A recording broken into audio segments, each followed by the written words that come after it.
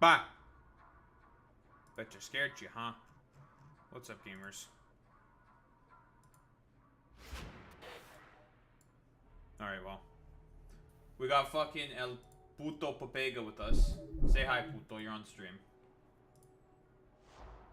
He died like a dog. I can't believe Puto died like a dog. We have to keep our country gay. We have to help save the Second Amendment, folks. Turn up the mic. Turn up your mic, Puto. Man, shut your bitch ass up. Turn up the mic. Shut up. What am I? Stolen. Shut up. I'm not quiet. You're Then quiet. there's something wrong with you. You're certainly not very good. You're certainly not very bright either, Puto. I hate you.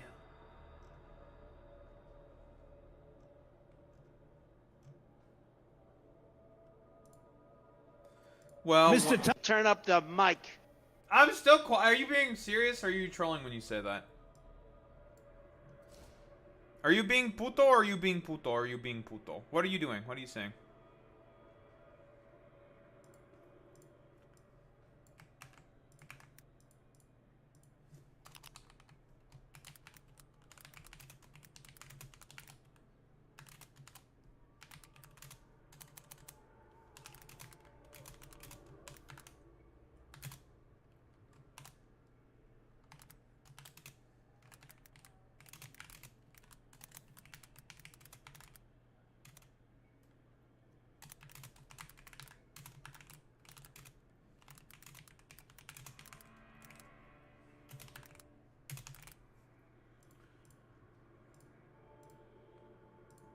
Boop.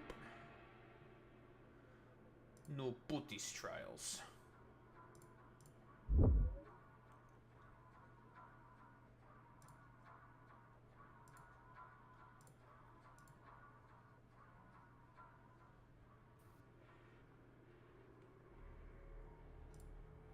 Oh my god. Oh my god, these people are fucking retarded, dude. Holy shit, right-wingers are so fucking stupid. No one boards up their windows when there is a right-wing protest. If it gets fucking violent, like, what the fuck are you talking about? God, it's irrelevant. I have a random dipshit anecdote from a thing that happened. Fuck you, suck my dick. And it's just like, holy shit, these people are brain damaged. It doesn't matter.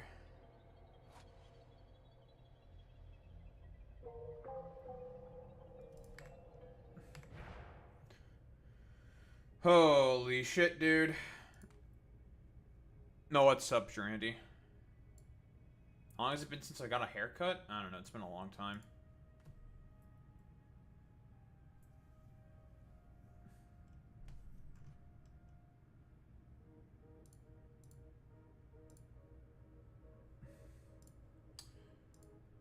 Alright, there we go.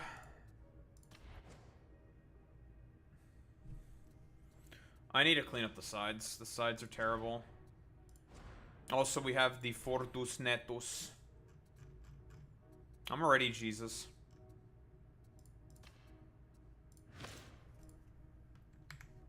What do you have to say for yourself, Ford?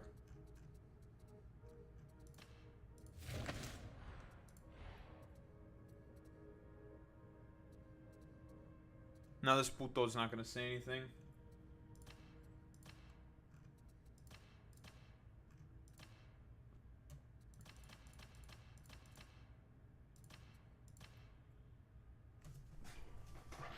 Actually, I brought the Rapture because of all these evangelical dipshits.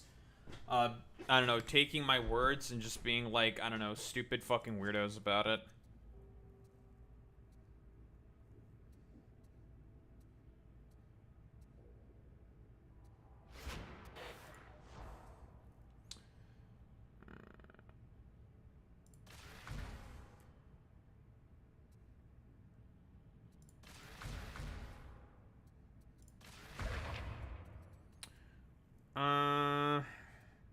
They put superiority complex here. That's interesting.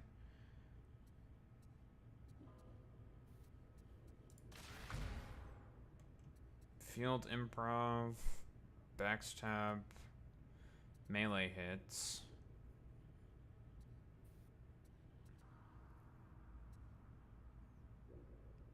Two stacks of bleed onto the target on melee hit. That seems really fucking good, puto. Like, that seems really fucking good.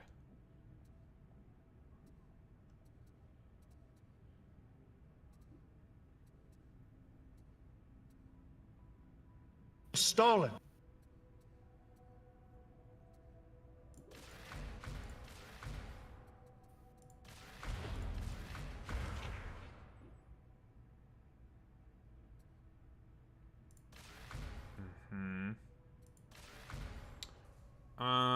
Okay, what do they change with the keystones?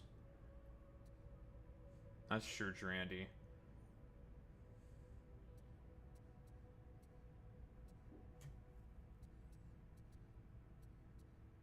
We're in a tough situation, but we have to protect the N-word. We do need to protect the N-word. That's true. That's true. Let me tell you.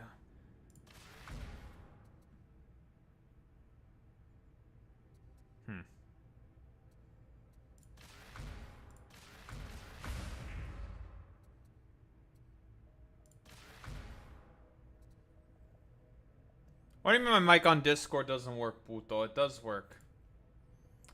Maybe you're just fucking pepega. Output device, input device. Yeah, the input device is normal. What do you mean? I'm lighting up as green. Puto, you may be having problems with your fucking outputs. What do you mean like 10 minutes ago? My fucking output's fine. It says I'm fucking blinking, puto. Bah. Bah. Bah. Bah. I don't know. It seems like it's working. I just did the test. Fuck you.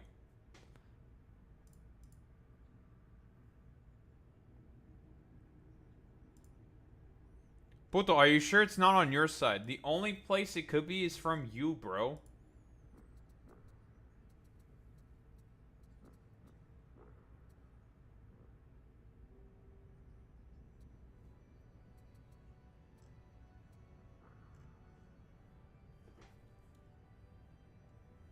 Do not come. Do not come. Do not come. I'm gonna come.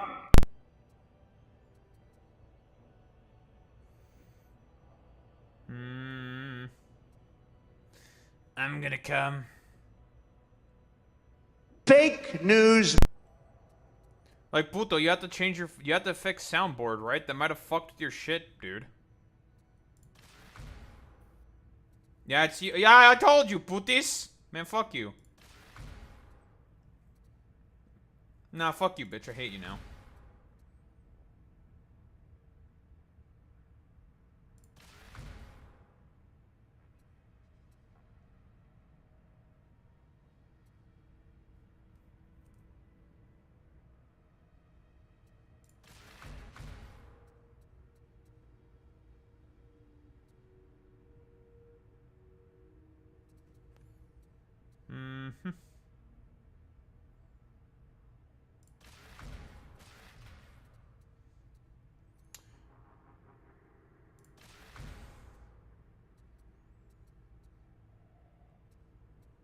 Do I want to take improved crates? Superiority complex is good, though.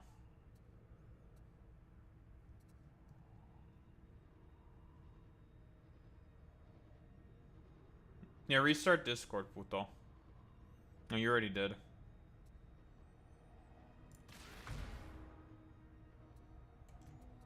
I'll take improved crates, fuck it. Do I want improved crates?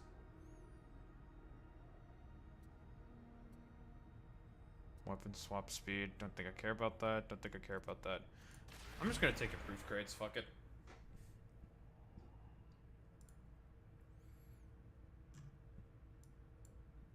Puto. What's up? Now you think it works? Well, listen, Durandi, unfortunately, the update came and fucked with all of our goddamn classes, so now we have to fix everything. Or at least I have to fucking fix everything now.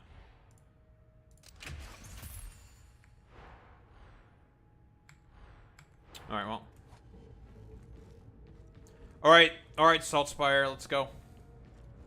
Do the Putis trials.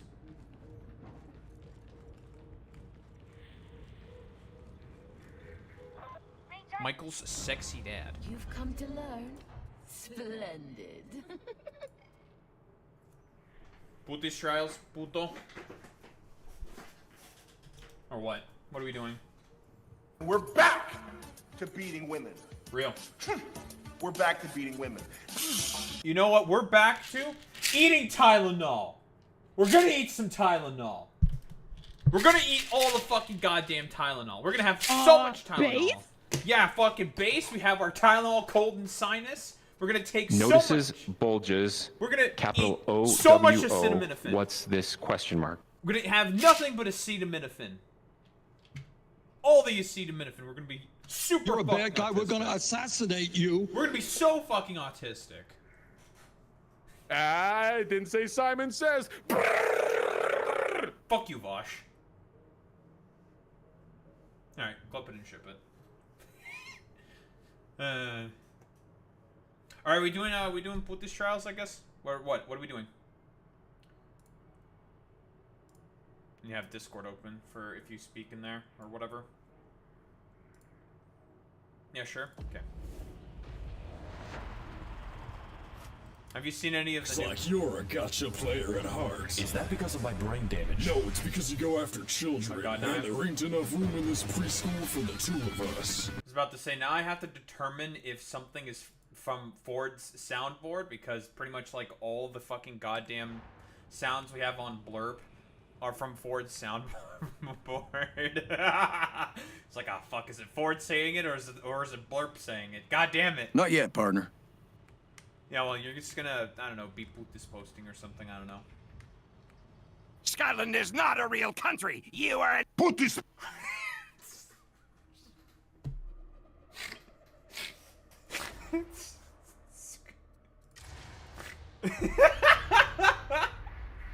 Bing, bing, bong, bong, bing, bing, bing.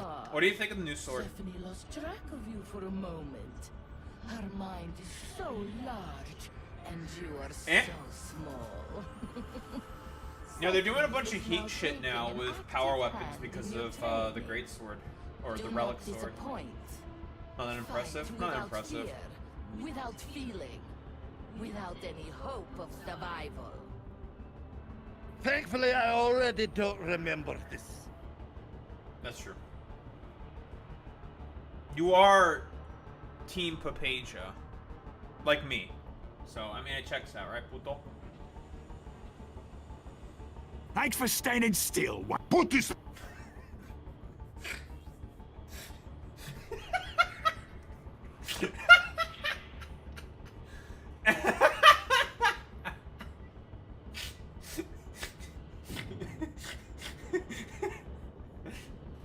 That one will never not make me laugh.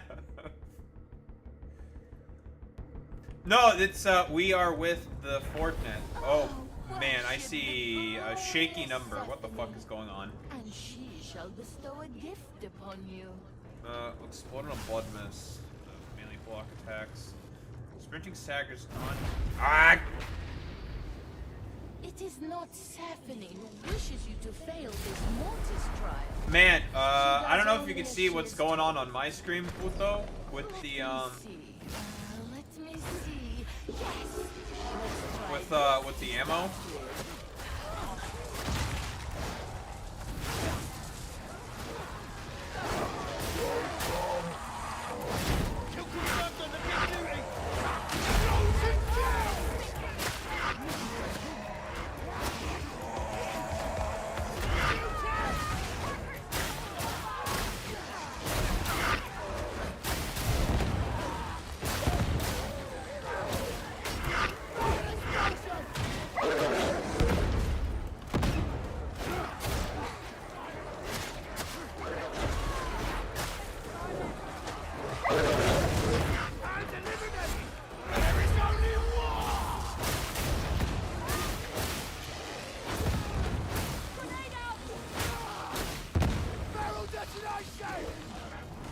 Okay, I have to say, puto, I do like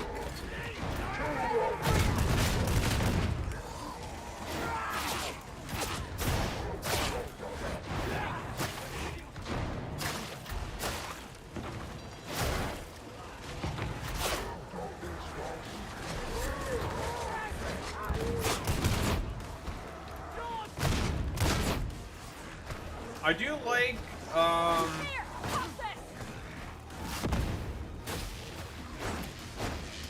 do like the pokey thing.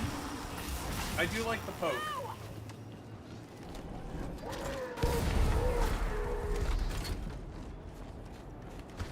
Well, you know what? I hate you. You're a son of a bitch.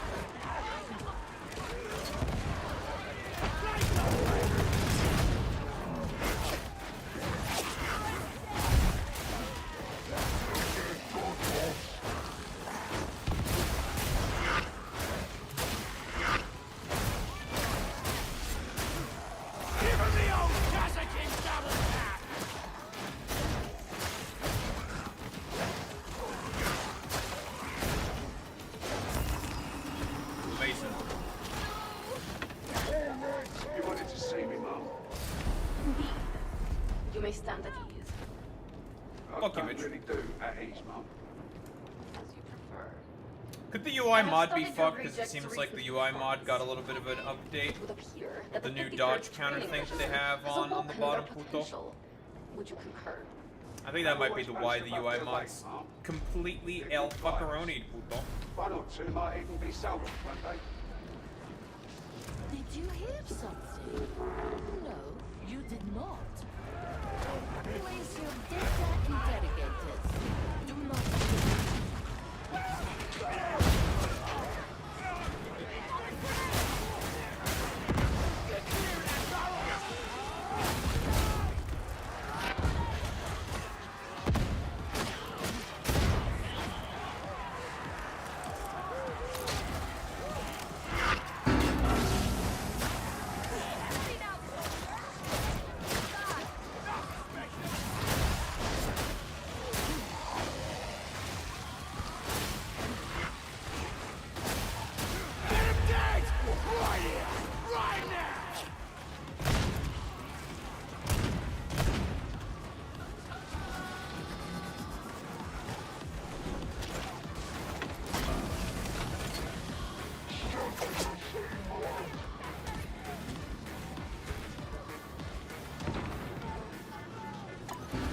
Fuck you, bitch.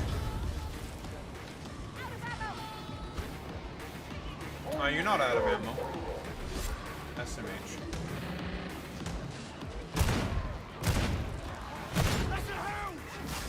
Why don't we just give up, partner?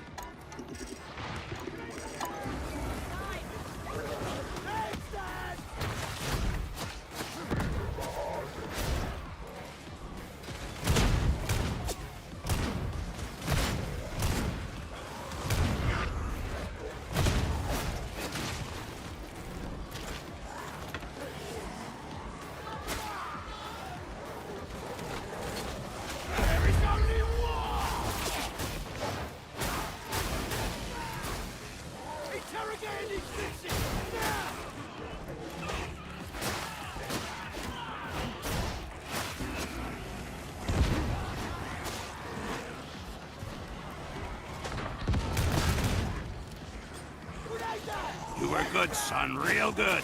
Maybe even... Put this... Oh, good one. Fuck you, bitch.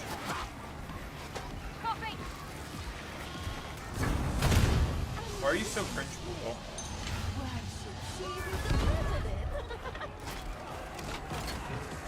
Takes all your big ammo away from you.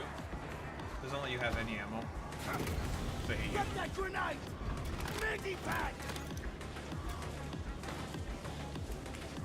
I got one of those for myself. Fuck you. Shut your trap. Put this... Says you!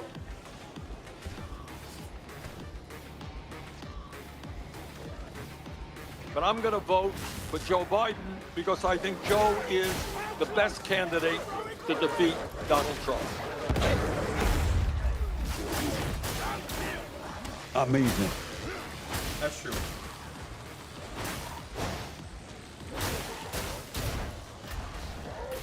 If you read this, you are gay. LMAO.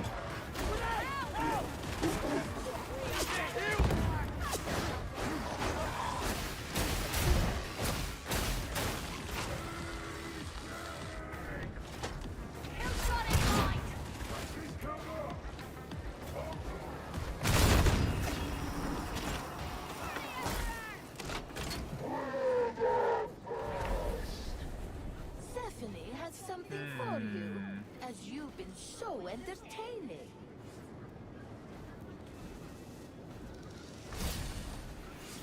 Someone need a grenade?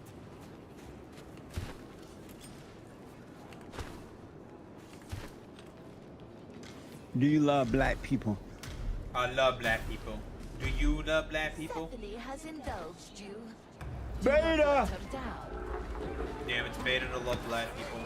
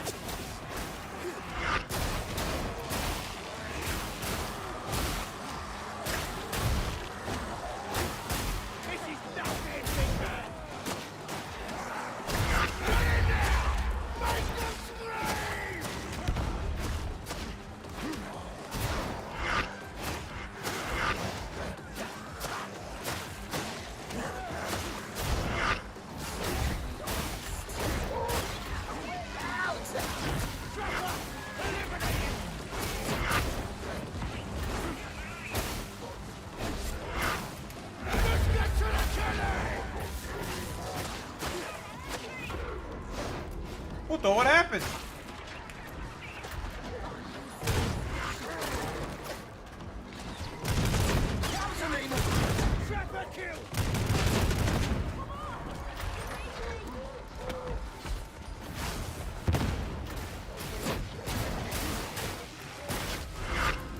Oh, I almost got you. Ah!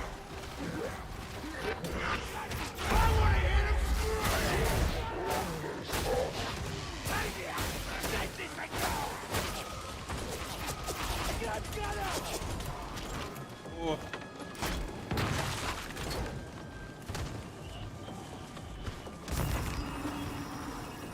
Goddamn skill issue. Should have done better, puto.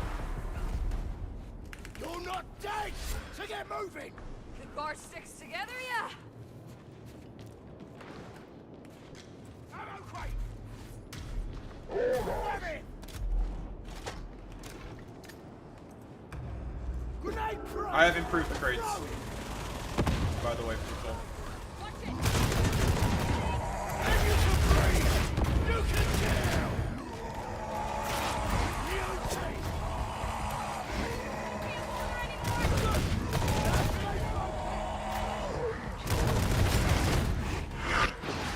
That's your next target!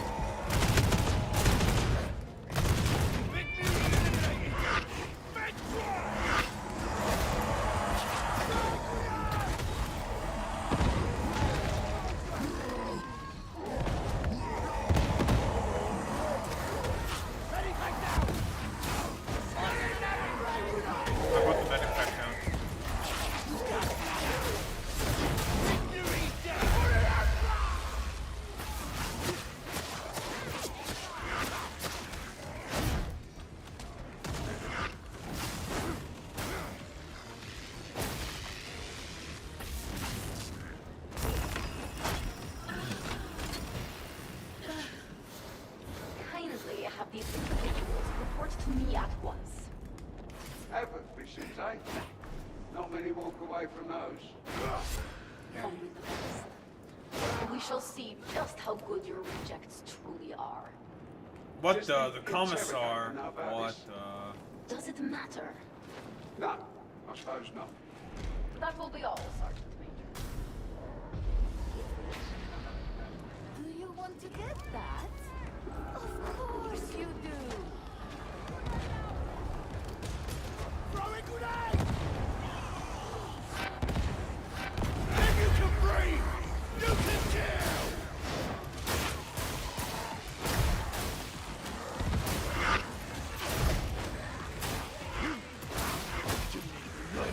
Looks like I'm the only one who believes in that. Grenade fire! And throw it! Think of this way, Gavin, quick! There you go,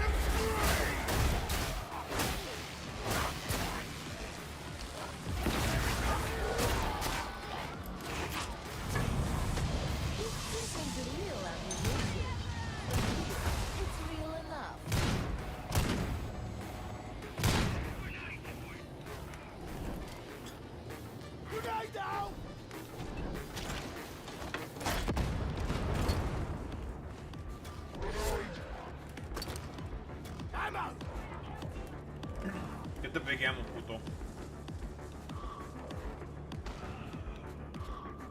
Ammo crate.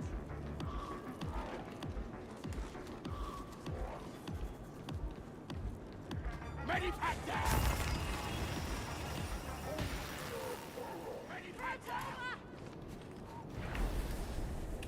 Stephanie thinks you should have a minor's indulgence now.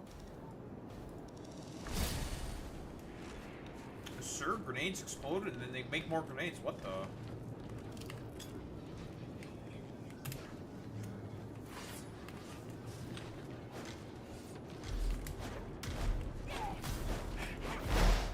Stephanie is impressed. And now Stephanie will kill you all.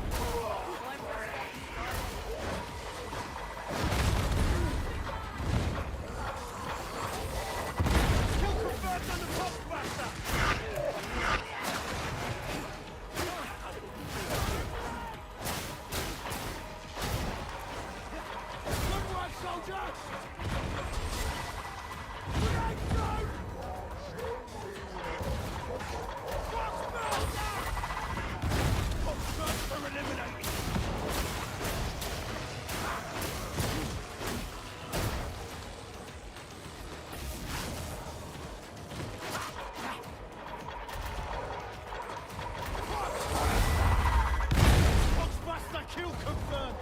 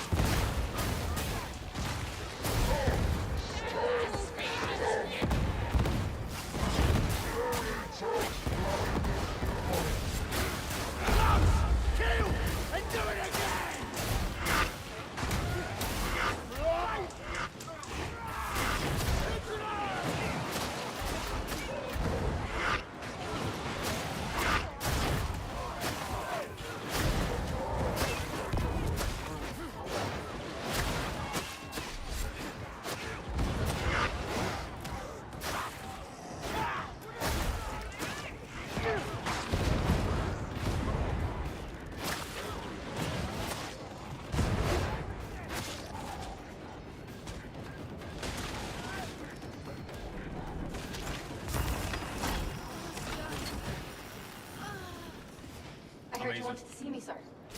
Yeah, inside. You got a report for me? You were right.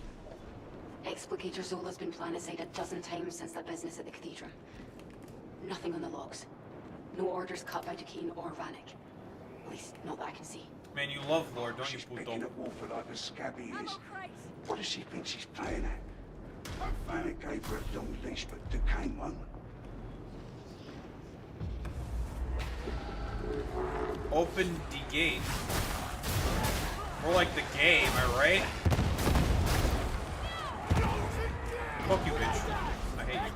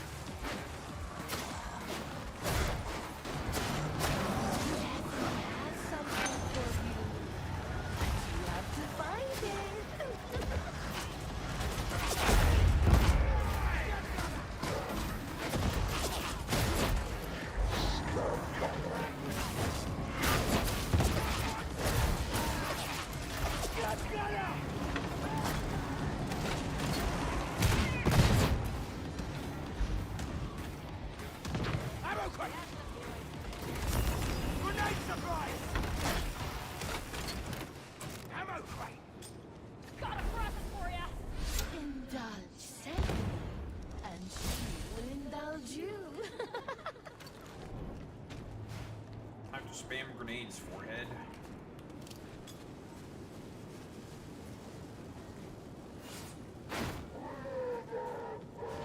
Does that work in your gun? From a stun? Wait, that works on the fucking bullpup full auto. That's so that's so broken.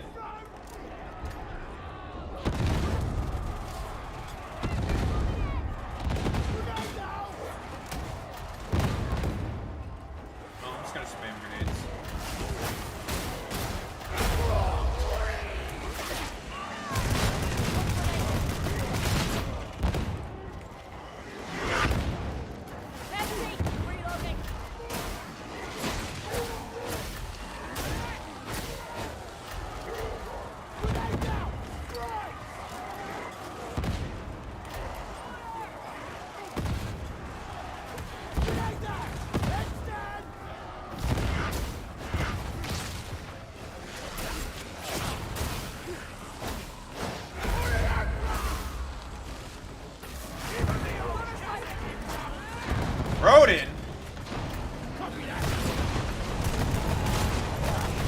Oh, we got Puta Maxima. Puto Maximo. Where the fuck did my health all of a sudden go?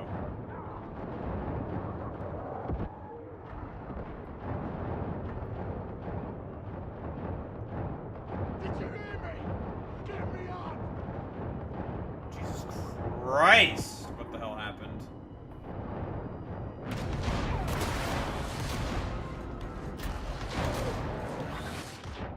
Alright.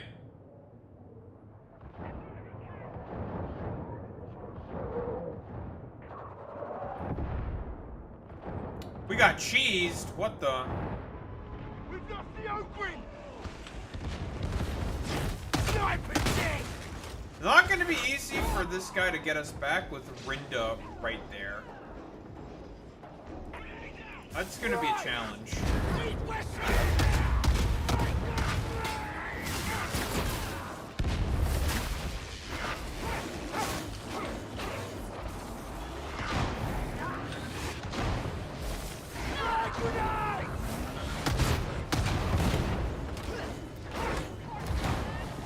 a tough proposition.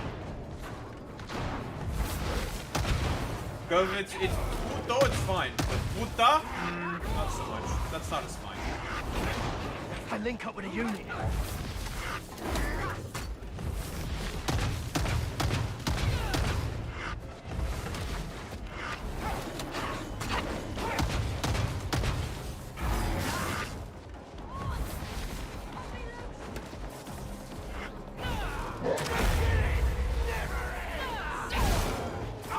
Ooh, that was a, I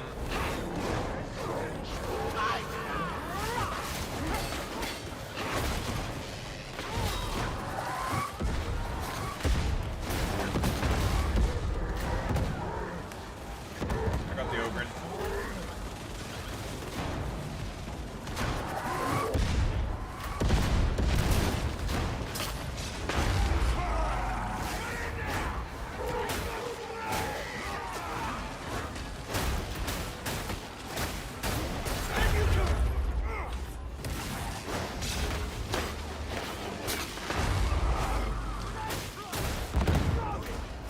Bully the fuck out of the big man. Bully the fuck out of him. Fuck this idiot. Fuck you, puto.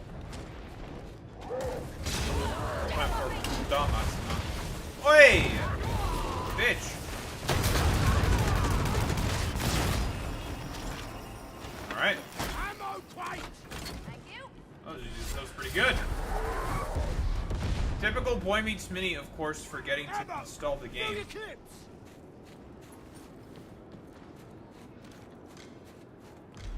Yeah, what the fuck was... What are we talking... Why is there like a rapture? I don't understand. What's with this fucking rapture nonsense? Like, I don't understand.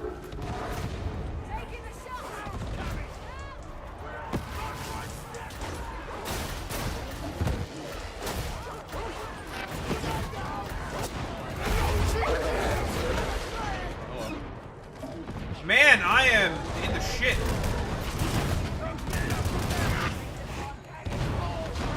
Jesus Christ. Jesus Christ.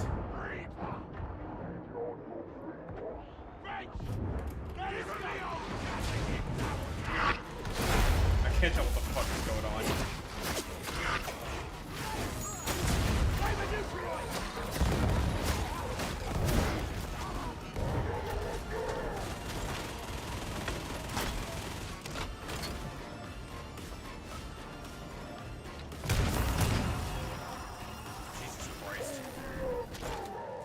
Well, the new sword is kind of mid.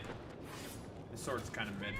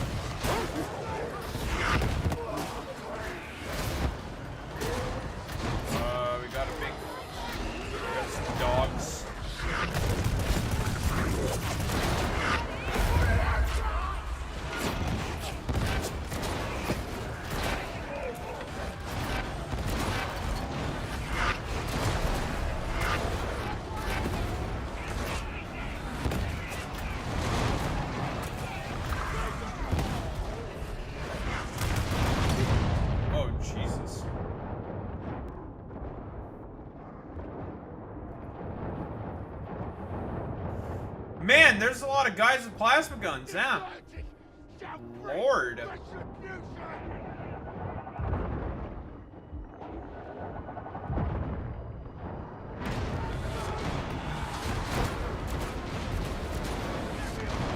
Jesus Christ.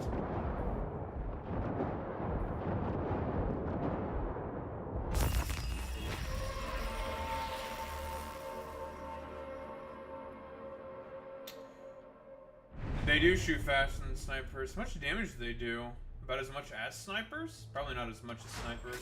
They do a lot of damage. Those guys are pretty nuts.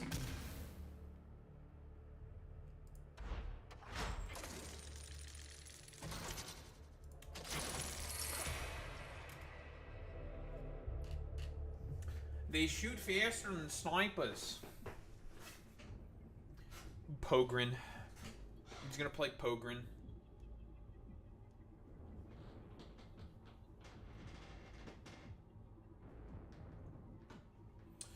Maybe I should just play Psyker and just hard clear. Ow.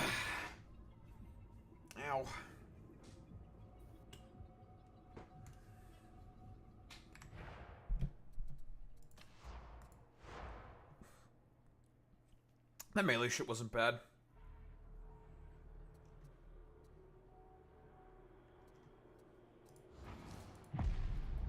I still think it's probably better just to grenade spam. Grenade spam is just broken. Especially with Ogren. You're just gonna... We're just gonna grenade spam. That means I have to change all my shit. Okay. Which shit is this? Okay. Huh.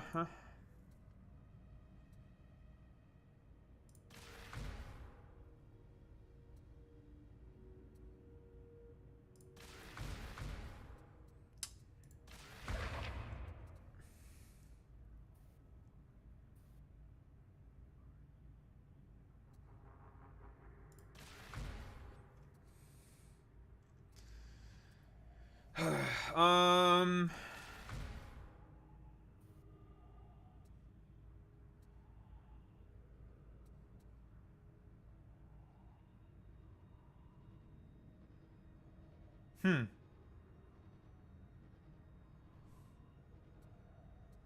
20% damage to Force Staff's primary attacks after fully charged Force Staff secondary attacks. I do a primary attack and then just let it rip. That seems really fucking good, actually.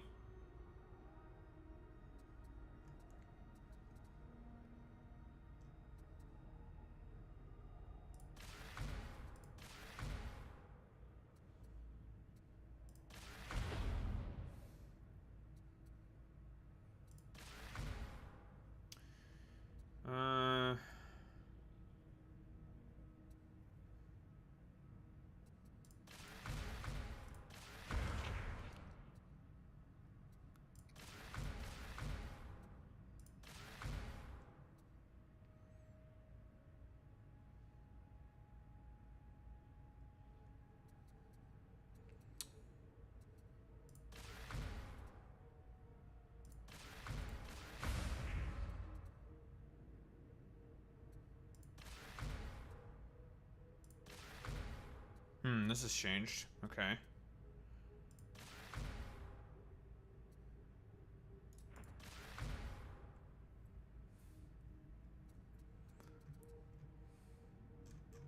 I can't run both of these now. It's unfortunate.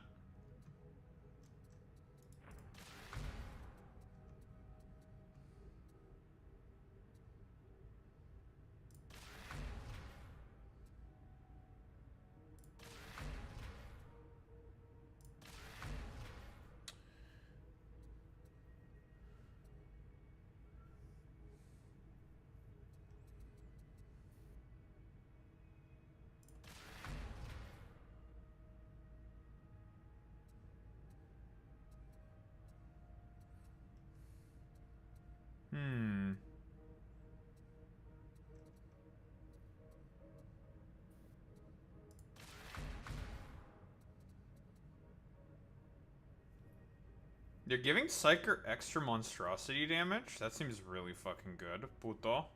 Huh. 20% damage versus Ogrins and monstrosities?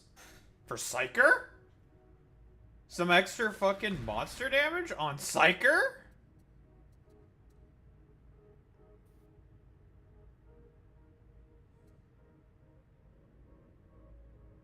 That's crazy.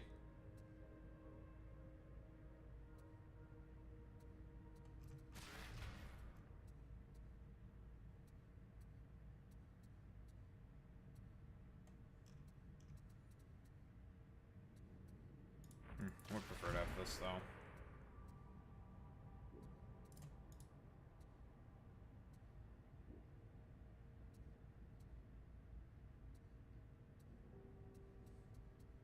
Just don't die.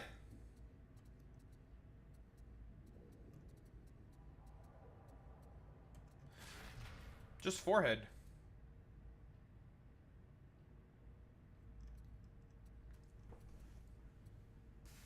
Ugh. Plus 2 stamina, 25% toughness replenished. Stop stalling, Domi! I'm fine, I'm reading, puto. Fuck you. Fuck you. Alright, do the thing, puto. Bro is not allowed to read anything? A man can't read in this economy? Another plaything for Stephanie. Alright, we'll not be defeated for long. No, Trump is president? No, you're right. I want to look at any new penances.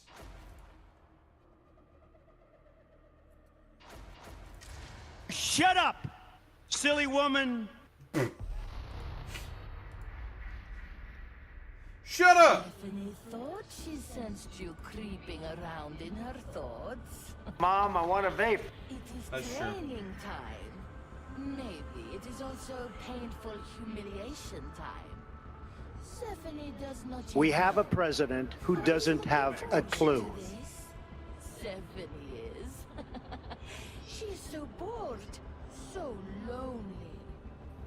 The Pokemon Company's chief legal officer has said he would not take action over an official Department of Homeland Security video that features footage of people being handcuffed and arrested set to the Pokemon theme tune.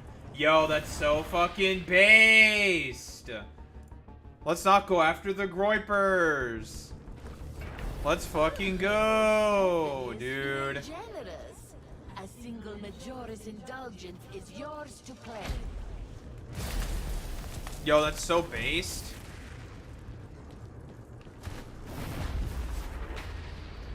Yo, isn't that based, Randall puto? said that Stephanie should train you. So Stephanie shall. Unless one of us Actually, dies yes. trying.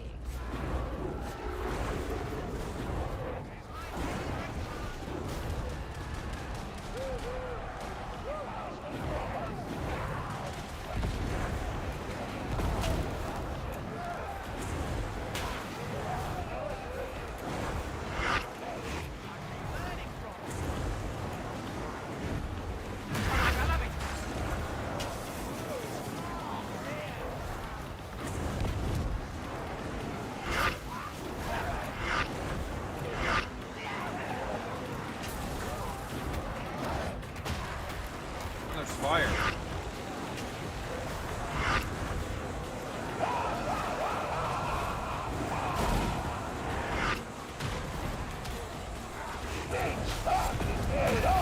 You're very kind, sweet fruit.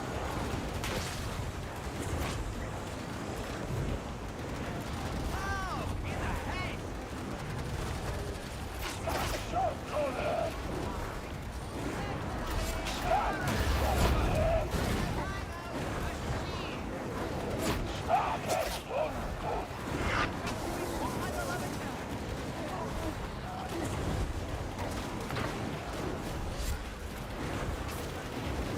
Time to kill you!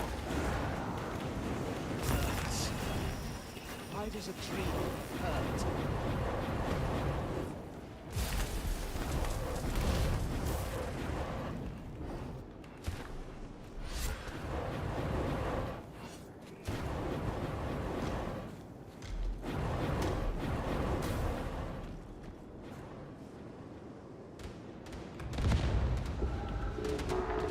Fuck you. It is hunting time.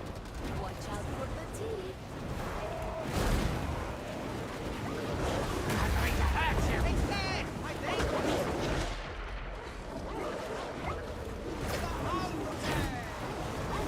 We psychos are good at killing the whole thing!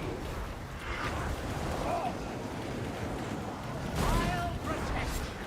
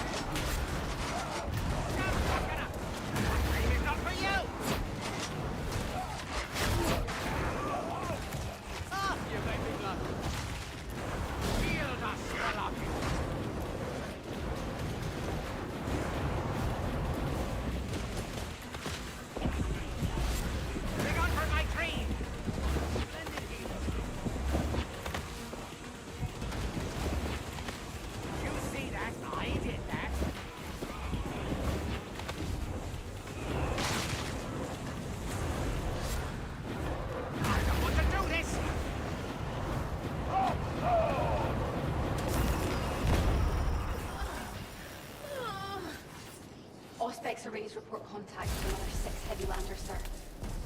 Why are we only just seeing them?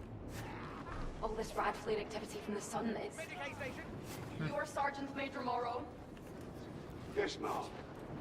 Commissar Duquesne, of the glorious 53rd. At Lord Margrave's request, this war zone is now mine. The situation is too serious to be left in the hands of a dilettante, even one as storied as your master. Whatever you Well, thought well, well. you did not.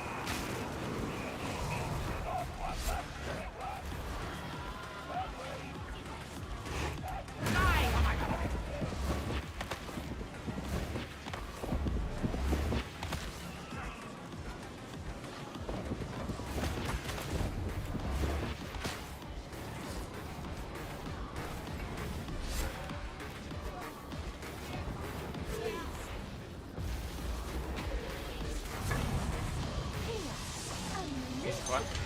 Partake of it. Spend it recklessly. Call for a bone.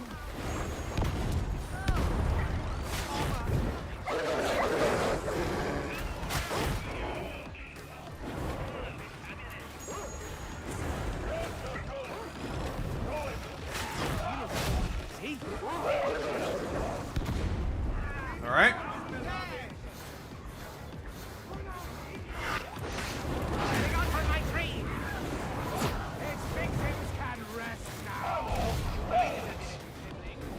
All right. Nice meme.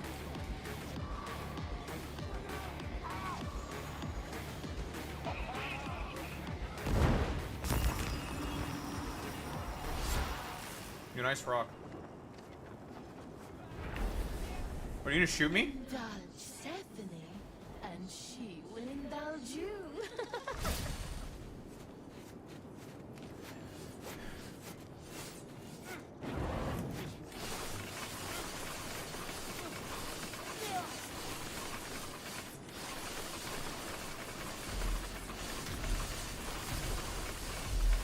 This will be interesting to watch.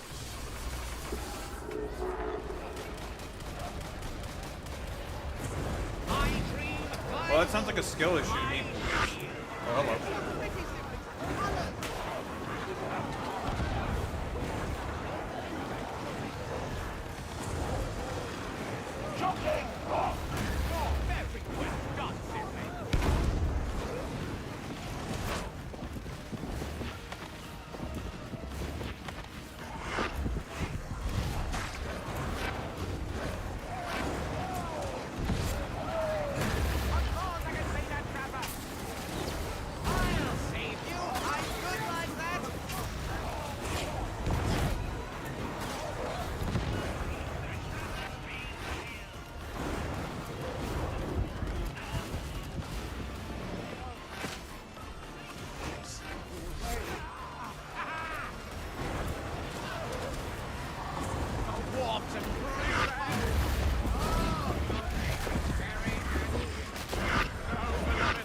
Time to stack so much bleed on the chaos spawn.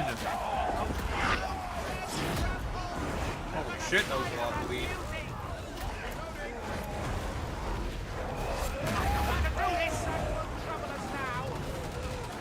Stack bleed and burning on the boss. Just keep shooting your gun. Just keep shooting it. Stop. I don't think any of us use grenades.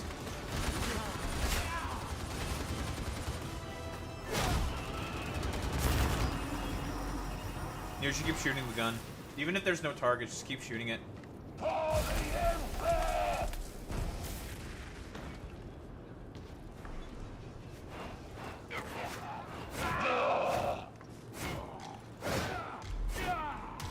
poke you in the head with a stick.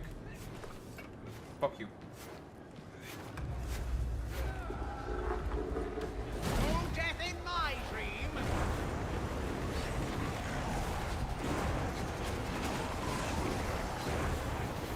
Yeah, well, you're a shit show.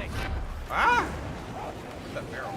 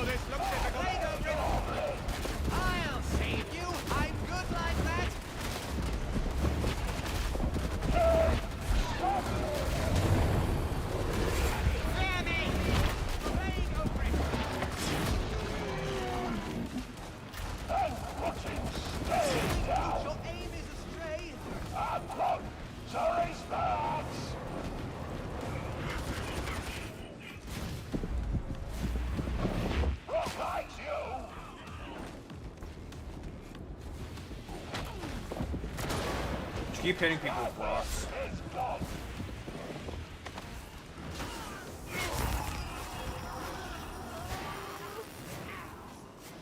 You're taking command, Mom. Fuck you, bitch. I saw you do that. No, Mom. Only perhaps you could speak with Interrogator Randy. You do it. I have a war to win. The Emperor protects, the Guard prevails. What do we do, Sarge? Guard doesn't prevail. What do you think? We keep our heads down. Oh, tell the interrogator that I need a word. Place your skull, Spider. You know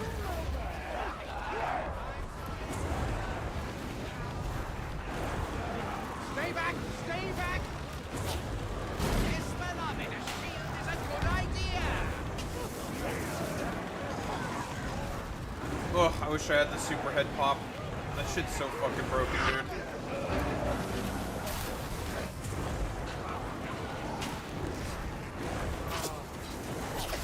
So many souls to snuff! Ow.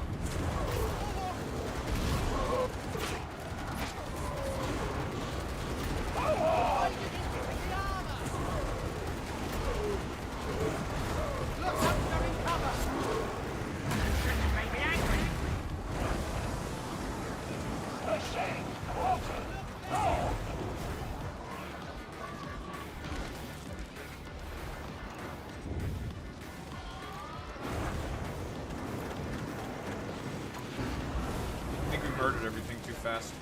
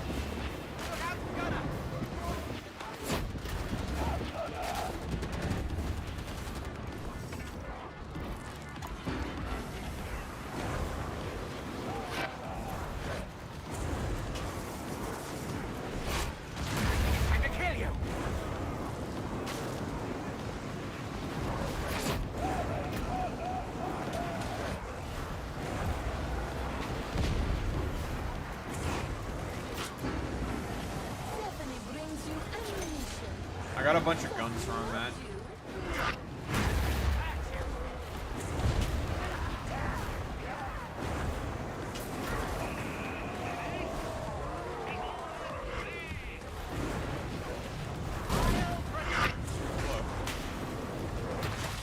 Bye-bye.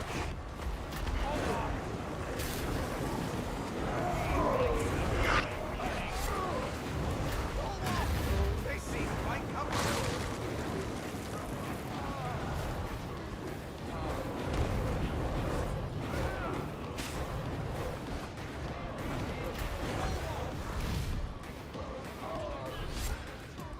Dream is not for you.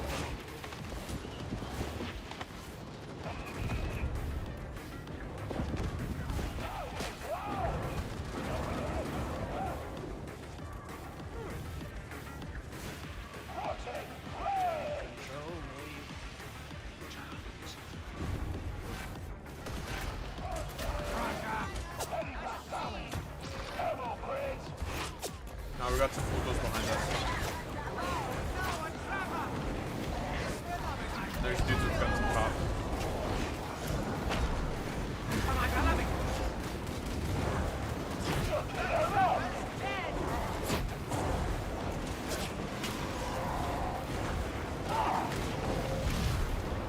Beloved, shield us.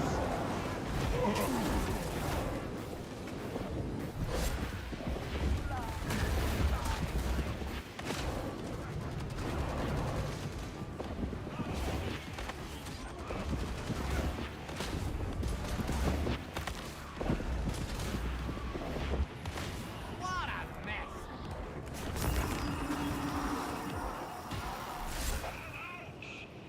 Amazing.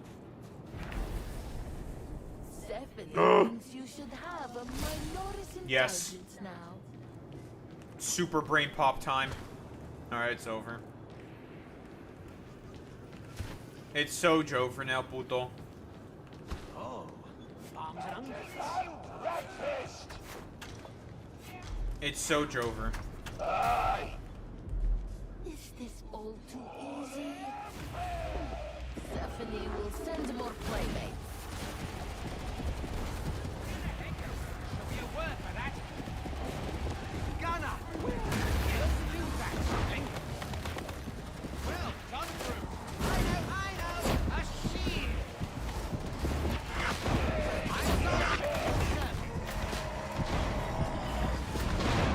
We psycho. You asked this, you did. Well.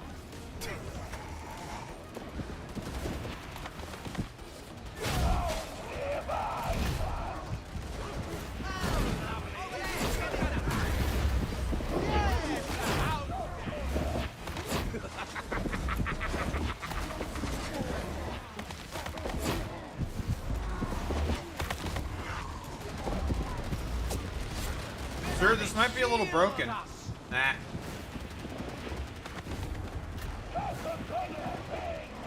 Big on for my dream.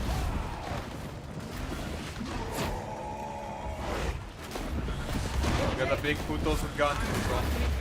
Very powerful. Oh, they're all dead now. No death in my dream. Oh, I should reload.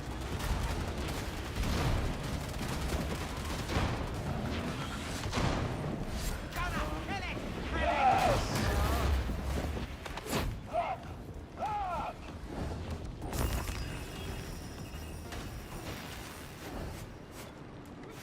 What are the awards that we get for the Pega thing, puto? Probably have to do that, huh?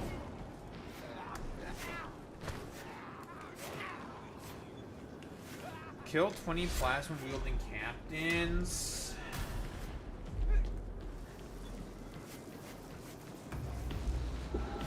Oh, son of a bitch, puto.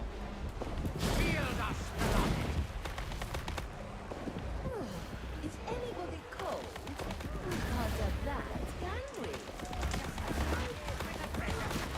Flamer's head! Look, Flamer! Dead. Miss Beloved, a shield is a good idea!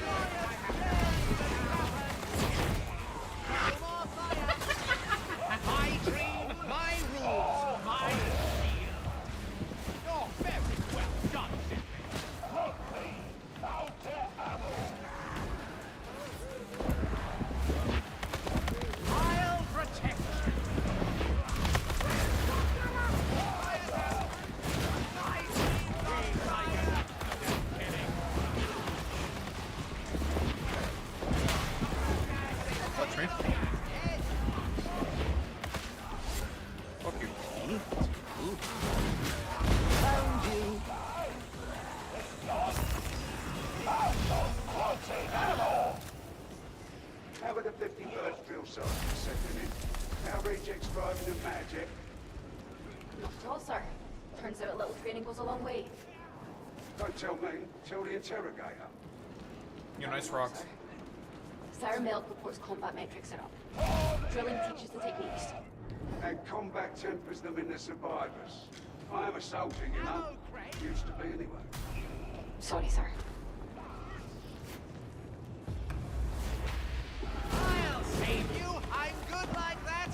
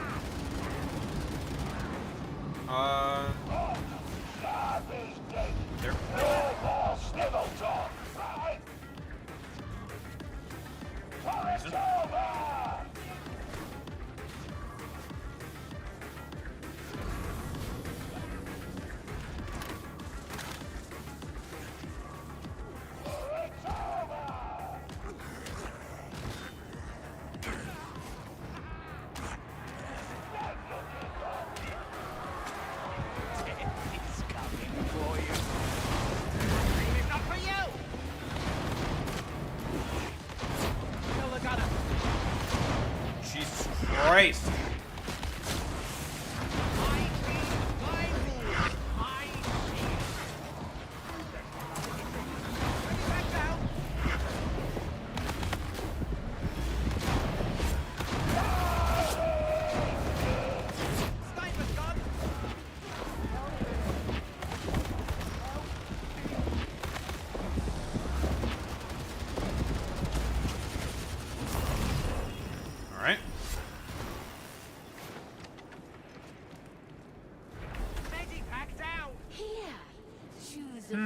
Any enemy type from my ability? Thinks you have earned it.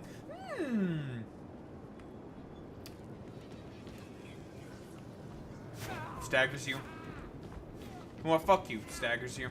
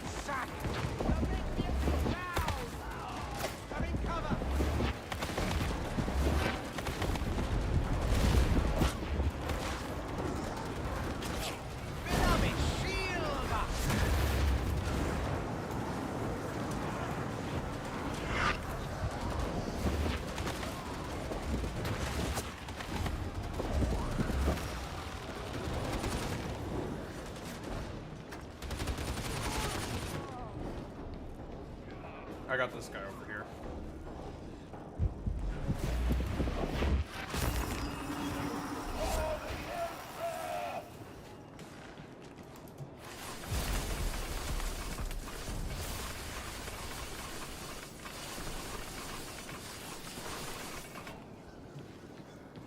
Medicaid station.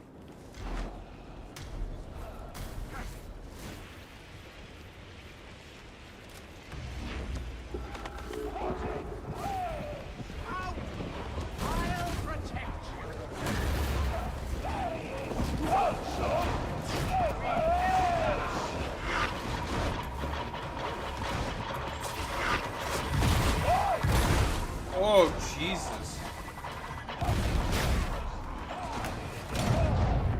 Oh, hello.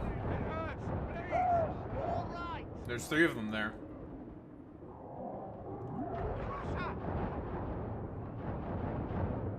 I'm still here, you know. Sir, I'm getting crushed. Oh, what was there? It was like 20 of them or some shit. Jesus.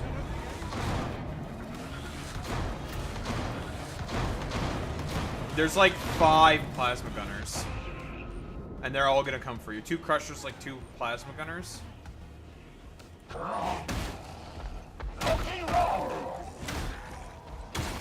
They're all coming for you, by the way.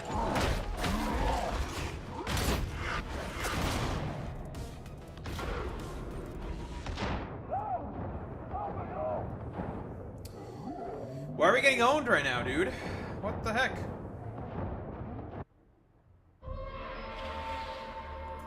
Guys, it turns out hitting the Poxburster chain reaction might be a bad thing. Yeah, those guys are really strong. They do a lot of damage.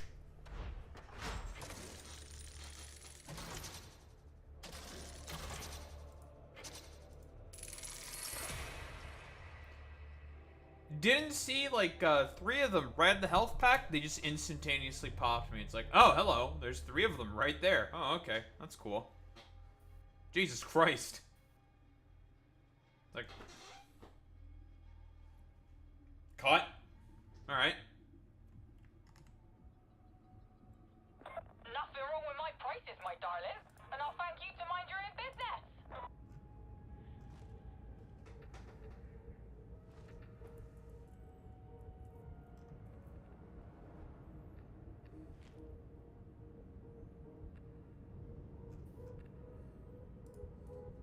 Well, Puto, we keep getting owned.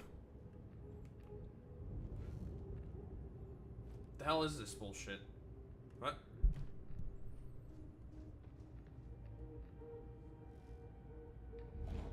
What the fuck?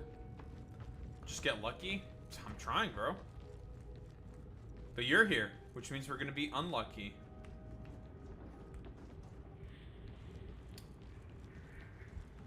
Well, last attempt, and then we'll just like switch the mission or something. Let's see or what? I can make of you. Or last one in general, Puto. Going to sleep? What the heck? No, it is almost 10 o'clock. Well, well, well. Listen, we'll win this time, okay? Because if we don't win, then it's all your fault, obviously. Now it's almost 10 here.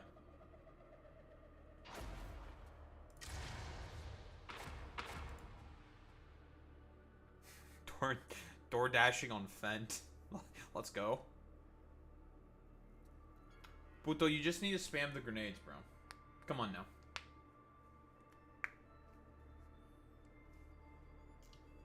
If you don't spam the grenades, well, dead.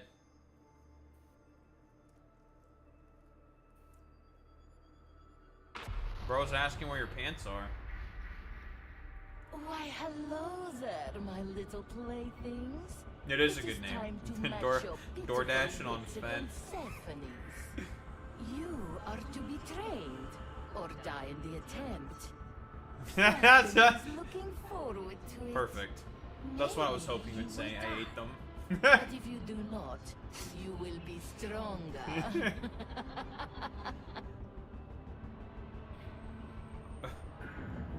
Ford, why'd you eat your pants, bro? What the fuck? Kind of messed up, bro. It's kind of fucked up. No rations. No rashus.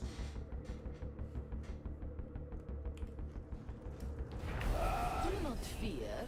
Stephanie will aid you in the coming contest. No one else need know. I guess it's like the only one that's...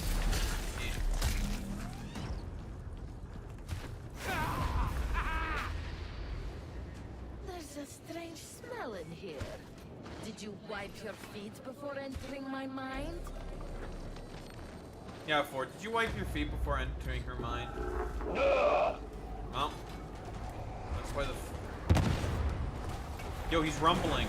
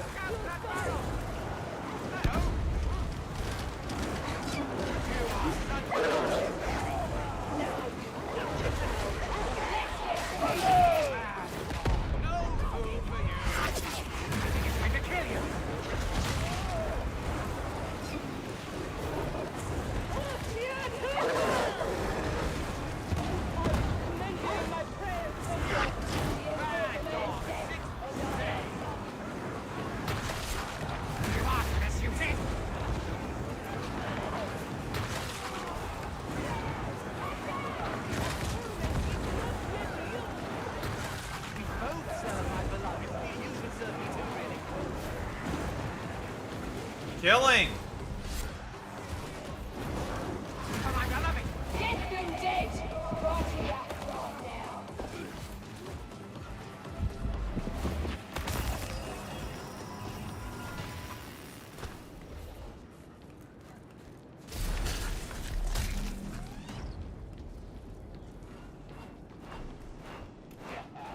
You trying to hit me with that, bro? What are you doing?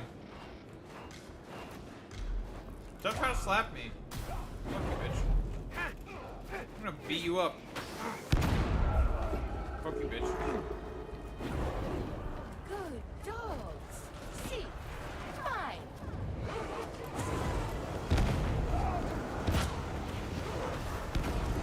No, beloved, we can't.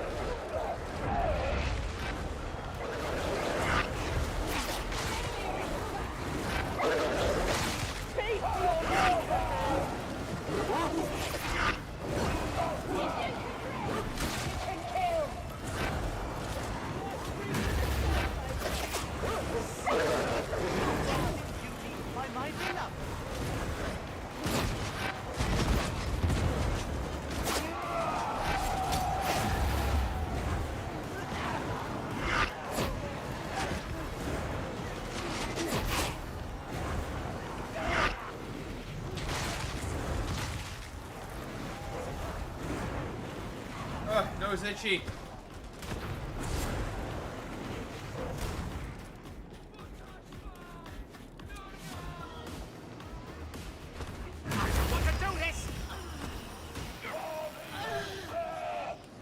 Commander Dionys, faithful to the end. And beyond, lady. My loyalty to House Brahms is without measure. You should not be so quick to say such things. Fate has a peculiar sense of humor. As you say, lady. The crew await your inspection. Then let us be done with it. Pay no heed to the voices. Grendel would not like it. I have another little task for you. Something that involves killing. Rations. Bring on for my tree.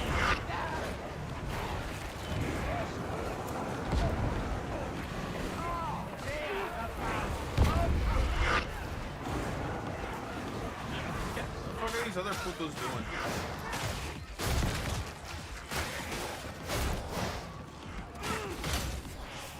I'm with you, Team Potato.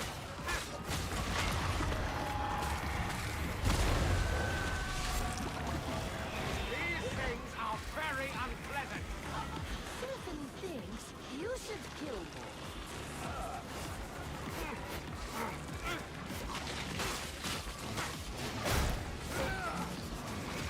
I got this one. Oh, put this with the gun. Fuck you. Fuck you. Slow, idiot. Bitch.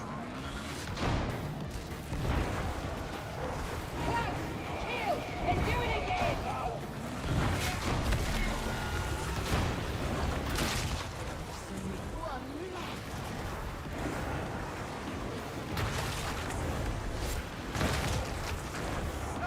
Carney, the brute knows his work.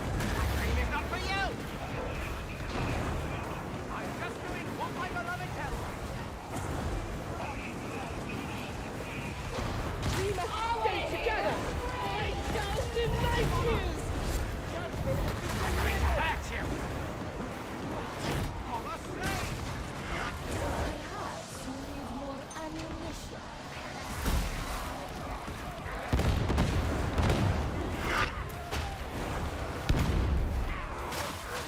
Oh, is that a grenade? Back down.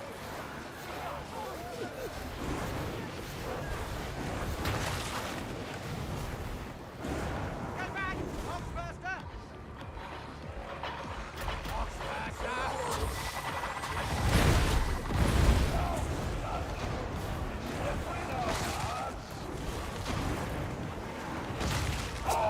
Careful. Bring on for my dream!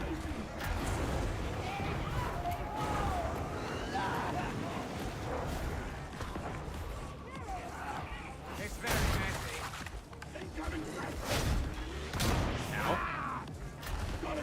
Fuck you, bitch. The barrel's about to explode.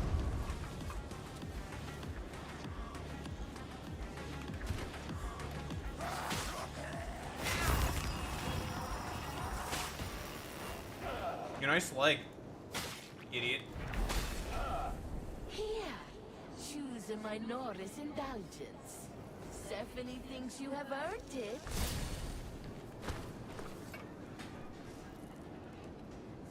What do you have to say for yourself, Pluto?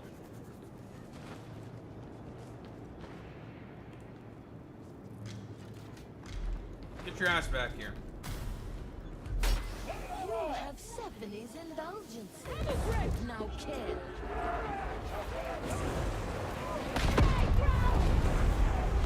Are you getting the grenades, Pluto?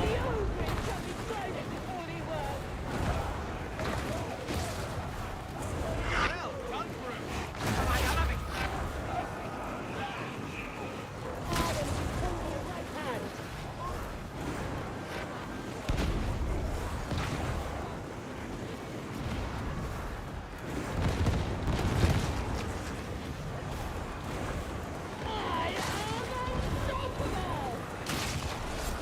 Dream is not for you.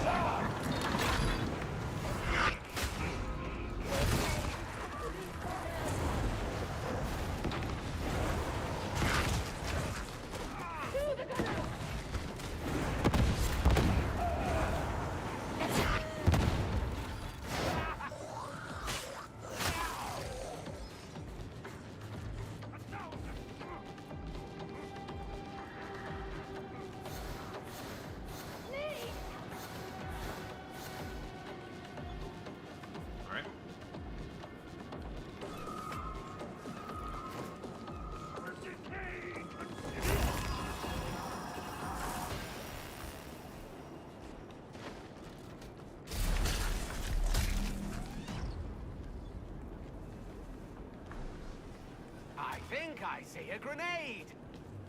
Rotted rage!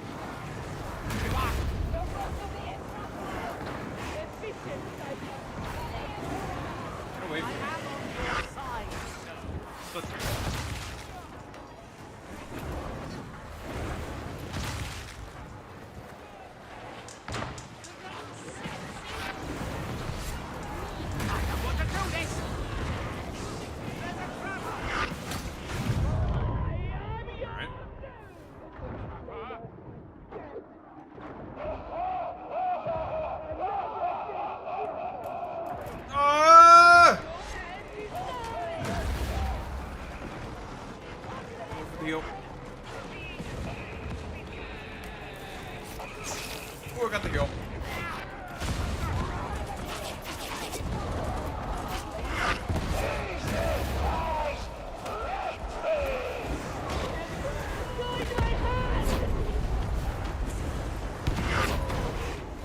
Get away from me.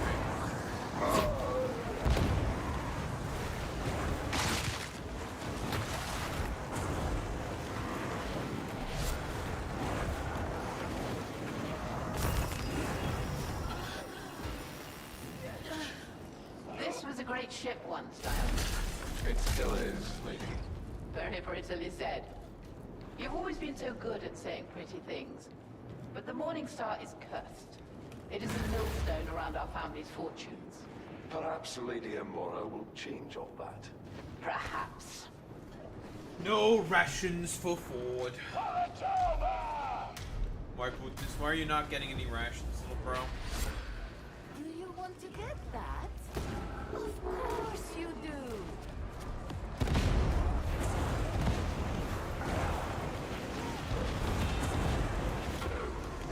I can kill you.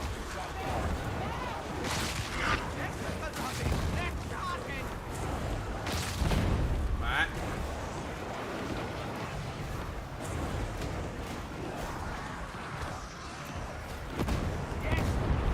All right.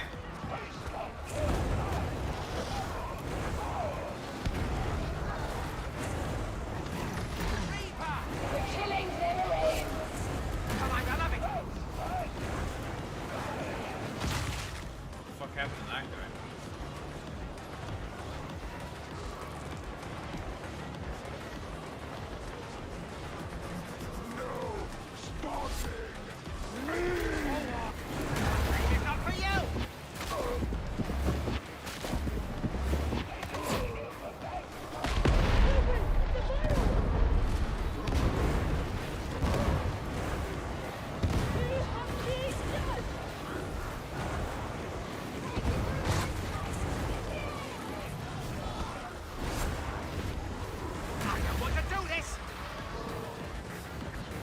You might be on your own, Pluto. Keep you rise and fight!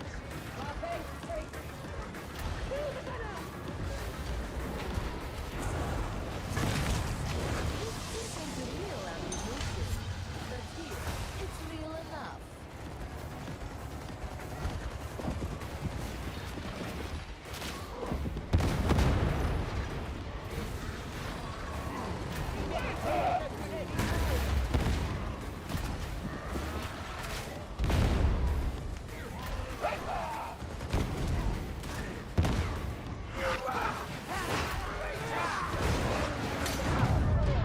Alright.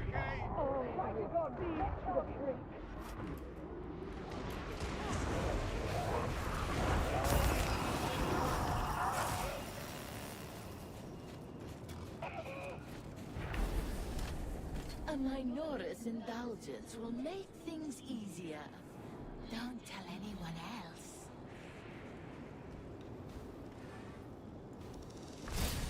Oh, time to just shout spam. Oh boy! I live to fight on! Agreed. yourselves. We can't have that, can we? Pulsing, quivering, splattering poxbursters.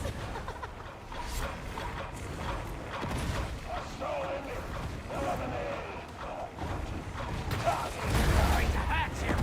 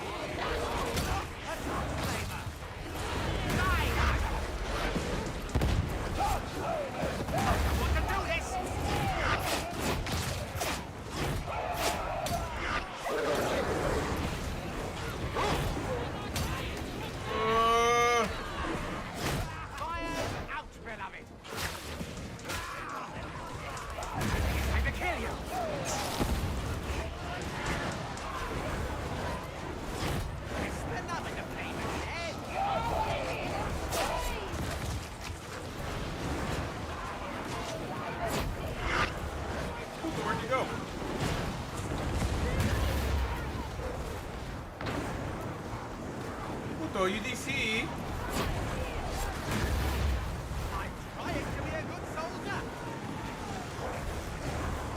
Oh, it's okay. We're at the end pretty much, so... Does she know yet, lady? Amora? No. Some secrets fester once out in the open. My dear daughter has always lusted after her inheritance. She will doubtless consider this a final reprimand. You judge her too harshly. Someone should. She's always had too fine an idea of herself. Grenade!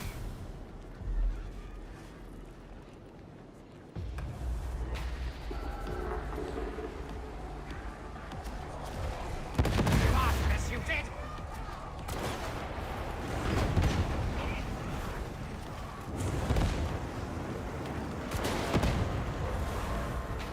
Don't you have something you should be doing?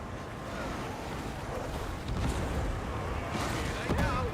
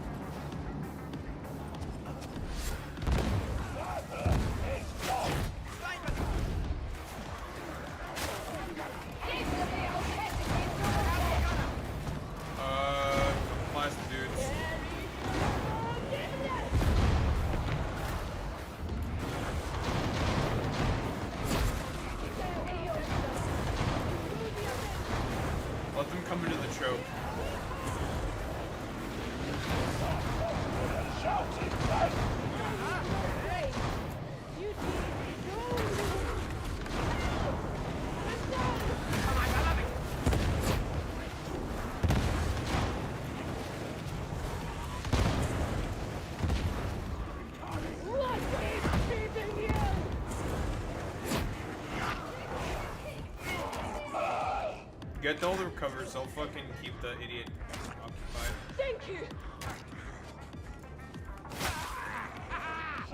Standing by to help, sir. You cannot fight from judgment, sniper. Nice bit of kit.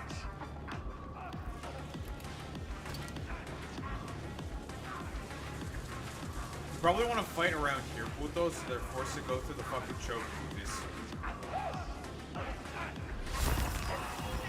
They can't use their range against us. Just keep them as close quarters as possible. Probably like right near Puto. Would you like a minor's indulgence? Probably go around here, Puto. Lots of cover and shit. Like, lots of fucking cover and shit. You know, force them to have to come up and just be, to get close to us so we can get to them.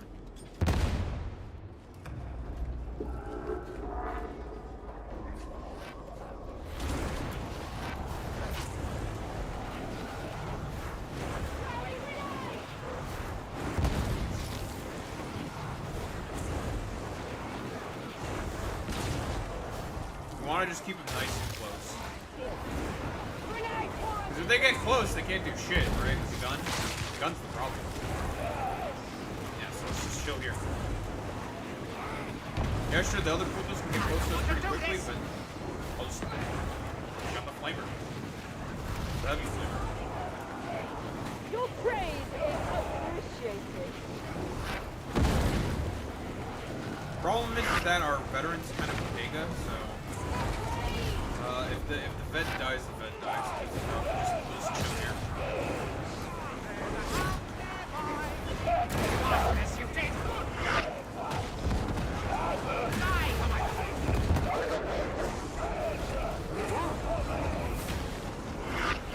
Oh, puta máxima!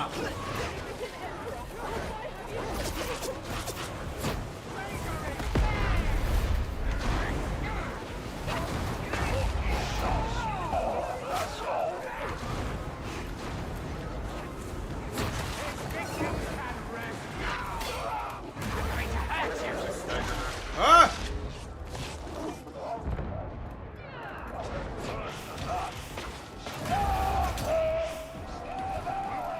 My shout can stagger basically anything.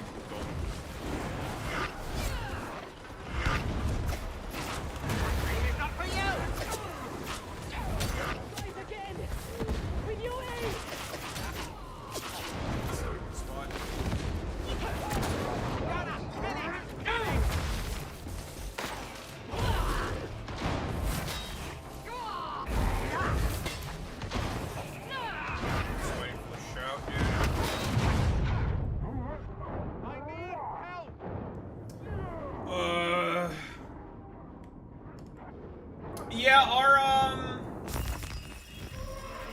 our two randoms are really bad.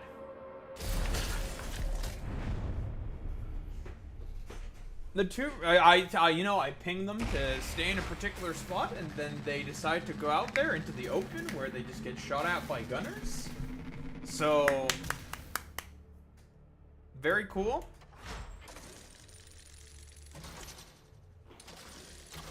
Oh, Jesus Christ.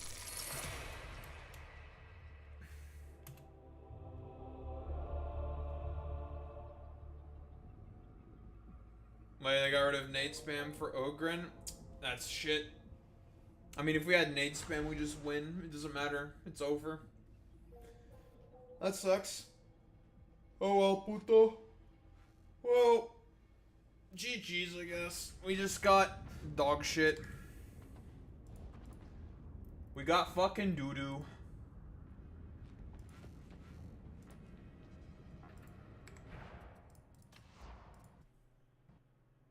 Unlucky, yeah. I mean, we probably should do the fucking event, right, puto? More suffering, more pain, more fucking probable fucking papega. Or we get nothing but fucking absolute dookie butt. Nothing but absolute doo-doo fart.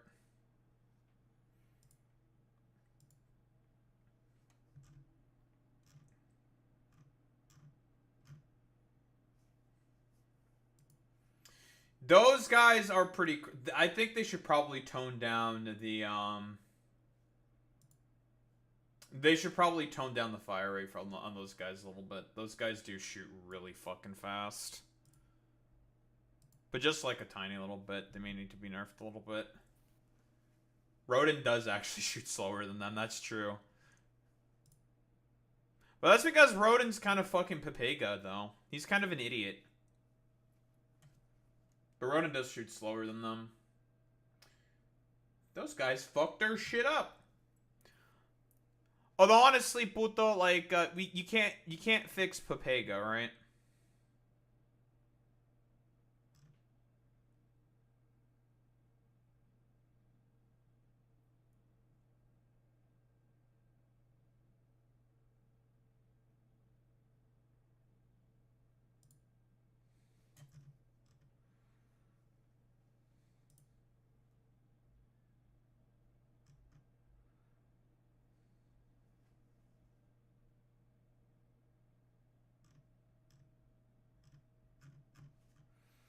Oh, dude, it's time for fucking YouTube to get 10 times worse.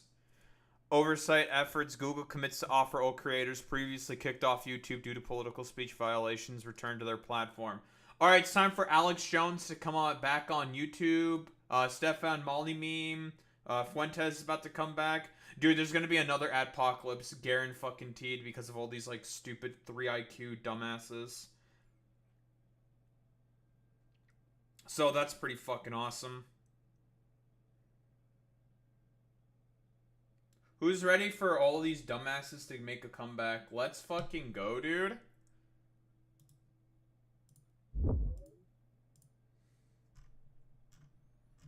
Obviously, all the right-wingers are saying, like, of course, like, YouTube was, like, censoring people at the behest of Joe Biden. It's like, the reason why YouTube was censoring people going after Joe Biden is because they kept peddling conspiracy theories about Hunter Biden. Like, that's why. Jesus.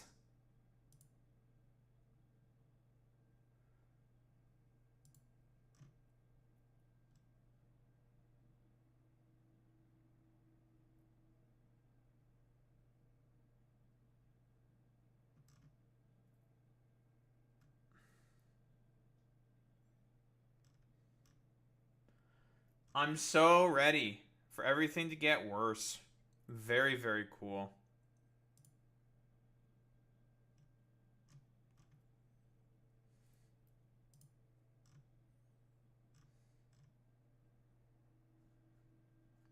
I have no idea where that puto went. I think he's probably gone.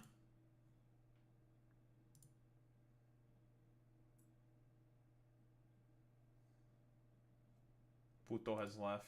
It's Jover.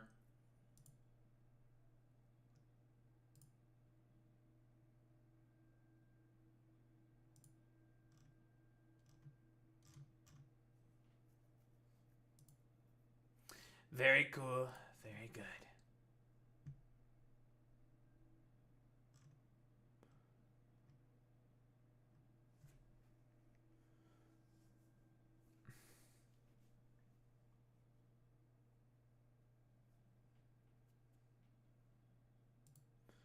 Alright, I'm gonna go grab some water real quick, and then we'll play a bit of Factor Oreos, but I will be right back.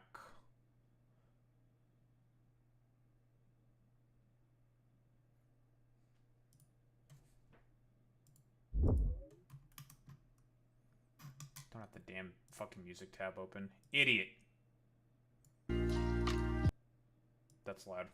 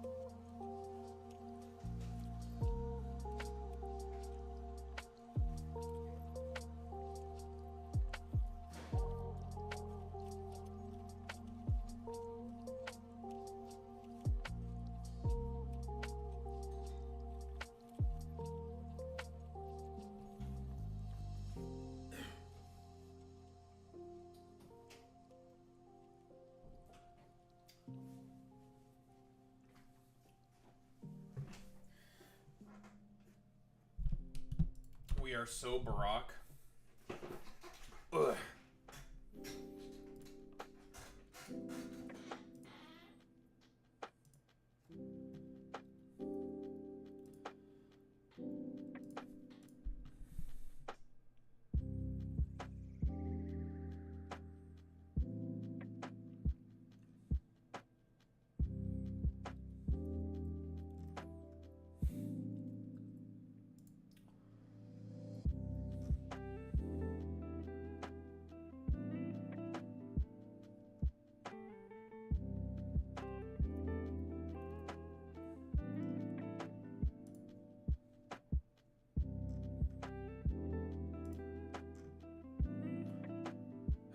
Ay, dude.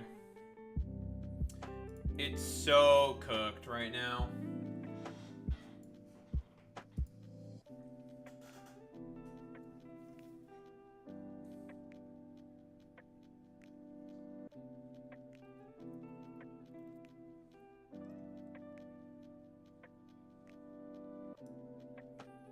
Oh, of course you're back from chores.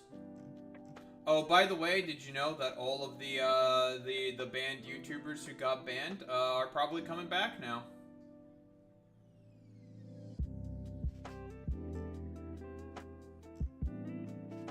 Yep. And all the conservatives are celebrating this, of course. Let me see. Alphabet Corp. Biden admin censorship.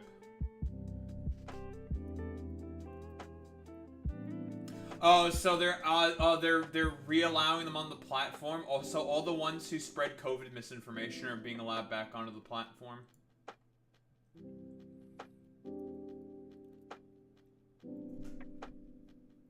So the Republicans are basically using the fact that Jimmy Kimmel... Yeah, that means Bongino will come back because that's what he got banned for, right? So Bongino will be back on YouTube.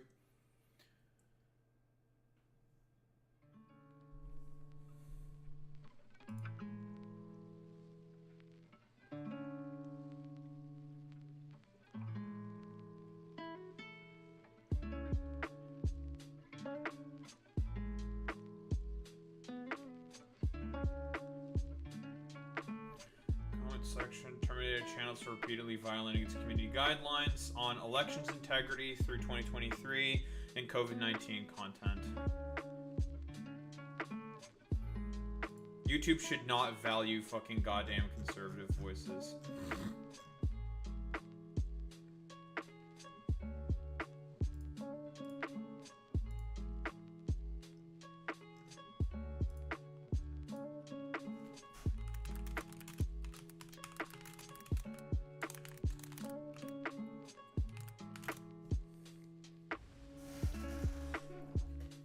Yeah, but that's against free speech. Yeah, dude. Free speech to put out a bunch of misinformation with a bunch of idiotic dog shit from like complete utter morons and just sycophants talking about like, well, you know, we're just going to basically put out so much ridiculous bullshit about COVID-19 and let people die from it or something.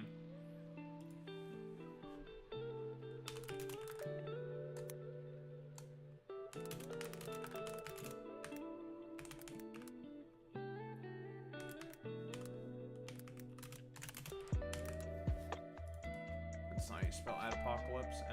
Adpocalypse.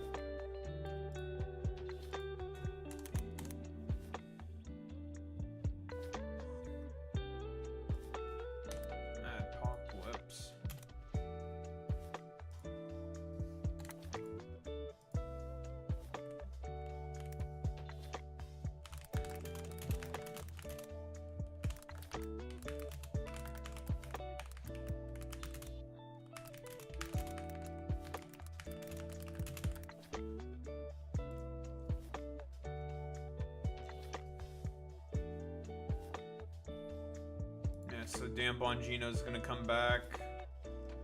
Who else is gonna come back? YouTube is also trying out community notes. Okay. Which is dog shit, by the way. It's just an excuse for these people to just not have moderation standards. That's the only purpose of fucking shit like community notes. There are some instances where community notes can be good, but to use it as a pure substitute for moderation is just bad in general. It's good to have them in tandem with one another.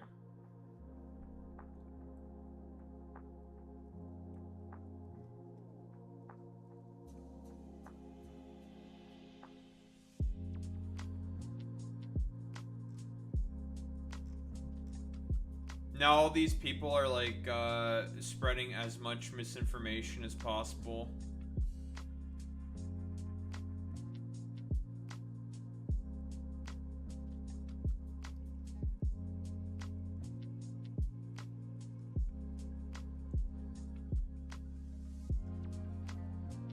I say motherfucker America, motherfucker America, motherfucker America. Alright, okay, it's former Pokemon Company chief legal officer said he would not take action over an official Department Homeland of Security video. Okay. It is former.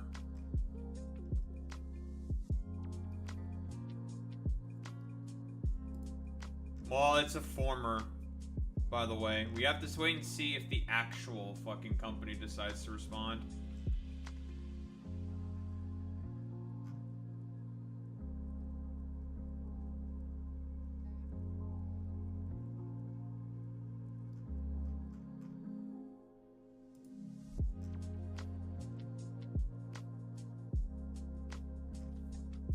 I mean, that fucking, let's be honest here, that fucking goddamn ad was particularly egregious. That was really fucking bad, that ad, dude. Like, that shit was crazy.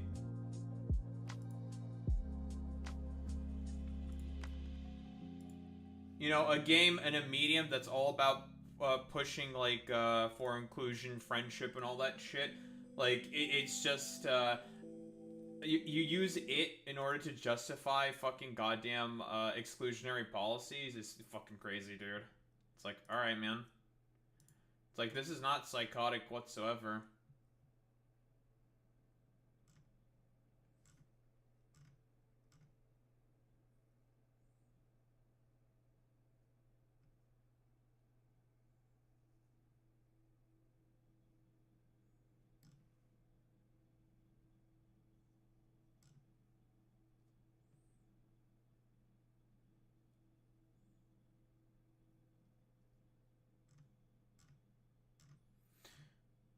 So when did YouTube admit? Was this a part of the current hearing that's like going on with all these different like tech CEOs? Is that when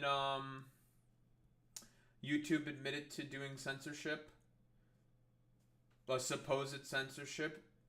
Because in the minds of these conservatives, applying the fucking goddamn TOS appropriately is censorship in the minds of fucking dumb fuck conservatives. Because again, like, the First Amendment does not protect you from a private company's TOS. I don't know how many times conservatives need to be told this shit. They have to be told this consistently. They were spreading active misinformation on, well, YouTube about COVID-19. So as far as I'm concerned, they can like cope and fucking seed about it. It's like, I mean, guys, you were spreading a bunch of bullshit, dude. Like, it's one of those situations where it's just like, it's so fucking ridiculously obvious. It's like, alright, man, whatever.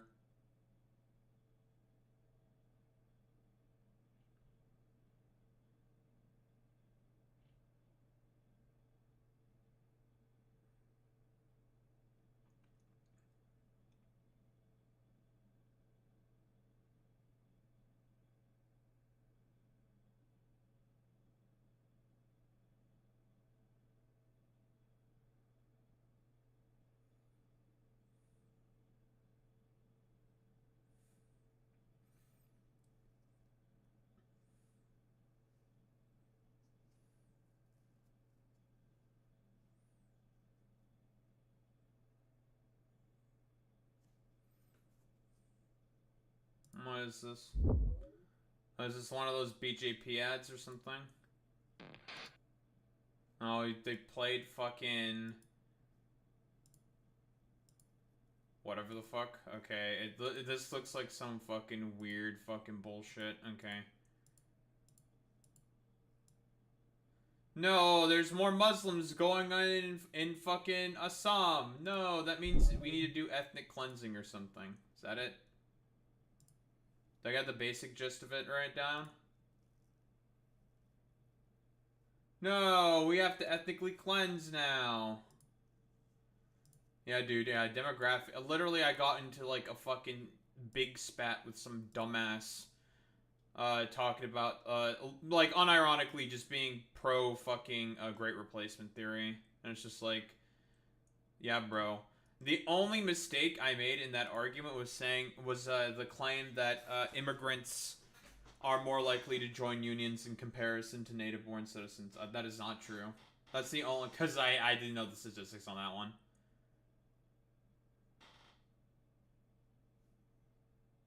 But yeah, unironically, everything else I said was correct. So then I just started insulting the fucking asshole. Because it's just like, wow, you're just a fucking dumbass, bro.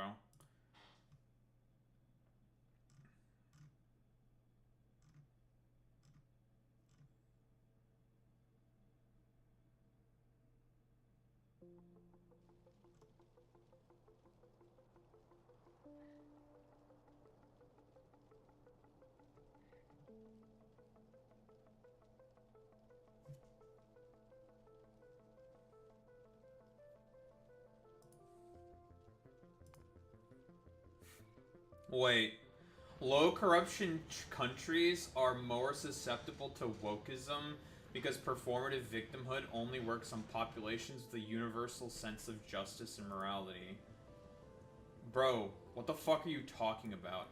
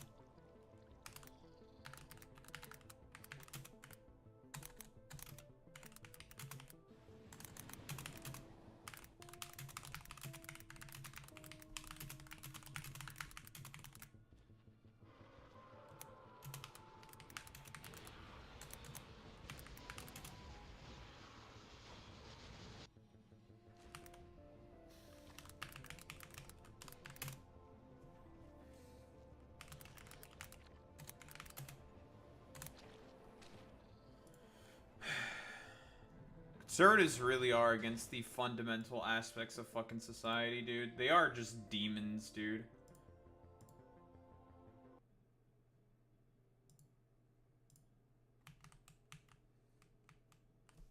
Like, unironically. To say something like that, I think is honestly one of the most genuinely insane things I've ever heard of on the planet. Guess what we have?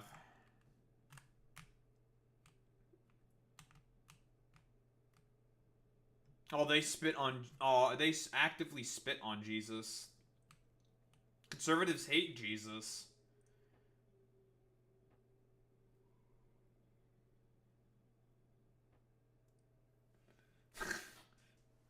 Not the venom!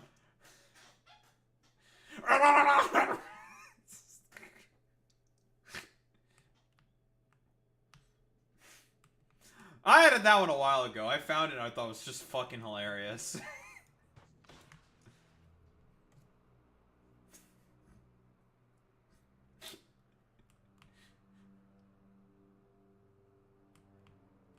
Memes. It's, I'm trying to remember. I don't know what exactly where it's from. I think someone just made it. It might have been from one of the Venom movies, I think, but I don't remember.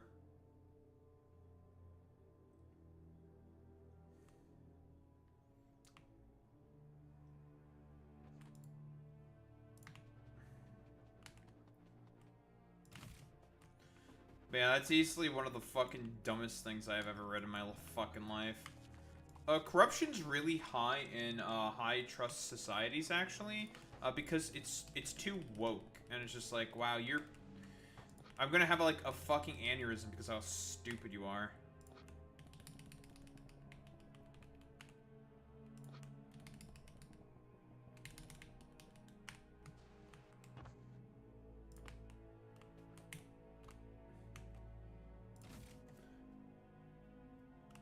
I used to be a Christian, became an agnostic pretty quickly.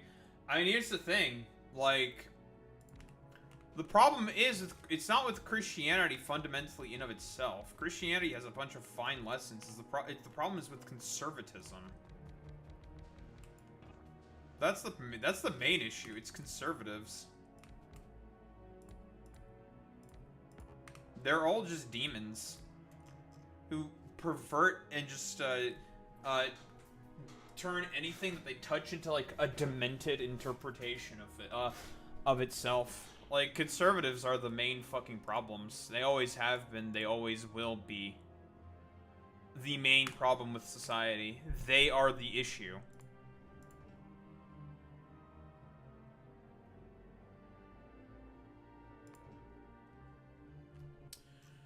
Alright, we're having this dumbass thing pick up a bunch of supplies for us so we can make some rockets and get some other shit. Well, I am racist against Boy Meets Mini, that's true. He is cringe.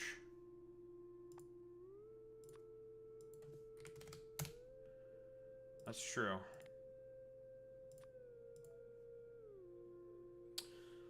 What? Concrete processing units, electric engines. What else do I need to build a silo? Because I need a silo.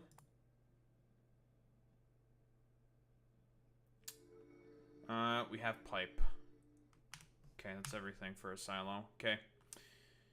Now we can send back these compression science packs and send them to Novice.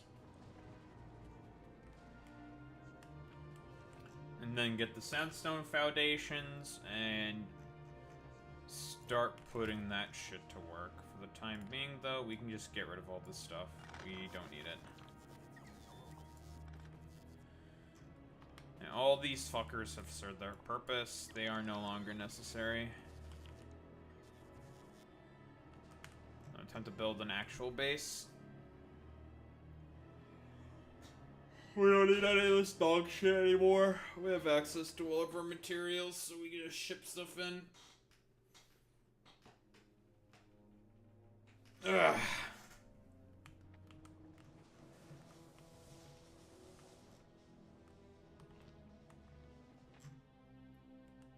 The way Erica Kirk was talking about Charlie Kirk was comparable of that Kyle Rittenhouse crying in Court Lamel. The acting was so fucking cringe.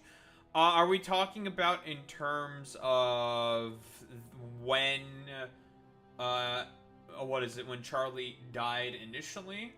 Because, from what I understood, like with all the fake crying and shit, yeah, that was definitely bullshit. From what I understood, like, in terms of, what she said during the memorial, what she said wasn't anything ostensible. I guess mostly in terms of the forgiving part. But then again, it could just be inherent bullshit. Referring to the memorial. The only part that I caught was her apologizing to, what is it, fucking Tyler Robinson. I'm like, well, I mean, that's a way to actually turn down the temperature in terms of violence and rhetoric. Something that the President of the United States could fucking actually learn about. I know that Mehdi Hassan was also like, well, you know, this is actually pretty good. And I'm just like, well, that's fine. It was like a jolt. Yeah, I mean, yeah, we'll keep aside the fact that, yeah, in terms of the actual service itself, it was basically like WWE fucking LARP tier shit, right? Obviously.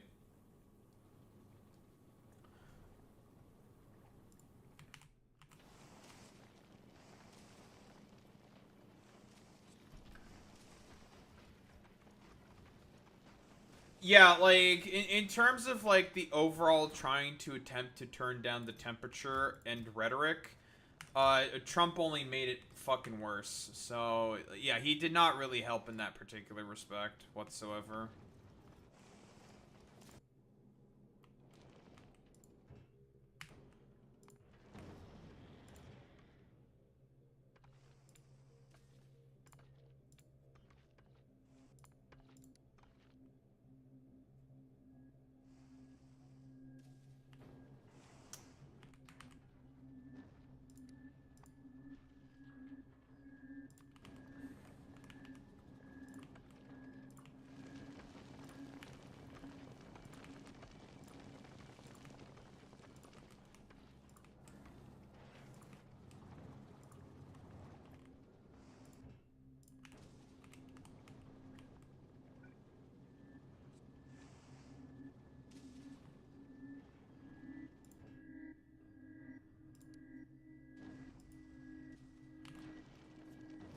Just when Trump said, I hate my opponent, I don't want the best for them. Well, I mean, yeah.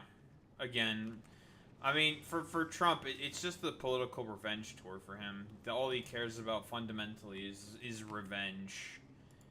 He wants to use this as an opportunity to try to get revenge for who he feels like has wronged him. Like, that's what Trump's modus operandi.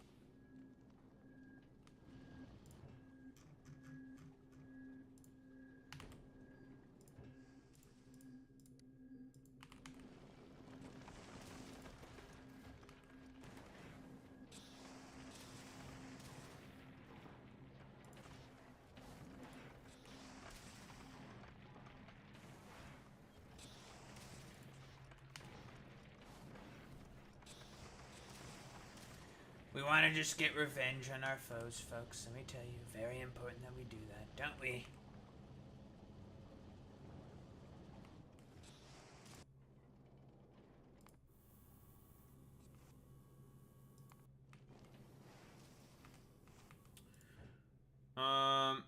Okay, so we're gonna have a temporary solar setup here. I don't need that many accumulators, to be honest. The day-night cycle on this planet is actually really fucking short. Eventually, we're gonna supply this, I think, through Steam. I think the Steam is probably the best for this, because we have the free water generators, and also all that fucking steam that we're going to have from the sifters, what we're going to do with it is we're going to turn that into water as well. So we're going to have quite a bit of water.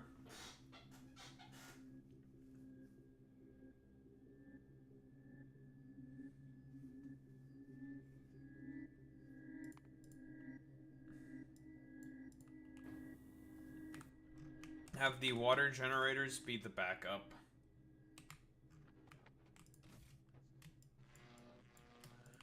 Alright, time for no more of this fucking dog shit, piss ass fucking bullshit. Let's get some actual fucking power generation going. And also, this place is similar to Aquila, where it does not like you using fucking bots. Aquila does not like you using bots. So you need to be rather sparing with them. Unlike what I'm doing right now. Also, we don't have the ability to use bots on this planet. We can't build a robot network, which is very annoying.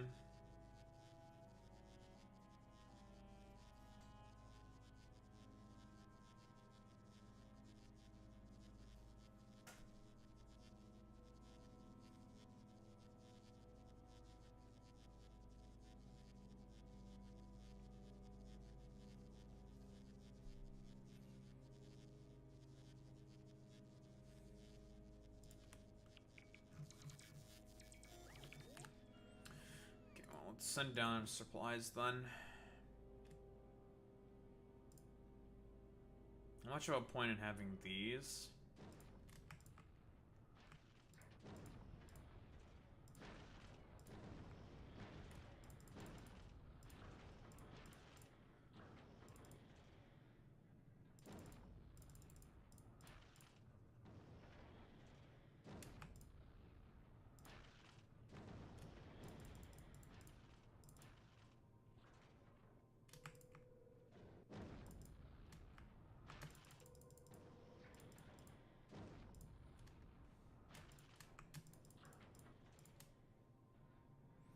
Don't know if I need the trains. Bots are useless.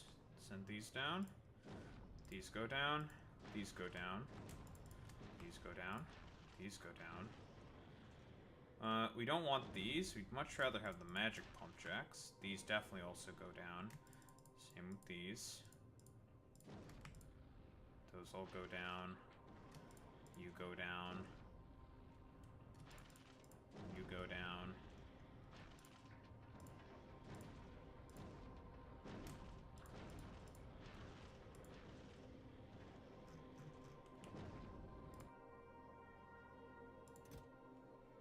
Need 2 more epic asteroid collectors.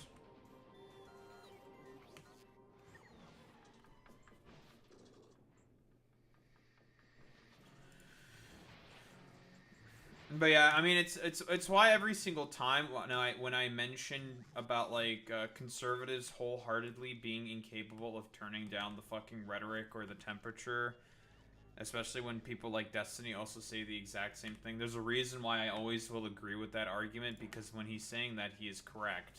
He's right when he says that one of the main problems is the fact that fucking conservatives are just like seemingly wholeheartedly incapable of just turning down the temperature, the tone, the rhetoric of the attacks, and always make the political situation much worse. Now there's a sacrificial MILF. What the?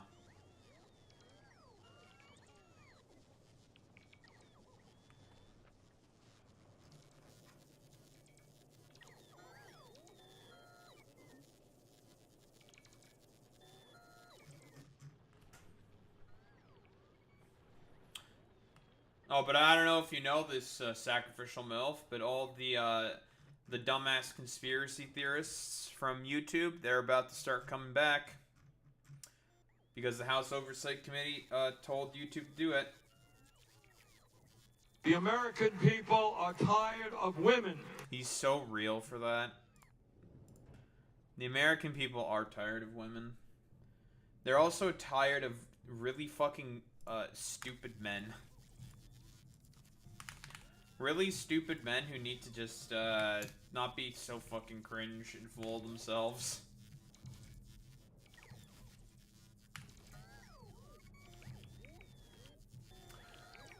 Okay, so for the magic pump jacks, we just need the water.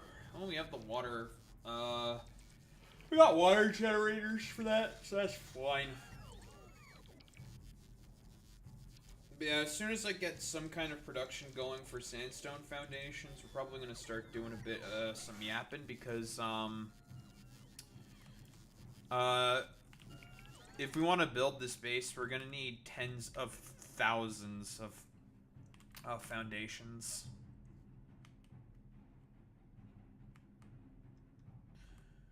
Where exactly do I want to build to?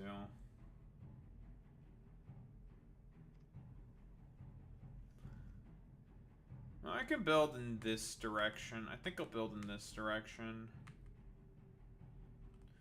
Yeah, I'll build over here. That's the most open space available in this area.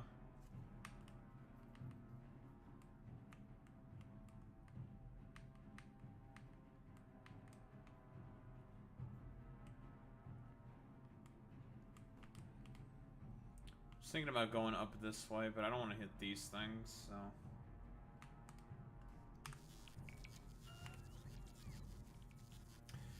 God damn you, da boo boo.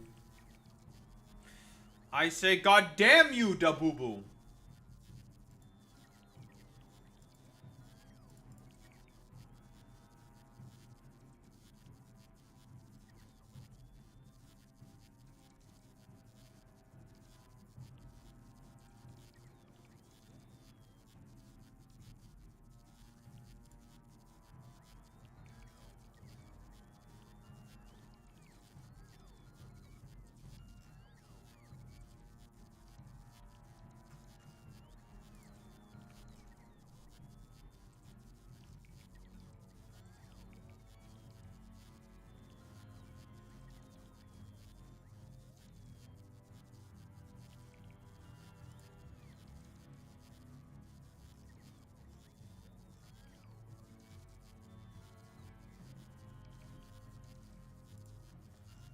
There will be no more da boo boo.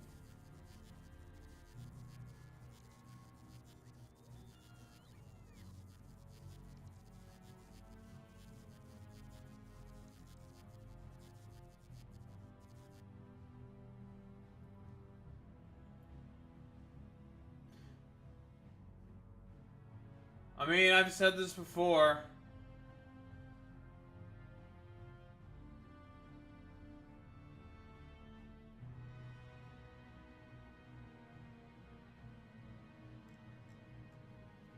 But yeah, it was always gonna get a lot worse before it gets any better. Like, that's consistent.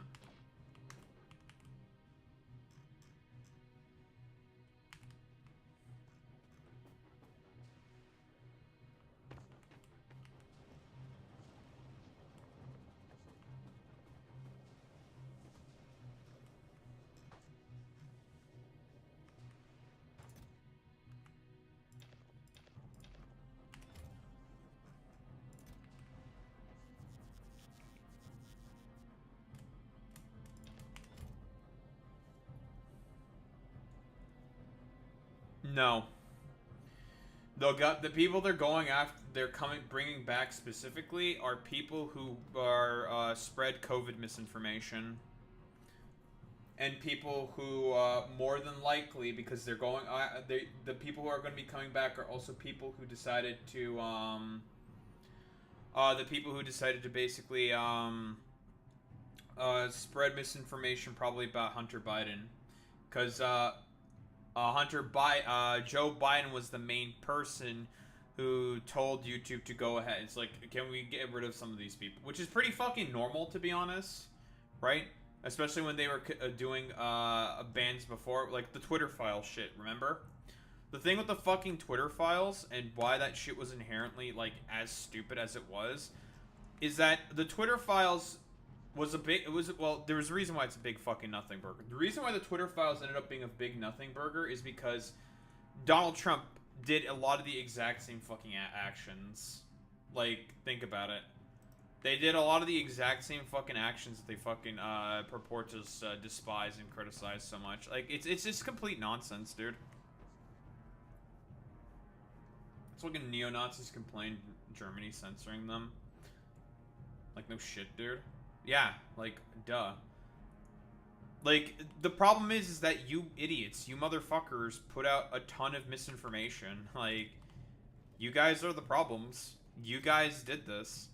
So, like, you guys are just shocked Pikachu facing that you're facing, like, some kind of consequence for it. It's just really stupid, because it's just like, well, yeah, of course you're getting fucking deplatformed and censored for a lot of bullshit. Like, you guys are saying a lot of fucking bullshit. You guys are saying a bunch of stupid shit.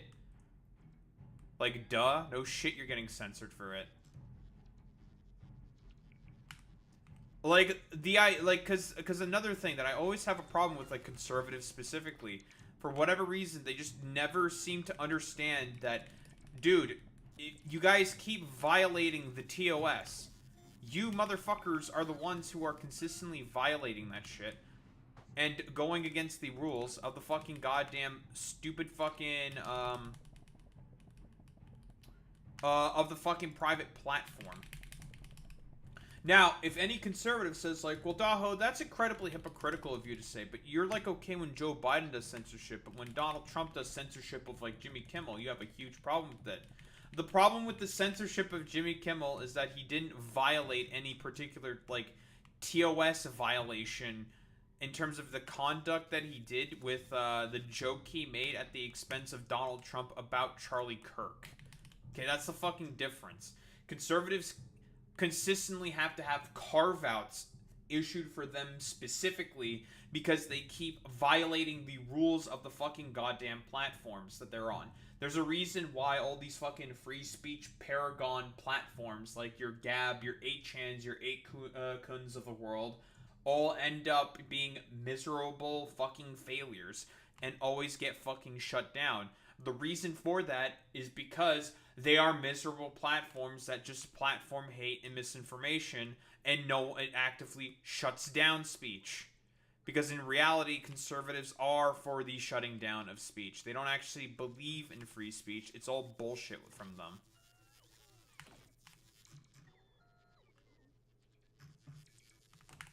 It's incredibly fucking stupid. But I'll do a fucking segment on that shit for sure.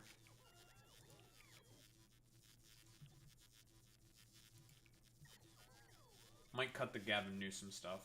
I'd rather talk about this YouTube shit.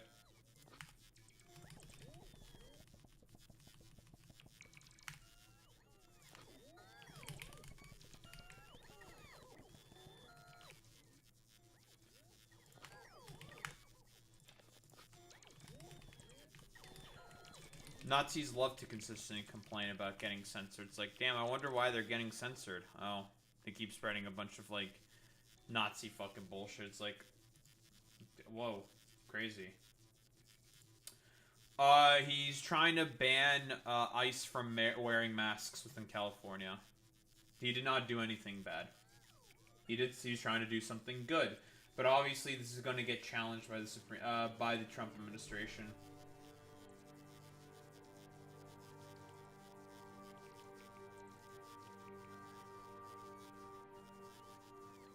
Yes, it was signed in.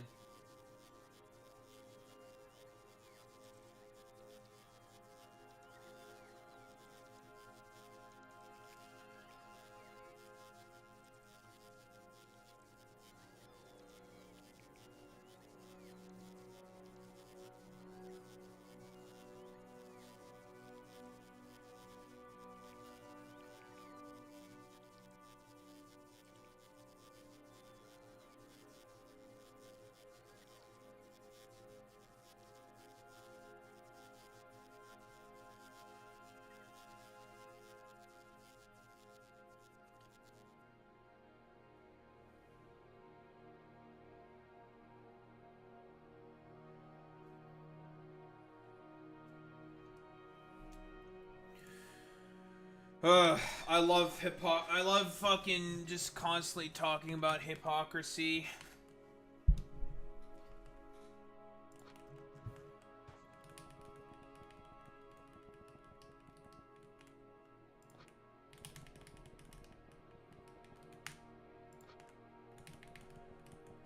Hypocrisy with my heckin' epic conservatorinos? No! That can't be possible. I mean, they can try and fight it. They should probably, drop it because fighting it would fuck up their COVID lines as well. Why are you gay? Who says I am gay? Why are you gay? Who says I am gay? You are gay.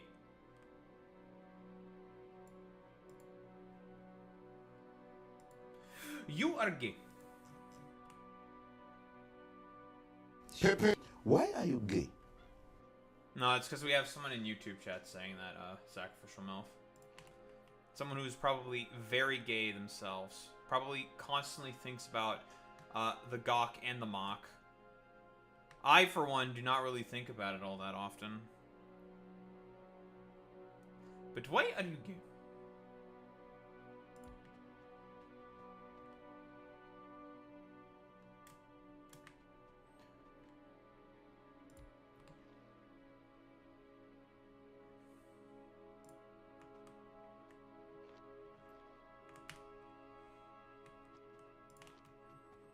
Well, no, not sacrificial MILF. That's Meatspin. Who remembers Meatspin.com? I remember Meatspin.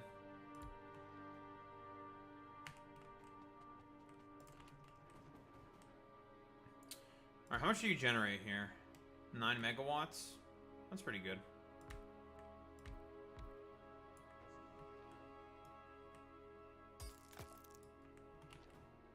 All up in your face, taking up your space. Huh? Huh?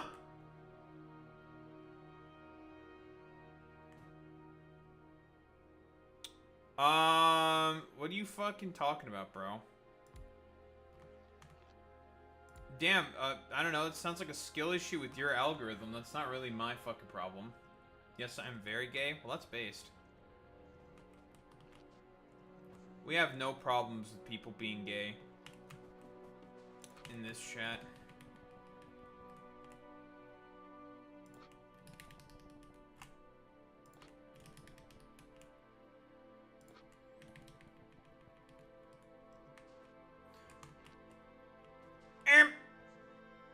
What the glurm?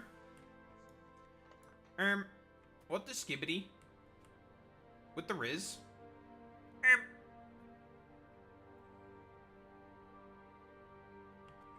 Oh, really funny thing that happened today. So I had to take my grandfather to go get his hearing aids adjusted. And I ran into one of my old classmates' sisters. So that's pretty cool. And I also learned that the private school that I used to go to is now 34 grand a year, which is fucking insane. Woof! That shit is expensive. Oh, they're lovely. Lovely people. As much as I hated the fucking private school that I went to, this classmate was always cool.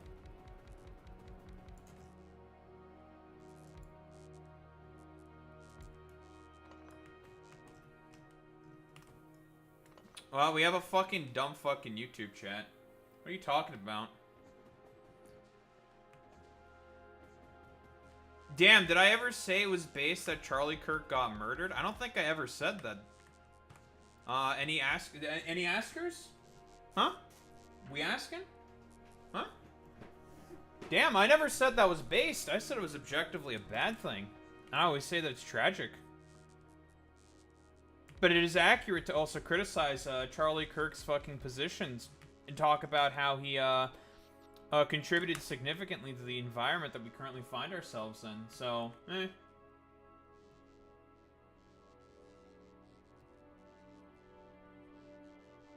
now all of my fucking classmates, Alex, they're all like they're all like fucking libs, basically. But that's because they're all, like, I mean, literally all of them are fucking rich kids. I'll be honest. That is also probably true, Sacrificial MILF. Erica Trump, not Trump. About to become Erica Trump. Haha! Erica Kirk is now the new First Lady. You hate to see it. Well, Charlie, unfortunately, the fact that you died, that you got tragically assassinated, means that now I have to take your wife. I'm sorry. It's the price you have to pay, Charlie. It's the cup tax.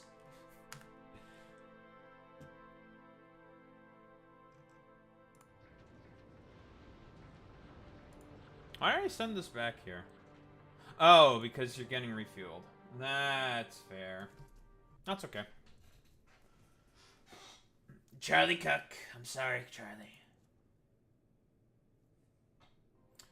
But yeah, you may have to take a look at the whichever video I ever said at any point in time that I said it was based. So you know, that's cool. I could be getting it twisted, but I only found this channel. Your homepage and titles, though, are kind of a dead giveaway. Oh, really? Is that so? It's a dead giveaway. Well, you may want to fucking watch the actual videos to see what I actually said about the assassination of Charlie Kirk, so you can get a better idea instead of just jumping to conclusion based off of fucking clickbait titles. Because unfortunately, such is the game that you must play to try to have some modicum of success. So that's cool. That is a distinction without a difference, Eternal Coke. That's like, if you're asking that I thought that it was based, that would imply that I said at some point that it was based. I never said that. I tend to speak what I think. That's kind of the shtick that I have with this YouTube channel.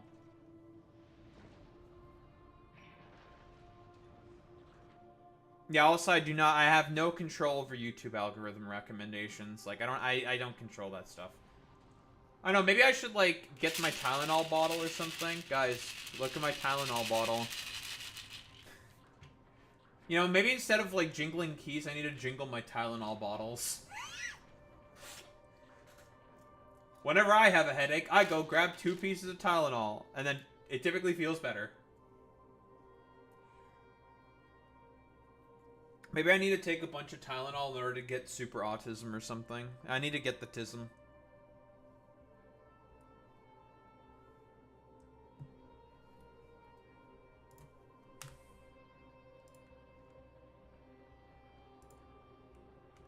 Worse than an itchy wool sweater on a warm day.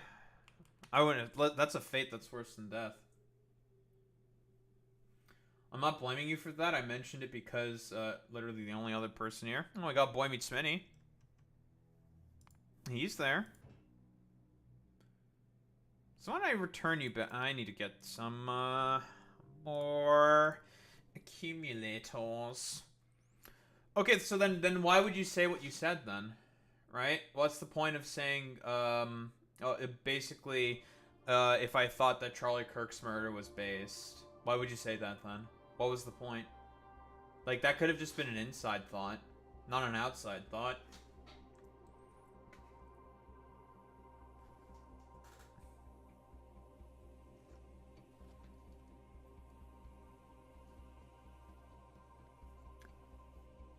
My position on Charlie Kirk is rather simple.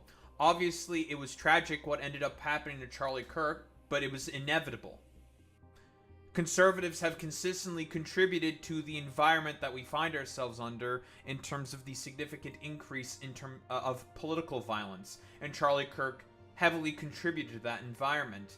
And the permission structure has been opened ever since there's been not 1, not 2, but 3 assassination attempts on Donald Trump, specifically by 3 different fucking right-wingers. Or honestly, one of them, I think the last one was unaffiliated. The first 2 were Republicans.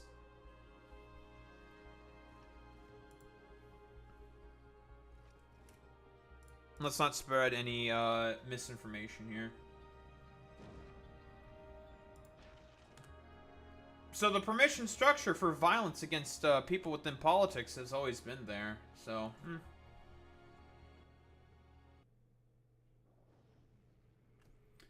Because of a quick glance at your homepage, yeah, I didn't watch, but I've been angry of it, and I'm bored, so that's why I'm here, I guess. Well. Fair enough, dude. You know? We're all a little angry, given the current political climate and the, current economic conditions on the ground. But there's, one sole set of people to blame for that, and that is, well, currently the people within power, that being fucking conservatives and the Democrats as well.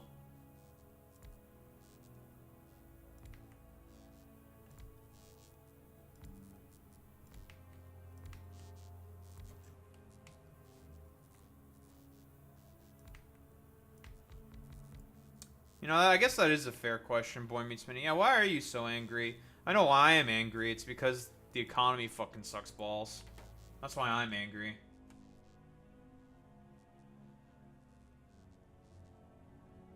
I also don't like that excuse, not accuse.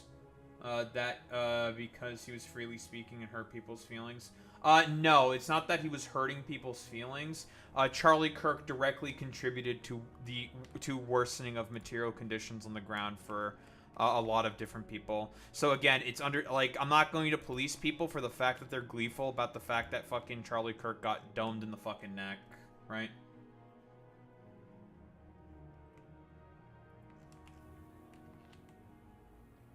You know, it's very often with a lot of people only on fucking YouTube talking about how like the particular cadence and way that I speak. It's very, very weird. Yeah, also, yeah, Charlie Kirk did help January 6th happen. He's a seditious conspiracist. Like, that is also very fair to call Charlie Kirk that he is a conspiracist.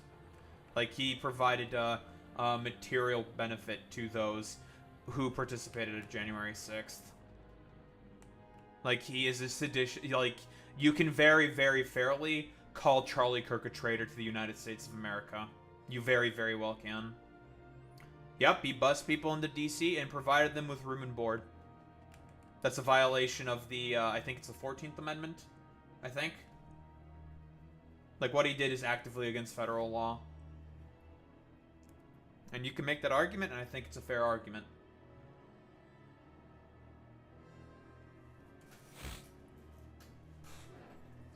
A little phlegmy right now. Let's get rid of this telescope from the requests. So what do we need to make? Sandstone foundation? Well, first we need to make a rocket. In my pocket.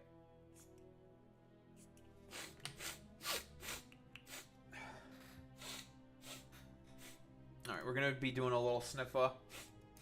Alright, so now that we have some kind of a power grid going on here now, an actual power grid, let's start to make sandstone foundations. I'm not a Christian, but it's what I would more align with. So, then you're a Christian, I guess? Like, what do you mean by that?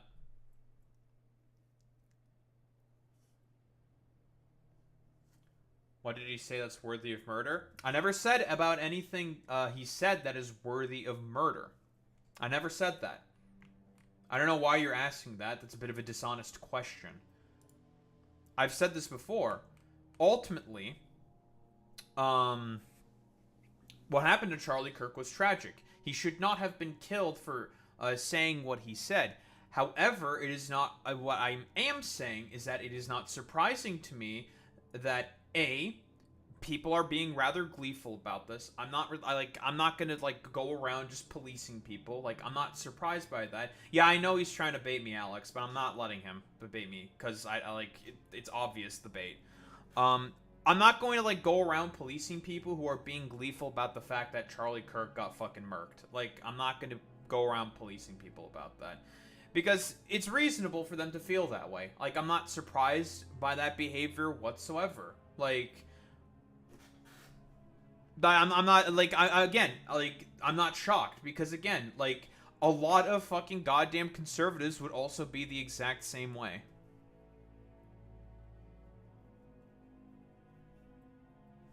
Like, I'm not surprised by the behavior. He contributed to a lot of material harm. To a lot of people within the United States of America. So I'm not surprised about the fact that people were gleeful about it. So I'm not gonna, like, actively police them, right?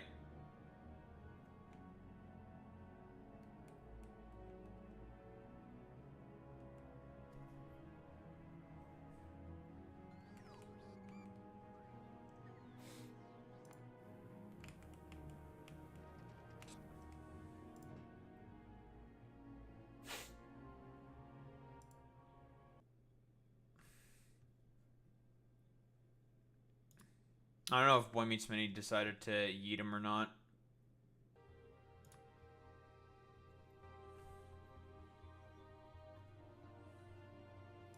It doesn't matter what state that they're from.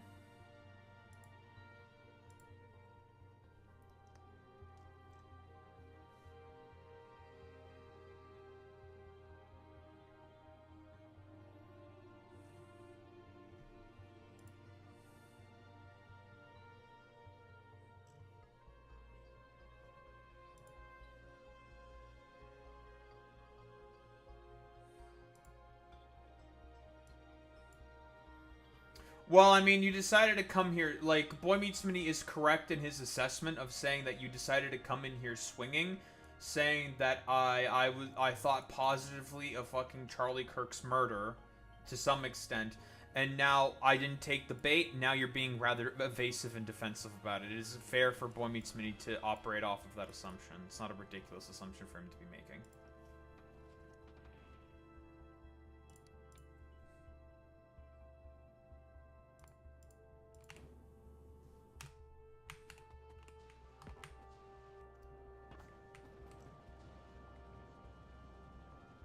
I don't agree that his rhetoric was somehow harmful. It was. We can prove it how it was materially fucking harmful, right? The fact that he has an in words with the president, he and a lot of other conservatives like him directly contribute to the increase of political temperature and the climate within within the United States of America. And that is an honest thing to say about Charlie Kirk, because he has had a hand in that. Just in a bad move and got baited by your titles. I mean, you know, and we can actively push back and disprove what you're saying. We're allowed to do that as well. Again, like, I don't know what it is with Americans specifically, but this is a very, very common thing that happens with them. You may have freedom of speech, but does not mean you have freedom of consequence. Just as you are free to say those particular things, I am also free to push back against them and also talk about why they're bullshit.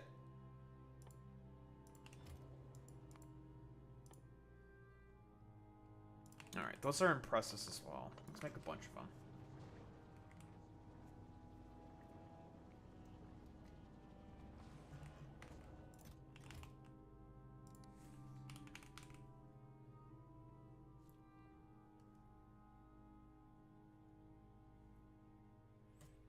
What do I do with these kinds of people? Have them fight other right-wingers? I'd be telling this guy that Israel killed Charlie Kirk.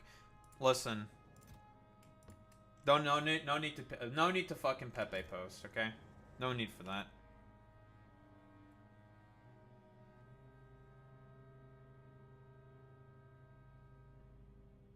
Yeah, you are, and that right is willing to die for. What about freedom of speech? I mean, if you really want to take it that far, sure.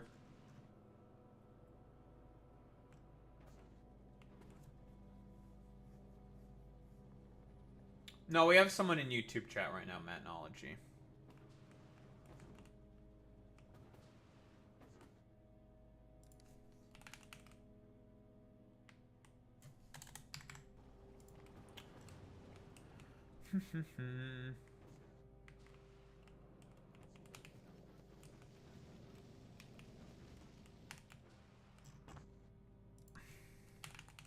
Press.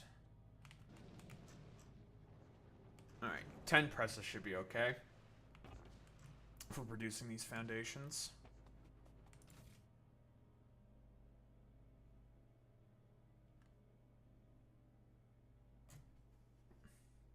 The Bible Man Archivist. That's the wrong your. That would be U apostrophe RE. Wrong your.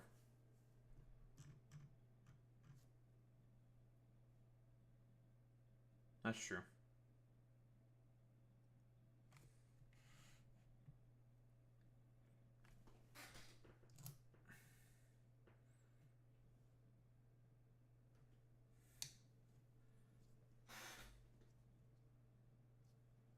I'm probably right about it's not being worth to die for free speech. I mean, it depends.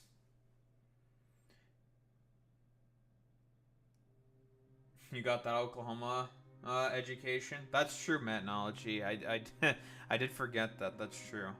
That's my bias against Oklahoma coming out. That's my anti-Oklahoma coming out.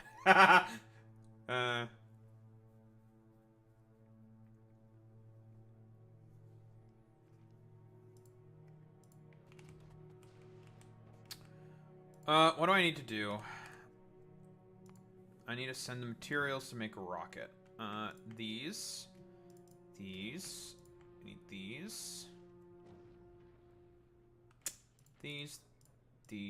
These.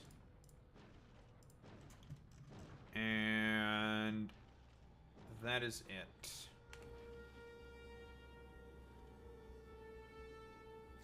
Well, here's the thing, Matt. I have to be the quote-unquote, the fucking grammar Nazi because ESL family, right? We moved from Romania, so I always have to be the one that corrects their fucking English.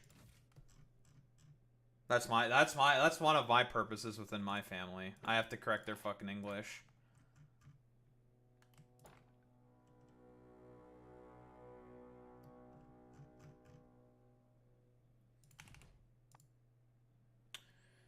I did not send down the steel. Right.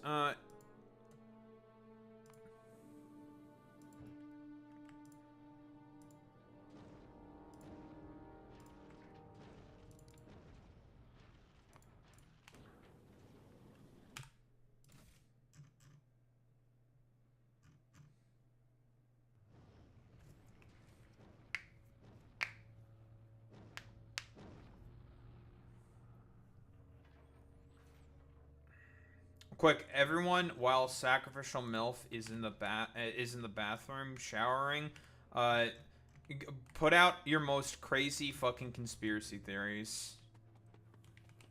Just throw them all out there. Do a little bit of trolling.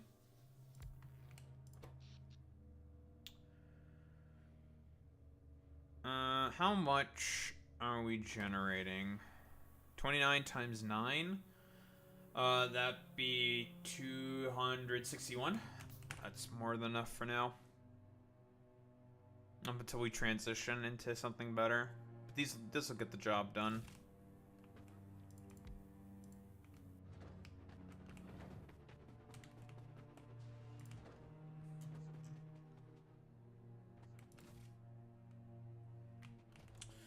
Ugh, I'm not gonna bother with all that shit.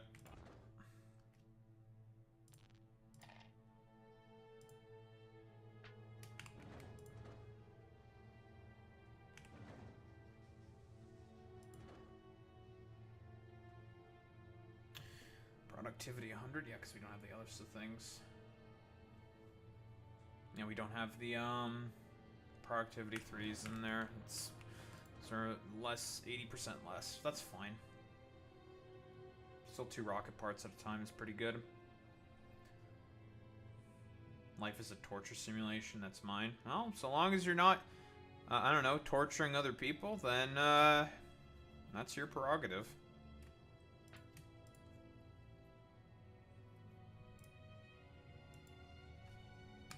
Not my problem.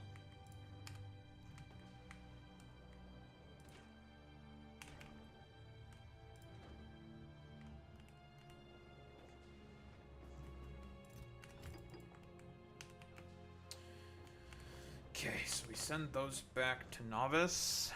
Research the sandstone foundations.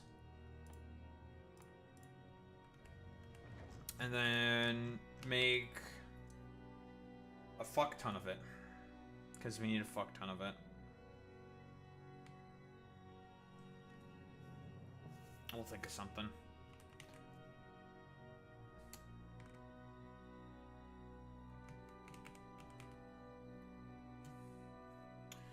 I'm 29 years old. The big 2-9. Almost the big 3-0. Oh boy. Oh, there's a crash part. Oh, there's a crash here the whole time. I didn't even see that.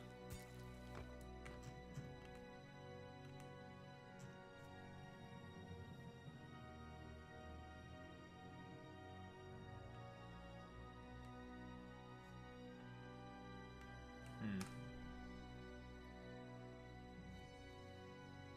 23? I wish I was 23. Jesus. Okay, I say that as if I'm like an old ass man or something. But like... Nah. 23. I would have been almost graduating university.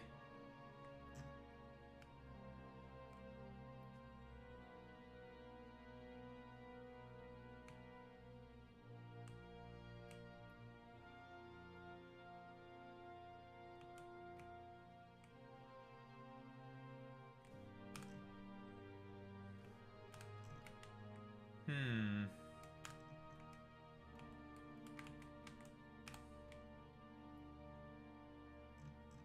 You just turned 24, it's over. It's all downhill from there.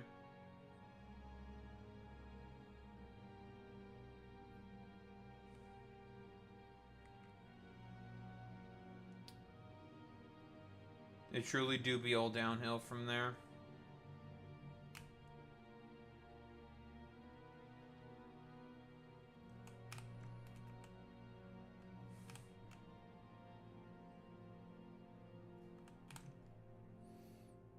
Hmm, 4,700.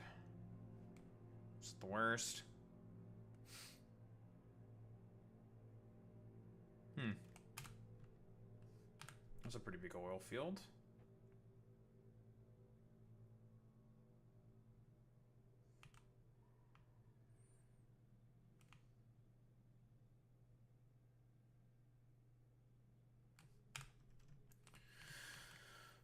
Where do I want to build this?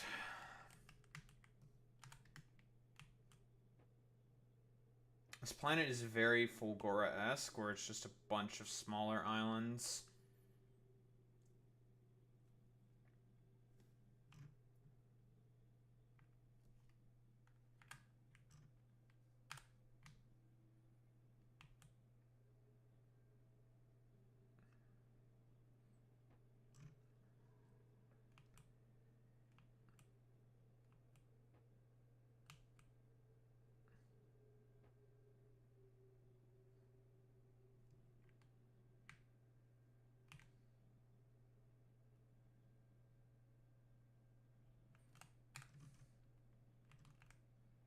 Hmm.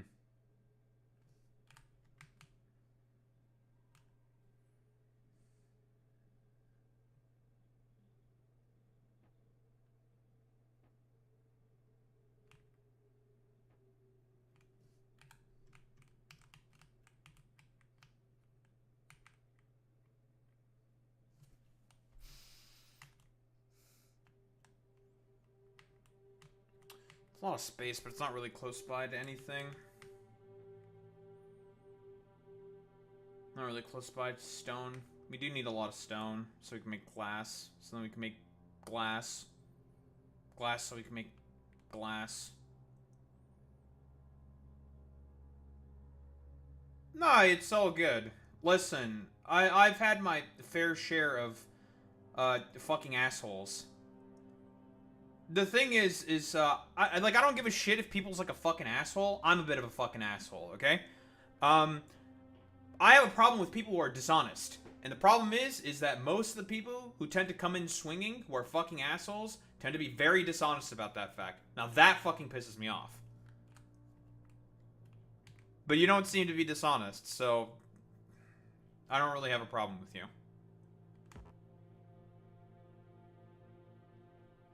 But listen, you know?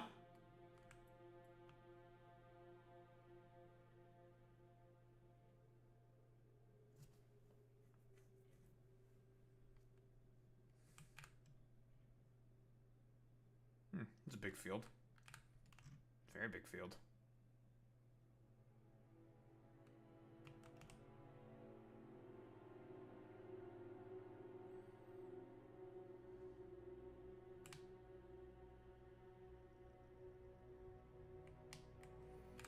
Well, if I could just put this in 40K terms, okay? Because I'm a big fucking nerd, okay? Well, listen, so long as it's not dishonest and it's honorable rhetorical combat, then I don't really have a problem with it. I don't care if you're an asshole. I don't care if you're a particular thing. Or whatever the fuck, you know? Because the dishonesty is what pisses me off more than anything else. That's what makes me fucking mad. And very often, a lot of people who come by here who tend to be, well, some flavor of right-leaning or whatever, who tend to disagree with me, tend to be incredibly fucking dishonest. Those people I have a problem with. Or they just don't understand what I'm saying, either on purpose or are just fucking annoying and I don't like them. That's really about it. But listen, just so long as you try to get into a better mood, okay? Being in a bad mood for too long is not good for you. Everyone's in a bad mood for a lot of various reasons. I sure as hell am also in a bad mood, but that's because of rather tangible reasons. Labor market shit. I haven't found a job in like 10 years. Hello to that. Thank you very much. Learn to code. Basically being a fucking goddamn scheme to benefit the nouveau riche, I suppose, for lack of a better term. So I'm angry and bitter because I've just been completely fucked over by, well, a bunch of greedy dumb fuck corporations.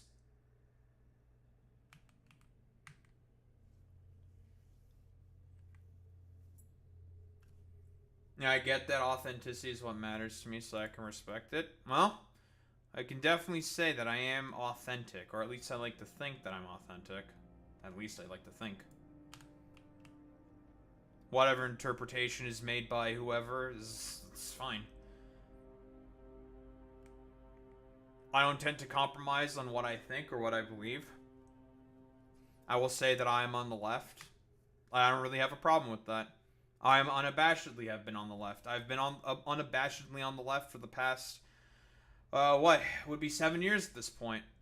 When I started my overall sort of quote-unquote political journey back in 2019.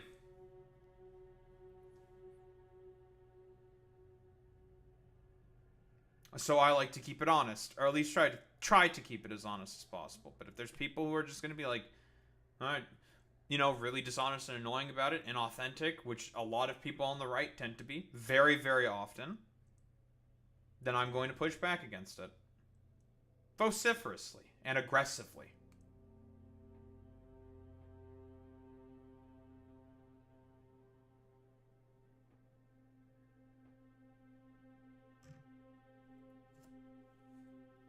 I think I found the location I want to build. Oil here, stone here. Plop it right here. Plenty of room. I think this will be the spot. Plenty of oil. All right, cool.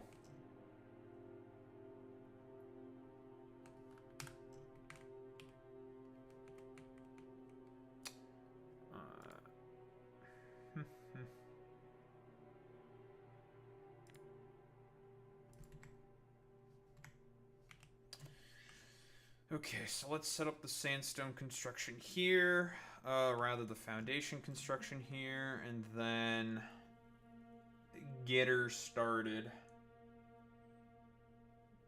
Time to pack up and just move everything and just focus on sandstone building.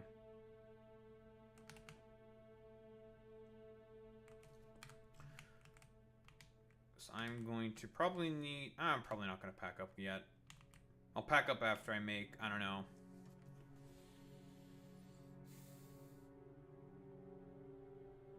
20,000? 20,000 should be more than enough.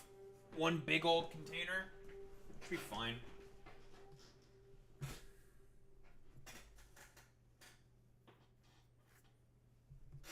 You like people like Nick? Nick who? Nick Fuentes?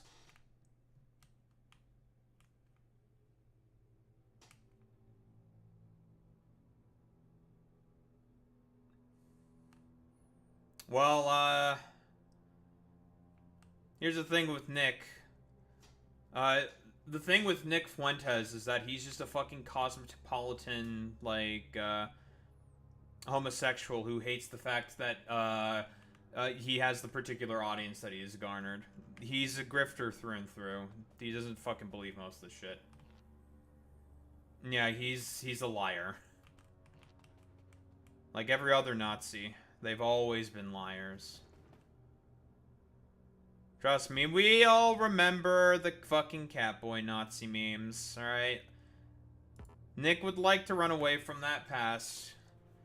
No one's ever gonna fucking forget that shit. That was the only time he ever felt elation in his life, was when he was hanging out with his favorite fucking, bad dragon, dildo sucking, Catboy Nazi. He just wants to be a cosmopolitan gay, but unfortunately he's a Nazi. Many such cases, by the way. Happens more often than you may think.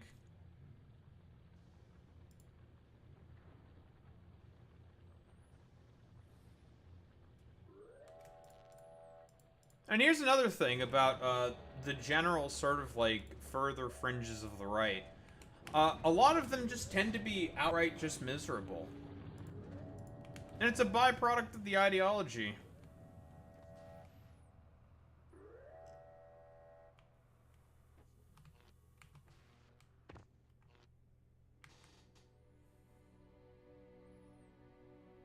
Like, what Nick Fuentes fan is happy, right?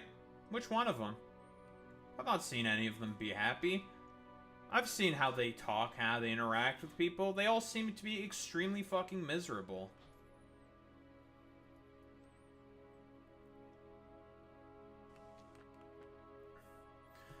So, I'll give you some context then, Eternal Coke. Basically, if you remember the, it's a bit of an older meme, but of course, this shit got fucking scrubbed off of the internet because, this was back when, I think Fuentes was back on YouTube then. I think this is what overall ended up him being a, ended up getting him banned off of YouTube, I think. But basically, he spread Holocaust denial. He's a Holocaust denier. That's his main problem. So the thing with Fuentes is he will peddle the sort of conspiracy theory about how is it possible for them to bake 6 million cookies. Now it should be your alarm bells should be instantaneously dinging, right? How many Jews died in the fucking Holocaust?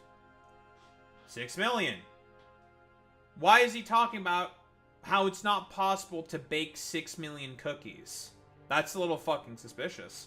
That's a little weird. Why would he say that? It's because he's a Nazi. He's okay fundamentally with the Holocaust. If he's willing to peddle misinformation about it, then he is more than likely okay with it.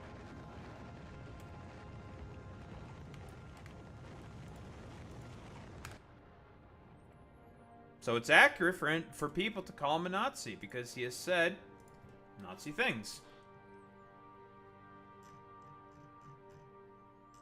And also, a lot of the people that tend to be around Nick Fuentes tend to share a lot of similar Nazi or fascistic beliefs as Nick Fuentes. What's the saying? Like three's a crowd or some shit? I don't remember the exact saying.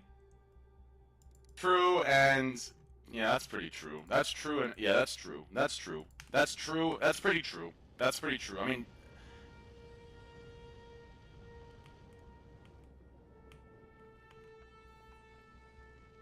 but that's the thing. That's the thing with Nick Fuentes. That's why he's not good. So he'll pretend to be pro-worker and all this stuff, but history has shown fascists and Nazis have never been really pro-worker. They pretend to be pro-proletarian, pro the little guy, as a way to get power. Because fundamentally speaking, that's all that motherfuckers like Nick Fuentes really care about. Being the main guy in power. That's really about it. Yes, yes, you did mention that sacrificial MILF. He did suck Destiny's dick. That's, like, I believe that's just confirmed at this point. He did suck Destiny off. I just don't get that vibe, but I understand the perspective. I don't really care at this point about history. I just go under the assumption many things can and will be lied about. Well, the problem is that the people who generally lie about those things tend to be people on the right, because they have a vested interest in trying to push out as much, well, conspiracism and idiotic bullshit as possible to purposefully confuse you, right? It's the same thing like the Russians do with their propaganda. Very often, it's quite, like, unironically, it's called flooding the zone. They take so much fucking bullshit and throw it at the wall just to see what sticks. Most of it doesn't stick. Some of it does.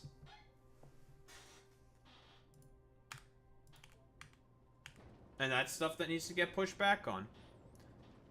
It's just that due to a lot of complicated socioeconomic factors, such as some of the sort of political philosophy that I sort of guide, I suppose, a bunch of my engagements and principles on, in particular online, is what I like to call the death of subjectivity. The death of subjectivity is essentially the idea that people are wholeheartedly incapable of fitting in another person's shoes, incapable of thinking or understanding their perspectives on anything. And there's a lot of complicated reasonings for that. But a big reason for that stuff is because of broader commodification of social media. People want to make sure that you have as many eyeballs, there's as many flashy things on the screen as possible, to have people constantly fighting and getting into scraps with one another, rhetorically speaking, of course, to make sure that their eyes are constantly glued on those screens. For what purpose? Ad revenue for corporations that run these social media platforms to get as rich as possible. That's the purpose behind it. And it's led to a particular environment where people are just wholeheartedly incapable, like, because you can have, like, an argument about, like, literally anything. And the example that I used for this in particular was the blue dress stuff, or the white and gold dress. And this is, like, it's an all the 10-year meme, but it highlights this perspective perfectly. People were just wholeheartedly incapable of having a dialogue or understanding someone else's perspective on what the color of a fucking dress was. And now it's basically gone to, like, every single topic under the sun. No one can find rapport on much of anything because no one seems to be fundamentally capable of understanding anyone else's perspectives. Death of subjectivity. No one can go another day in anyone else's shoes. No one has an open mind. And it's, broadly speaking, because of a lot of complicated things. The death of critical thinking, the death of education. You can thank George W. Bush for that one. But there's a lot of stuff. It's a lot of different factors. And economics also plays a factor into this as well. If you're not able to make that much money, if you're not able to make that much, if you're not able to afford a car, you can't afford rent, you don't have time to go around and socially interact with other people. You're going to become more of a shut-in. You're going to become more isolated as a result. Death of subjectivity then's got you by the balls. I hope what I'm saying here at a particular point makes some modicum of sense.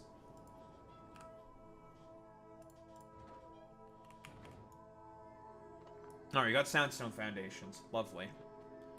And we have all our presses.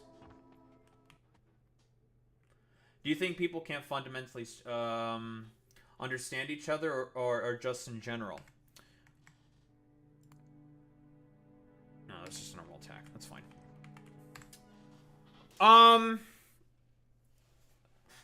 No. We are fundamentally social creatures. Humans are fundamentally social creatures.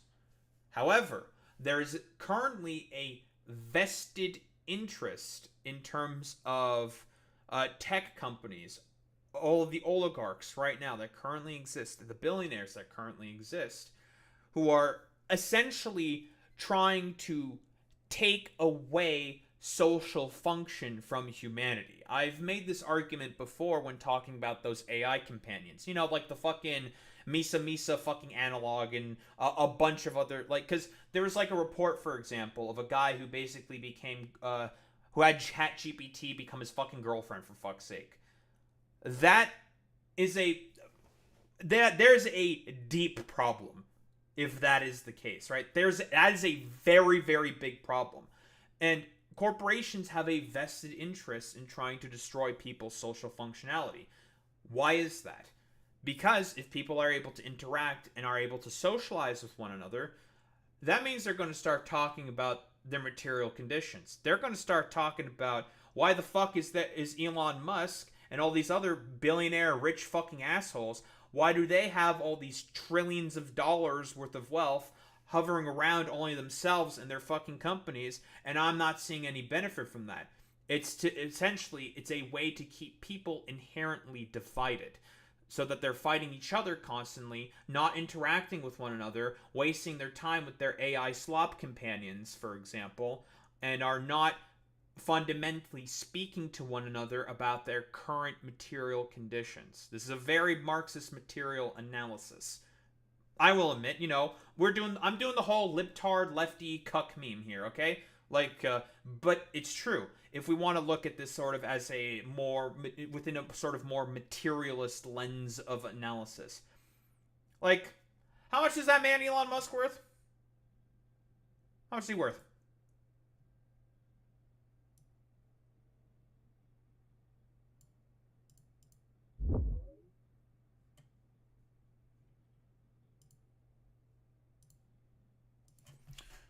Elon Musk net worth.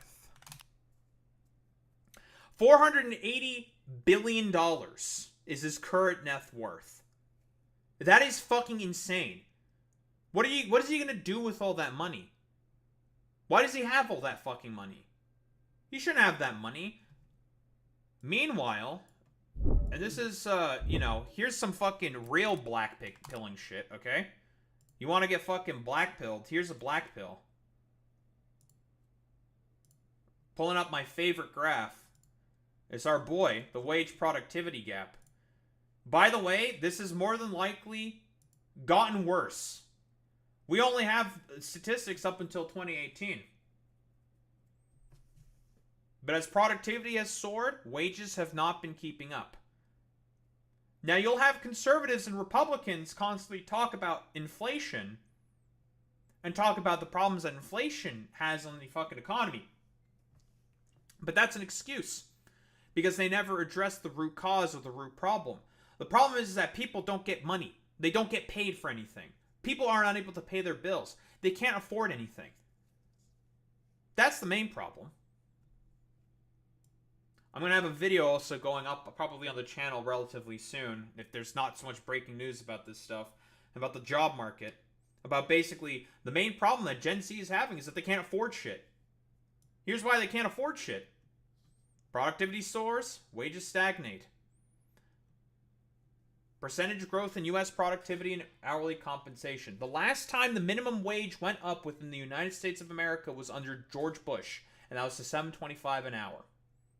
It's been 20 years. 20 years.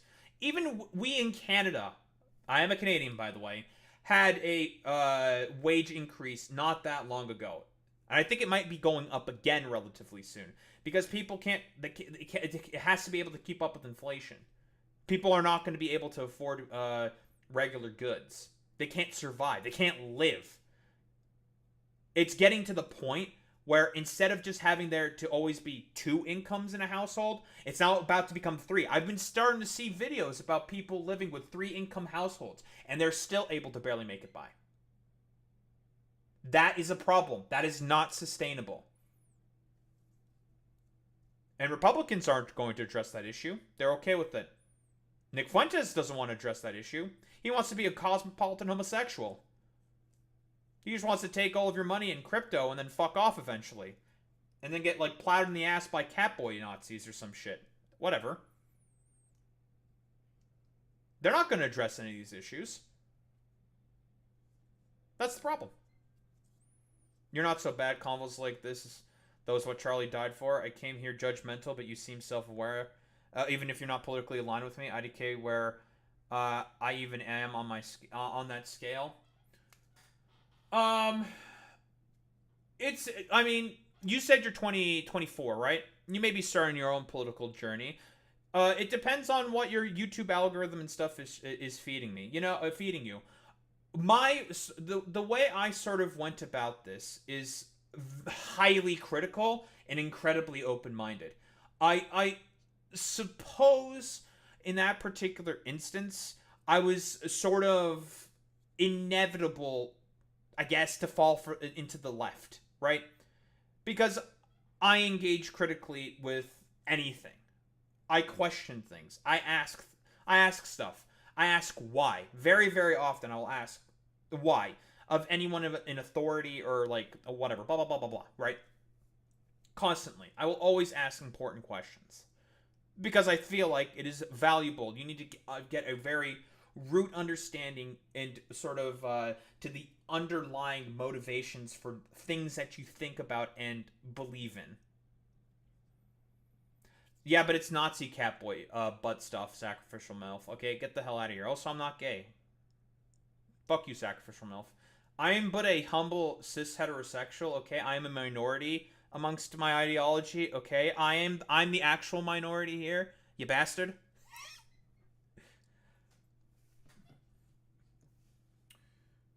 But yeah, here's the thing.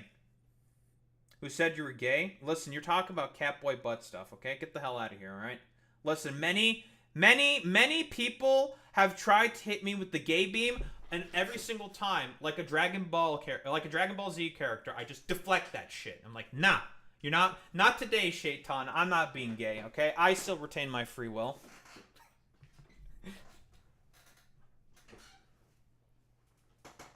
Okay, well, we're talking about Nick Fuentes in that particular point. I'm rambling, okay? I'm going off a tangent. What the hell was I saying again? You're distracting me. What was I saying?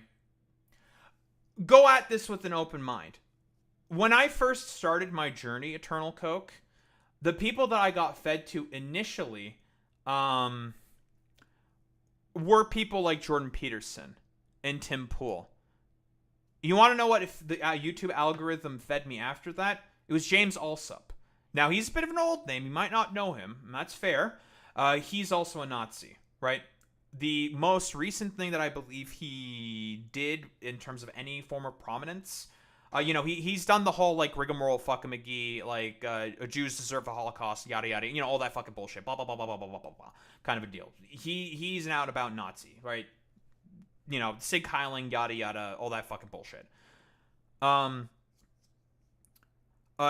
What made me snap out of it instantaneously and realize what the YouTube algorithm was doing was I recognized, after it fed me some Tim Pool and Jordan Peterson specifically, two people who are ostensibly right-leaning, who pretend to be centrist, but if you look at their catalog, the things that they say, the people that they engage with in their talking points, they are very obviously on the right.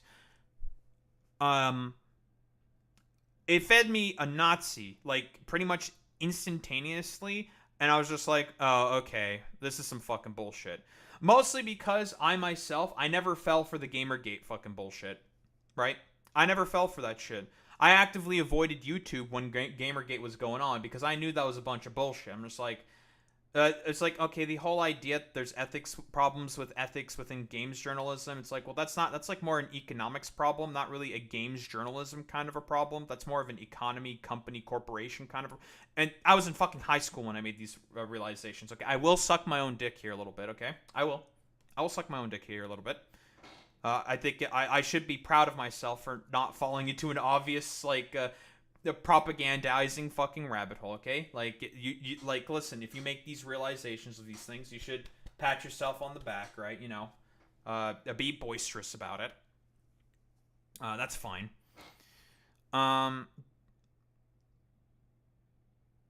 My early days kinda was JP, but I've always been this way, even before internet autism. That's how it gets here, right? Jordan Peterson around 2014, 2016 was highly popular, and the YouTube algorithm was pushing him very, very heavily, right? And, well, I mean, we've seen Jordan Peterson's sort of shtick nowadays. He's a bit of a fucking nutter. Little bit of a nutter. I guess, like, I don't know, relapsing from apple cider and eating only meat might have been a bad thing. Might have been a bad thing, you know. But Jordan Peterson's whole thing is about hierarchy, fundamentally speaking, with his Jungian archetypes. That's a philosophy that he prescribes to. Basically, his whole idea is that in terms of every interaction, any social interaction, anything, everything has to have a very obvious pyramid hierarchical shape. There's obvious problems with that, right? It's like, okay, well, what about in terms of economics? That's going to obviously lead to unfair outcomes. Healthcare, obvious unfair outcomes. Minority rights, that's going to obviously lead to very unfair outcomes that may lead to certain bad things happening down the road. So it should be pushed back against vociferously. And that's like Jordan Peterson, basically, in a nutshell. It was sad to see his downfall. I really did enjoy his lectures. Well, that's the thing. Like, he does, like, the self-help guru stuff, and it's very surface level and shallow, but that's the water to make the pill go down easier, right? That's how it works. That's Jordan Peterson's whole shtick. The self-help guru stuff with the lectures and whatnot is just, it's the juice. Makes the pill go down way easier. Because in reality, the stuff that Jordan Peterson really believes in is maintenance of hierarchy and control in all aspects of life. And it should be fairly obvious why those are bad things. You can look back into history for that specifically. So, for example, we can talk about the 1950s. Jordan Peterson's very fond of the society within the 1950s. Very often, there was a lot of domestic abuse that happened within the 50s. Women were unable to get divorces. They were unable to open bank accounts under their own names. That wasn't a thing until 1974, keep in mind. And sure, women had to fight and die in order to get the 19th Amendment written and passed into law. And, well, a lot of the issues in terms of, like, women's rights, even after voting rights was passed, was not sort of fundamentally addressed, because the hierarchy still existed between man and woman. A lot of the things the left push for is a outright rejection of a lot of those hierarchies, right? Like, I mean, they're still going to exist to some extent. Like, you can't get rid of all of them, obviously, and Jordan Peterson has also made that argument, but no one on the left has ever really argued for that. It is about challenging a lot more of the societal and economic hierarchies that currently push down and help keep down people like you and me and everyone else that I have in this sort of, like, quote-unquote broader community, I would say. That's the thing that the left is fundamentally pushing for, and Jordan Peterson's okay with maintaining, because he himself, he's on top of that hierarchy. He's white, he's a man, he's a rich, is affluent, so why wouldn't he want to maintain that sort of position? He benefits the most from it, right? And most women / wives in the 50s were drugged up on medical meth to keep shit going and stay thin and or got lobotomies. That's also true sacrificial MILF. A lot of domestic violence situations very often went unreported because, again, like, if a woman was to fucking report that to, say, the police, you know what the police would say? They'd be like, nah, you probably deserved it, you stupid broad, or some shit. Like, unironically, that happened. There's stories about this. What's a good time? That got challenged during the sexual revolution, and women won more rights. They were able to more successfully participate within the workforce. Now, obviously, the reason why, and this is, again, the sort of, like, cuck lefty mentality here, obviously. The main reason why a lot of those efforts tended to be successful is because a lot of people within power, specifically, like, corporations, the rich, yada yada, recognize that, oh, we have, like, an untapped potential market here with about half of the population. Why should we only market only to men? Interesting. We should basically start pushing more and more for women's rights and women's sort of like further liberation, because we can market to them. They have money like anyone else. So, hey, why don't we start marketing towards them? Why don't we start pushing to get a lot of their liberties? You can also make this exact same analogy to gay rights as well. Gay liberation, stuff like that. Because here's the thing, and I will admit this, things have gone a lot better. It's not perfect, obviously. A lot of the fundamental relationships still exist, generally speaking. But broadly speaking, oh yeah, like, listen, I hate that everyone might just be a grifter. It's too blackpilling. I literally am better off listening to a 200 sub channel with a handful of live viewers, you know? Well, see, the thing is here's I don't know, like, this is one of my favorite books that I read. It's called Capitalist Realism, a book by Mark Fisher. I talk about Mark Fisher very, very often. I refer to capitalist realism very, very often when I talk about stuff. Incredibly often. Mark Fisher recognized that the current format of society is such that no one else can think of any other potential system being in place besides the sort of late-stage capitalist one that we are living under. And that is, generally speaking, because of what he calls hyper-commodification. Hyper-commodification basically means the sort of privatization and implementation of the profit motive within every aspect of life. And we're seeing that, right? If Mark Fisher were alive today, rest in peace to my king, he would have a lot to say about all the fucking AI companion bullshit. And it's all written within capitalist realism. It's confirmed, pretty much. Every aspect of your life. We have gone to the point in our current economic model, in our current economic system, where everything is commodified. You know the Lorax, the movie The Lorax, or even the book. It got, like, even in there, it's capitalist realism, because there was some dude who was selling bottled pure air for a ton of fucking money. It's going to get to that point eventually. Trust me, if a rich guy can fucking try to make money off of it, he'll try to make some fucking money off of it, right? Yeah, exactly, Alex. Yeah, your personal data, your attention, wholeheartedly monetized because of social media networks. And now it's going to be your social interactions. Those AI companions that I mentioned earlier, you know, Grok, the Misa analog, ChatGPT, all these other motherfuckers.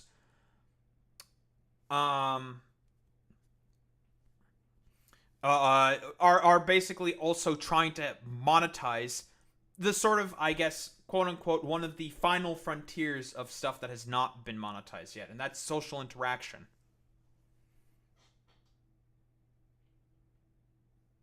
Yep. I have a video about it, where I mostly make fun of Elon for trying to make a Misa analog. Let me see if I can find the link for it. I can just post in chat. I think I have 2 videos about this. What the fuck did I call this shit? This is a consequence of me having too many fucking videos on this channel, okay? I do output quite a lot. Then again, it's because I have fucking nothing better to do. What did I fucking call this shit? Well, let me get the fucking Misa meme. Because I know that for certain.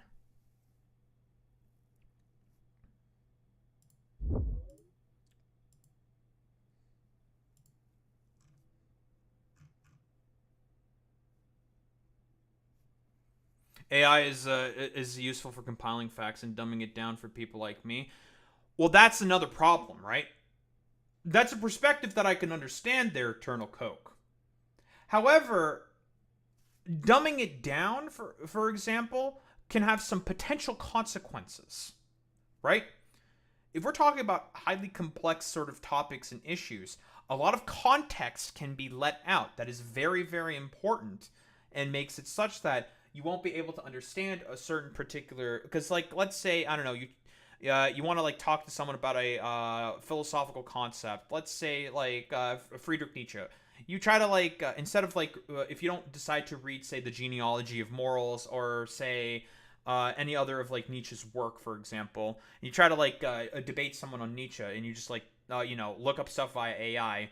They're going to run circles around you, especially if they themselves have read Nietzsche. It's very important to get like a lot of the root, which is why I very often I talk about the sort of like root cause, root basis of particular like topics, thoughts, concepts, ideas.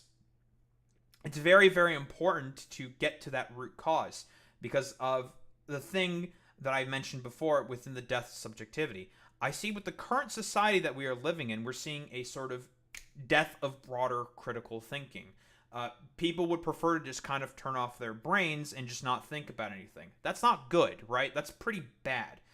We are fundamentally creatures who are capable of more complex thought. I mean, for fuck's sake, I mean, that's the us being social creatures and capable of complex thought are the reason why we're on top of the food chain. Like, unironically, right? Unironically. Like, that and the fact that we have opposable thumbs and can use fucking tools, you know. If we want to get, like, sort of like Charles sort of Dickens kind of a thing, blah, blah, blah, blah, blah. But I can understand why people want to use AI to dumb things down and shorten things. Like you're saying right now, due to the current economy, with the stuff that I pointed out with the wage productivity gap, for example, the main problem is the fact that since no one's able to make money, no one has any time to do anything, people have to work 2 or 3 jobs in order to be able to just make it by. You don't have time to sort of engage with a lot of like material, like reading and thinking and just sort of engaging with the world around you.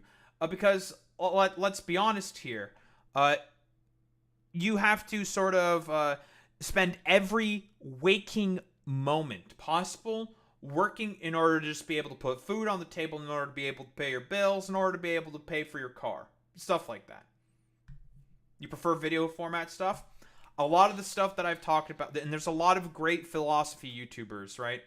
There's a lot of stuff that you can find in terms of like sort of like video philosophical stuff. I like Cuck Philosophy. Another person that's really easy to get into, and this is from her earlier work, ContraPoints. Abigail Thorne, she's great. She's fantastic. Oh, there's a ton of different video essays. Cuck Philosophy. I like Cuck Philosophy a lot. Although like more like people who read, generally speaking, like I prefer reading now more and more instead of like watching videos, because I suppose that I am I've moved beyond, I guess, quote unquote, those particular formats, and I want something a bit more deeper. But that's because I've already engaged with that sort of medium. But you're just starting out, so I understand your position for sure, Eternal Coke. Because I used to think that way as well. I prefer to just have like a more sort of like, I don't know. I want to more engage with a lot of the, what's the term? Root? Yeah, I'll say root. The more like a primary source material. That's the term I'm looking for. Instead of just like listening to like a bunch of essays. But I mean, it's totally fair. I don't blame you there. Damn. What, is it because I have long hair? Is that why? I know what a woman is there, JSav. Right? I know what a woman is. A woman is broadly a person who identifies as a woman. Could you tell me what is a man, JSav? What's a man? Do you know what a man is? Here, let me get this video. I forgot to post this in the chat.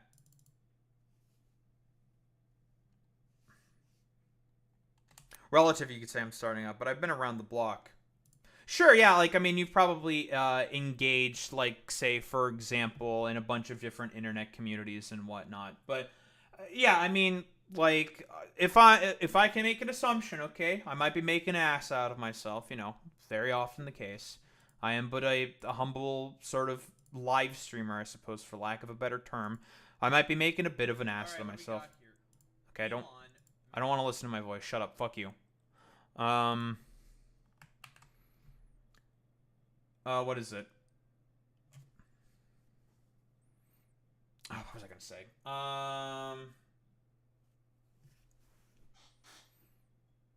I forgot what I was gonna say. Oh, yes, I was gonna get the video for the AI companion stuff. I do not want it to be under that account, YouTube, you fucking bastard. Why are you the way that you are, YouTube? I hate it when it does this. For chat. Chat in my own chat. Thank you. Here you go. I have to find the other. I just don't remember what the name is of the other one. Oh, so you say a dude with cock and balls, JSav? Okay. Here, let me help you, buddy.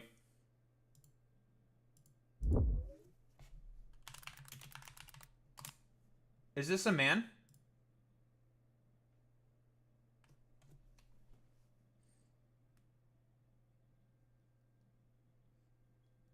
Is this a man, JSav? I'm curious.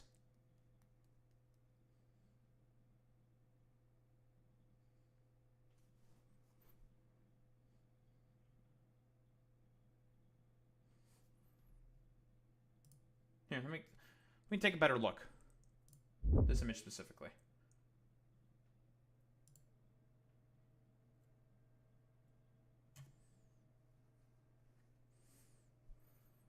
Damn, you're not answering the question, though. Is this a man?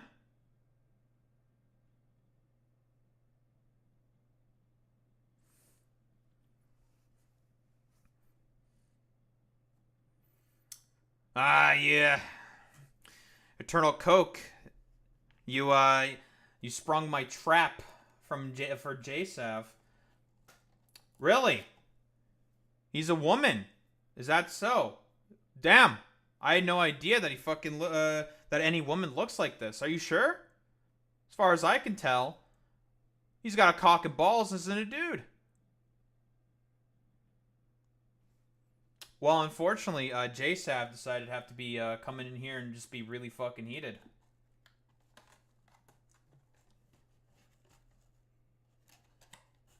Well, listen, Eternal Coke, you were able to answer the question. That's a trans man. Buck Angel has, broadly speaking, identified as a man for the latter part of about 20 years. The thing is that, you know, how do you know? As far as I can tell, I believe that fucking Buck Angel did get bottom surgery. He's got a fucking cock and balls. He's been in porn and stuff, so you can probably find that stuff. So he doesn't? Why would you just lie about that? That's very strange. How do you know? Have you seen it?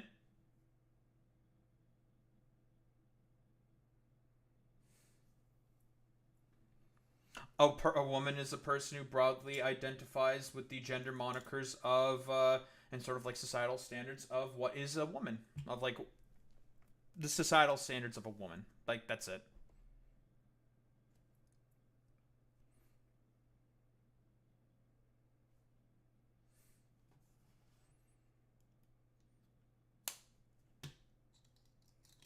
It can be biological women, right? But it's also people who, broadly speaking, and want to engage with these sort of societal standards of what a woman sort of is, you know?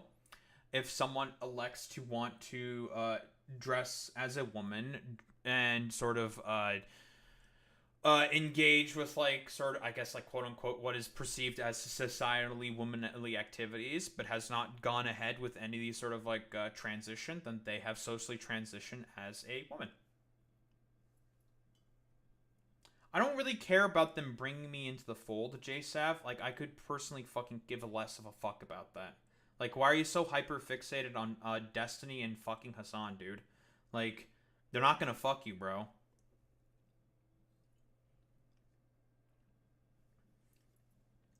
I don't give a shit. Okay.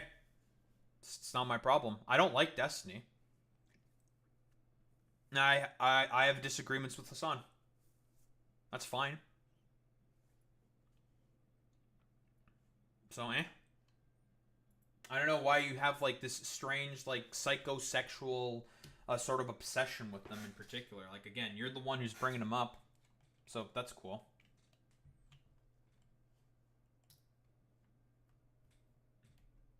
Yeah, you're not going to be owning that shit for very, very long because actively everyone is starting to come out against you. Even people on your own fucking side are starting to come out against you, buddy. So, I really don't want to hate trans, but I have to die on my hell on this one.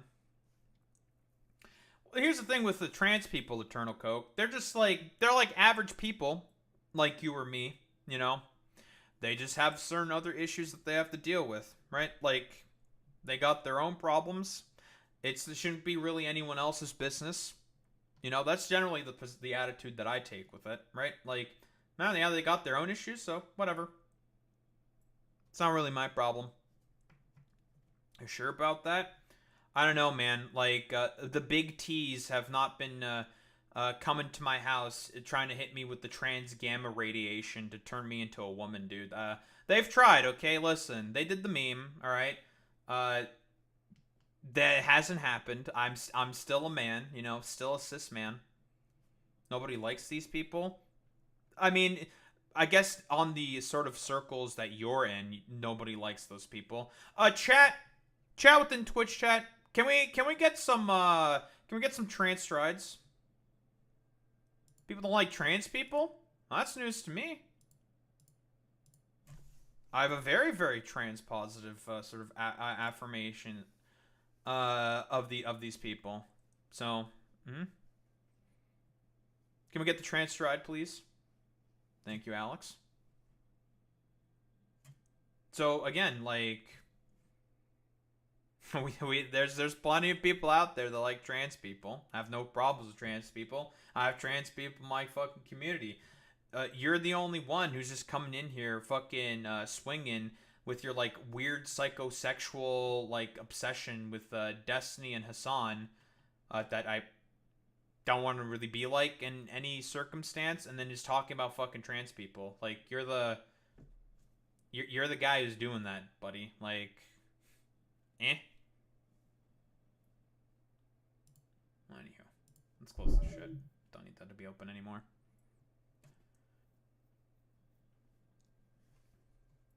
Let me see if I can find that other video for you, Eternal Coke. Because I've been getting distracted. Listen, I probably have undiagnosed ADHD. I have trouble paying attention to stuff. I have it around here somewhere. It's a good thing that I don't want to blow again, like, JSAV, what's your obsession with, like, thinking about blowing dudes, my man? Like, brother, like, you're the one who's coming in here thinking about constantly wanting to blow dudes. Like, I never brought that up. You're the one who keeps bringing up wanting to blow dudes. Are you sure you don't want to blow a dude? JSAV, like, maybe you have some underlying things, my dude.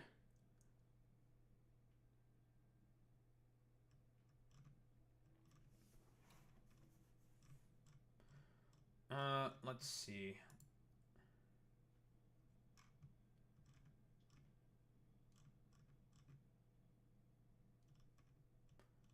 That's what I get for having a big fucking video catalog. Yeah, I'm a straight dude and I'm on the left. Listen, they tried to hit me with the trans meme, it didn't work. I deflected that shit like Goku, okay?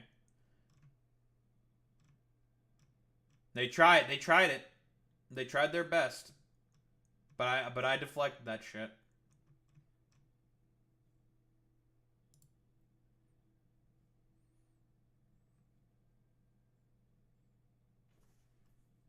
Oh, here's also another good video.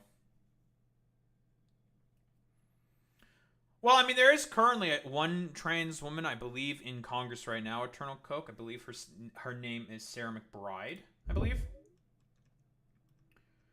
And, well, She's governing like any other sort of like average democratic, like neoliberal, representative. I mean, listen, JSav. I already said that I am on the left and I am straight. I'm cis. So, eh. But I mean, you can just keep coping about it, buddy. Like, that's not really my problem. Like you can just continue being mad about it. I don't really care, buddy.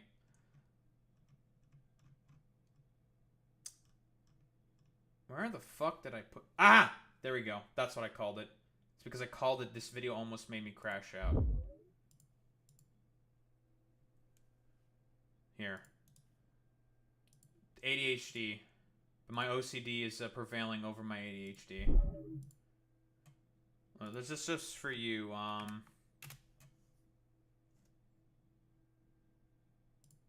Eternal code. This is stuff where I've talked about a lot of the broader concepts about the death of sociability, and or at least what I think is the death of sociability, and also concepts about like the story with the dude who made ChatGPT his girlfriend. There you go, buddy.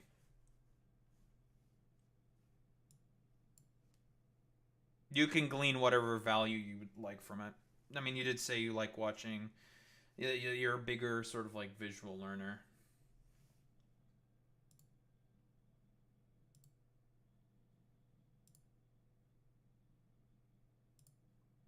Listen, JSav, like you don't have to keep saying that you want to rescind your tolerance. Listen, I heard you loud and clear. Oh, you're a Nux Taku fan. You have fun watching your like weirdo lolly obsessed fucking Israeli VTuber who started becoming a weirdo, spiteful, obsessive stalker simply due to the fact that the dumbass country that he lives in right now is perpetuating a fucking genocide on the Palestinian people. Yeah, you have fun watching Nux Taku, that fucking ostensible weirdo, dude.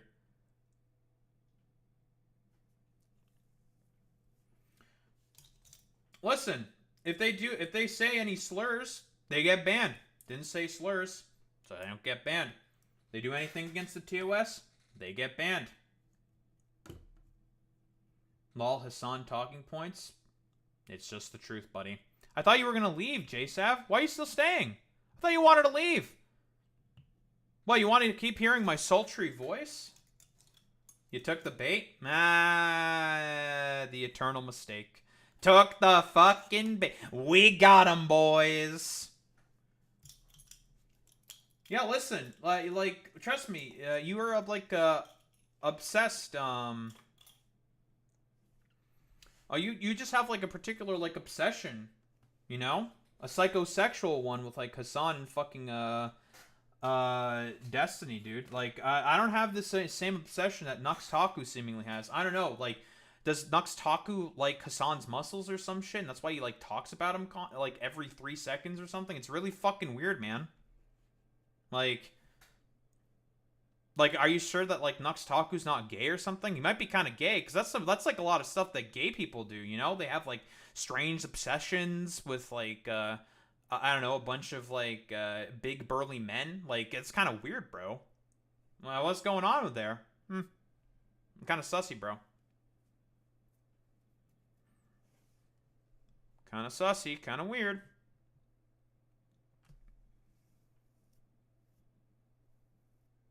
Like you keep saying these things like I don't like Destiny. Like I think Destiny is a deadbeat fucking dad. And yeah, it makes perfect sense to me that his son went far right because he's a fucking deadbeat dad. Like trust me, I know.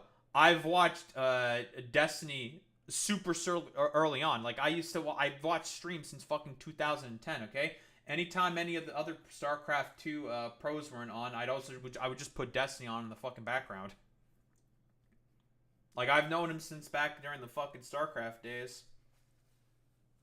You sound homophobic, bro. This says the fucking dude who came in here being like a weirdo transphobe, dude. Like, okay. Projection? Like, okay, man.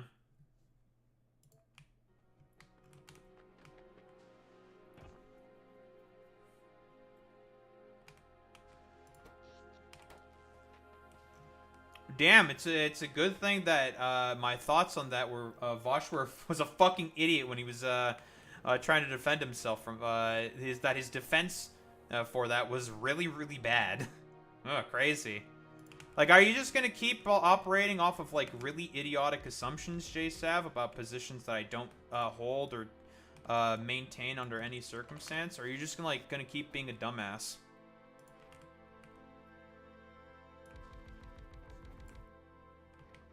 Also, it's not lolly, you fucking dumbass. Lily, you dumbass. It's lolly, you fucking idiot. Like, use the fucking word properly. Like, Jesus Christ.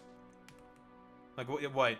All these dumbass conservatives constantly talk about how they're not afraid of words. All of a sudden, they like to fucking self-censor themselves consistently. That's fucking weird to me, bro. Yeah, and I mean, that's his prerogative. That's not really my problem. I could care less if fucking Vosh likes horsecock. Sure, man. Whatever. Don't really care. Autocorrect? Sure. That's really not my problem. I could give less of a fuck about that, dude.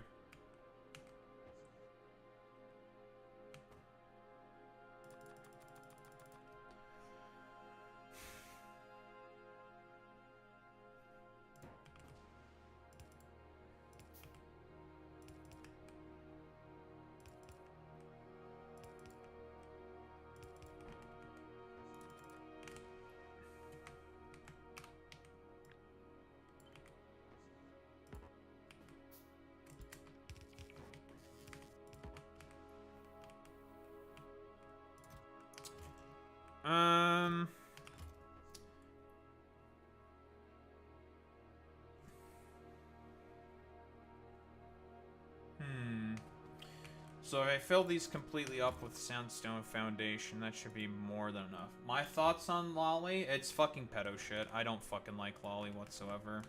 Fuck that shit.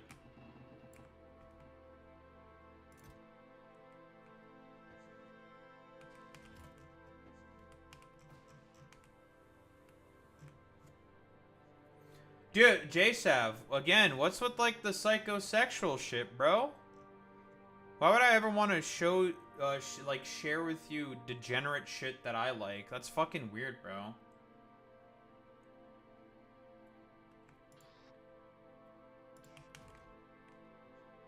I mean, unfortunately, JSav, I understand that your IQ is not exactly the highest. You don't seem to be exactly like a very bright, intelligent specimen. Right? Like you've failed the class probably, but you know, don't really like Lolicon all that much. Not a big fan. But you're a fan of Noxtaku, who has consistently talked about fucking Lolicon, and seems to be a fan of fucking Lolicon. I don't know, like throwing stones in a glass house much, like. Like, buddy, you're a fan of Nux. That's very interesting. I didn't know that they did that in Canada. That's news to me. Huh? What? That's news. I mean, good luck prosecuting Antifa terrorists and supposed organization that doesn't really have a base of operation or anything. So, I mean, what I mean, those, should it be illegal or should, I be imprisoned or killed for it? I think it should be illegal, for sure.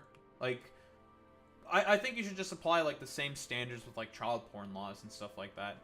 But here's the real fucking take, okay? I think, for example, a lot of people who have engaged, say, with like the solicitation of CP and stuff like that, generally speaking, they should get some fucking healthcare, because I think it's like a mental fucking illness, basically. Get some fucking therapy, dude. Like, because it's not normal that you should be liking kids like that. It's fucking weird, bro.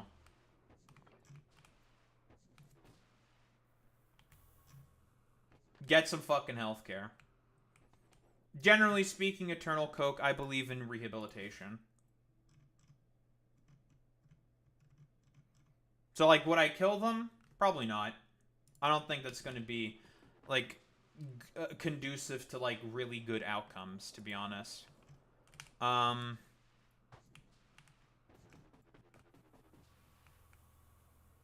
don't really believe in like retributive justice.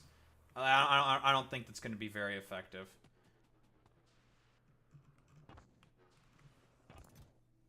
I don't have a problem with hentai.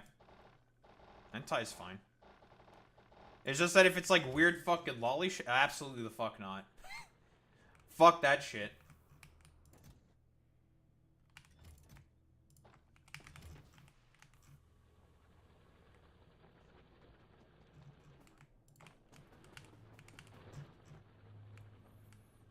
I mean, Jason, I literally just said I don't live in the United States. That's like what? Where do you think my base of operations is in fucking Antifa? How would the FBI even go after me, dude? Like, how would they?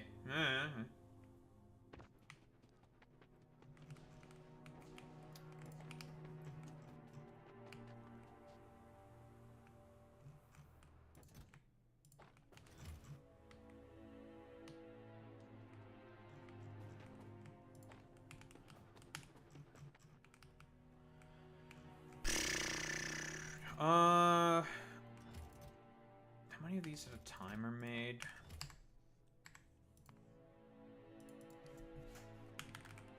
Sandstone Foundation.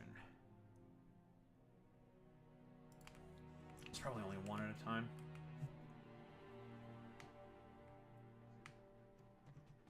I live in Canada. I don't know what Canindia is. I don't know what the fuck that is. I do live in Canada. I don't know. How does it feel having worse healthcare than us? How does it feel having to basically have to spend an arm and a fucking leg just to get some fucking doctor to look at you? Yikes. But that must feel real bad. Like what? What? Land of the free, home of the brave? Unless the brave are, you know, unless the fucking brave have some kind of sickness, then I don't know. Who gives a fuck about them, right?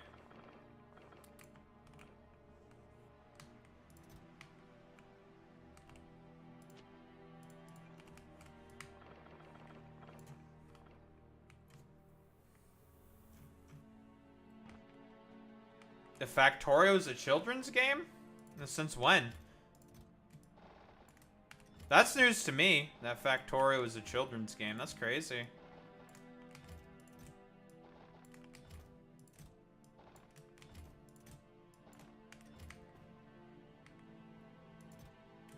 Damn, what if you don't have a job? What if you can't get a job? Not everyone can get a fucking job. Have you seen the labor market? Oof. It's a rough one with your current fucking president that's in power that's basically fucking it up. Hope you have fun with that fucking depression that's right around the corner.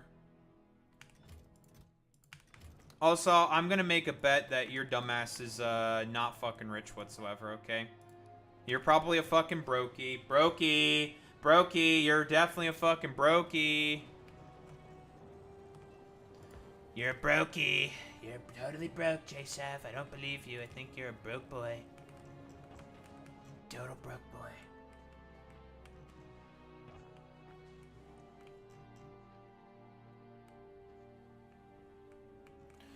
Do these come out 10 at a time or 1 at a time?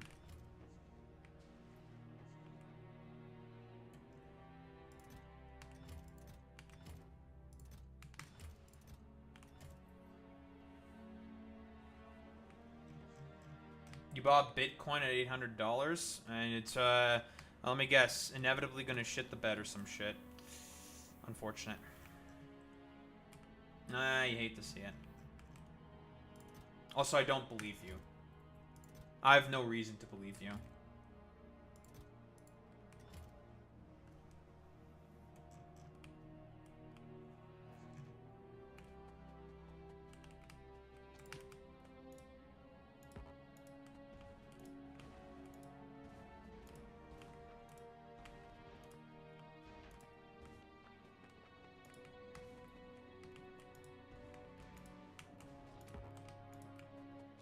Okay, so then in my mind, you're still a broke boy. You're broke. You have no bitches, no maidens. Let me tell you, folks, J-Sav, he has no maidens, folks. He's got none, which is why he has to compensate in smaller streamers' chats. Let me tell you, folks, that's some real cuck shit.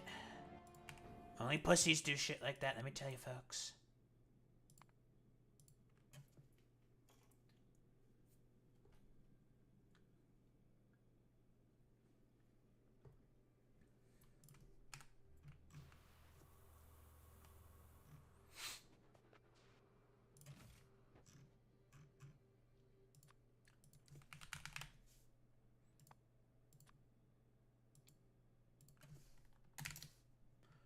I don't want 2,000, 3,000, I want 2,000.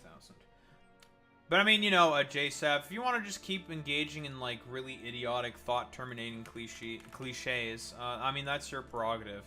You can keep saying, like, a really, like, stupid, dumb, idiot motherfucker for the rest of your life. That's not really my fucking problem, so whatever. I had no idea. I had no idea that Destiny is my idol. That's news to me, JSAV. Oh, you know, we're just we're having a bit of fun with YouTube chat right now, Boy Meets Mini. Listen, we're having a well, I'll say it. Like, listen, I'll give this to you, Eternal Coke. I'll say pleasant conversation, you know. We may not agree, but that's fine. Whatever. I hope that at least some of the stuff that I've said resonates with you to a particular degree. You know, you agree with it, you disagree with it, you just consider it, whatever.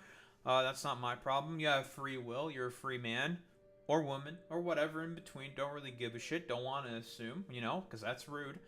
And you can believe in the things that you want to believe in. I don't really have much of a problem with that. It's just don't be a shithead. That's really all there is to it. That's overall the only thing that I really sort of want to push and like talk about. I mean, JSAV is a piece of shit, so I don't really care.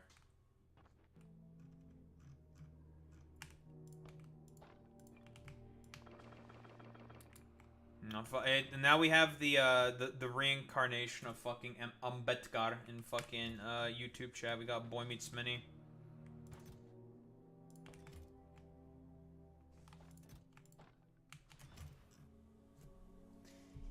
Boy Meets Mini, he's woke. He's a woke boy. He's a wokey. Very woke. Let me tell you, folks.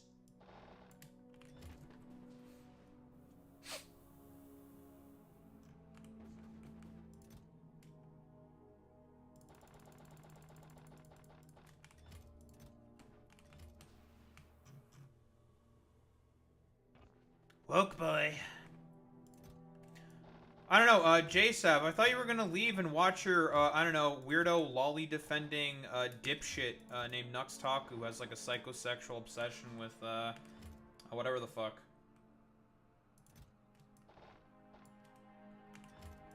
I do not like that. I've criticized Destiny before on my channel. I don't like him. I will have, I will have, like, agreements with him on certain things. But I don't like him. I will say that I agree the most politically with Hassan, right? Like, I am on the left, broadly speaking. I don't shy away from that, right? I'm not like a meat writer. I say that I agree the most with him. Like, yeah, I agree most with him.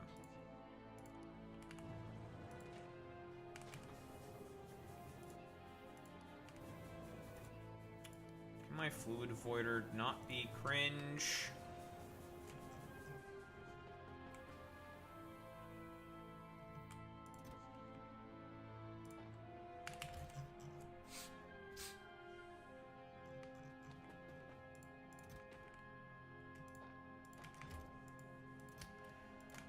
I wish I had bots, but you can't use bots on this planet because of the dust. It's too dusty. Way too dusty, folks. Just like, as I would say, the nussy, aka the neck pussy that I have, folks. Let me tell you, because I'm President Donald Trump. The Nussie.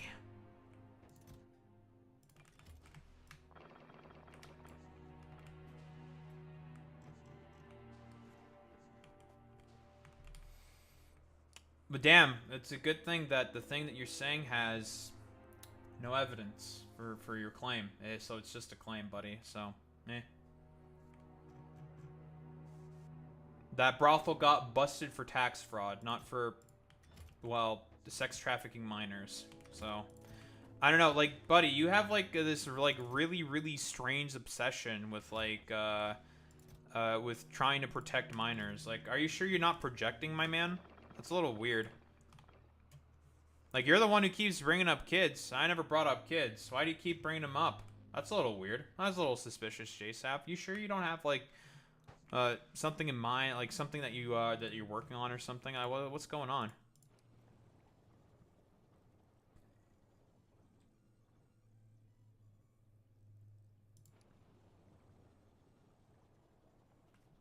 No, a little weird. The song goes to Diddy parties. I mean, he went. I'm trying to remember what that thing was. I'm sure I'd agree with him on something. Hassan is relatively approachable, right? I think he, like, even for someone like yourself, Eternal Coke, who's Coke, Jesus Christ, who has said that you're like, you know, you don't really agree ideologically at all with like Hassan. He's approachable. Destiny is also approachable in certain respects as well. Everyone in content creation is approachable to some level or what. I mean, it comes with the sort of territory, right? They wouldn't be successful creators if that was the case, right?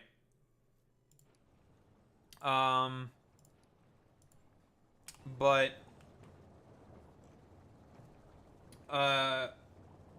the Destiny hire some PDF's lawyer. That's true.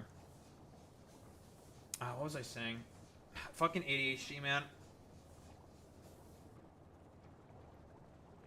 I don't remember what I was saying. I'm blanking. Yeah, I don't remember what I said. Fuck my life.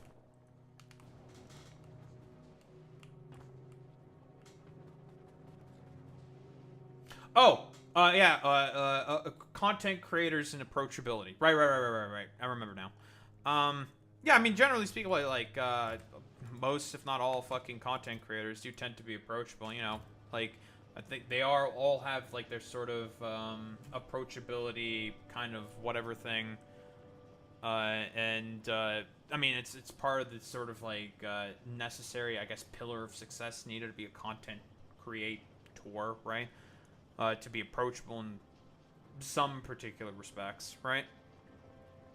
So, yeah, I mean, it's fine overall. Like, what I guess I'm more curious about is like, what are your exact problems then with like, with people on the left, like say like the Destinies or the Hassans of the world or the Voshes of the world, you know, like in terms of like positions that they believe in and things that they have said before in the past or even presently, right? Like, doesn't have to be like any particular time frame on this.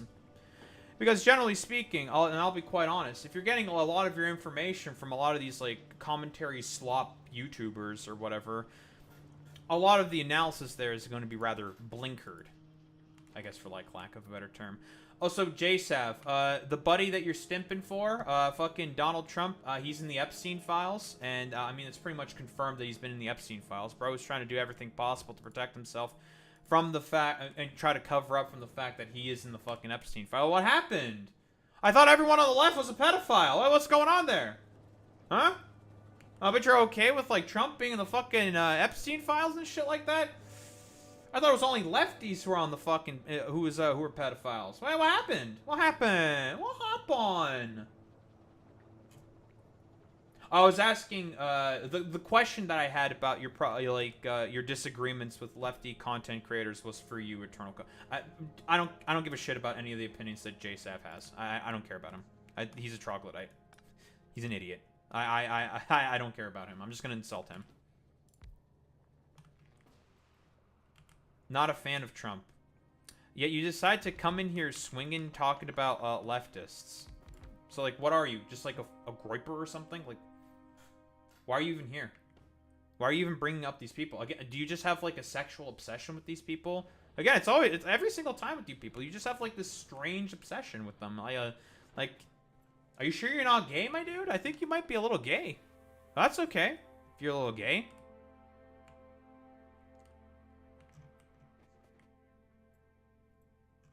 Yes?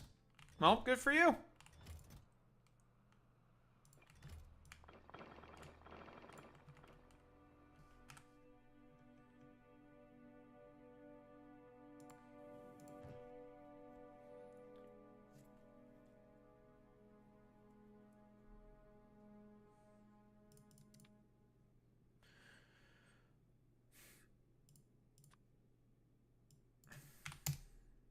Sure, man.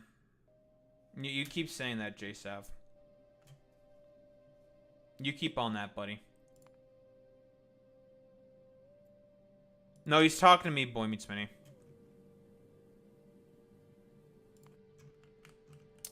Are we producing stone? Yes.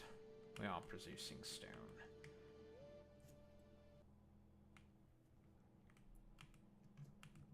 Yeah, I can't believe you're homophobic, Boy Meets Mini.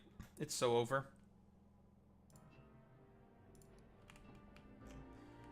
I just need you to make me a bunch of stone, please and thank you.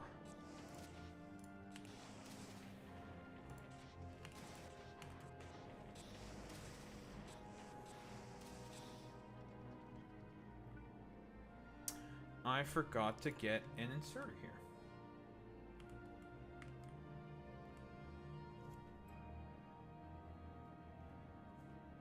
I think mainly my problem would be lack of fair enforcement of TOS. I really don't care about extremism or if someone is, but over the years he said stuff others would have been permabanned for. Okay, so the problem a lot of times, for example, with a lot of the shit that Hassan has said, and this is coming from the Destiny's community, a lot of the clips in terms of what he has done that is ostensibly like against the TOS is stuff that is clipped out of fucking context, right? And I'll be fair, obviously.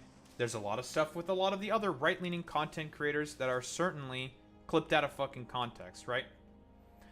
However, if you look at the overall positions that they have said and a lot of the other things they have pushed for within the past, it's kind of more difficult to say, like, if they are saying certain things out of context or not whatsoever, especially when it comes to, like, violence and fucking extremism. With that stuff, I think they're being rather genuine and serious about that shit. Right? So, I mean, like, I guess we can do an example, right? Why don't we, like, do, like, the Ethan classic. There's the Yemeni kid, Hassad al-Radad. So, here, let me get the White House on this one. So there's the Yemeni kid that fucking Hassan interviewed. His name is Hassad al-Radad, right? And the claim is that he's a fucking Houthi, right? And the Houthis are a terrorist organization.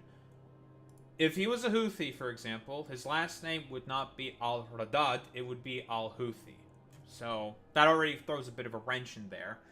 And as for the claims for it being a terrorist organization, during the last year of the Trump administration, I think it was in December, so this would have been around 2020, the Trump administration put the Houthis as a part of the foreign terrorist organization, like watch lists and stuff like that, right?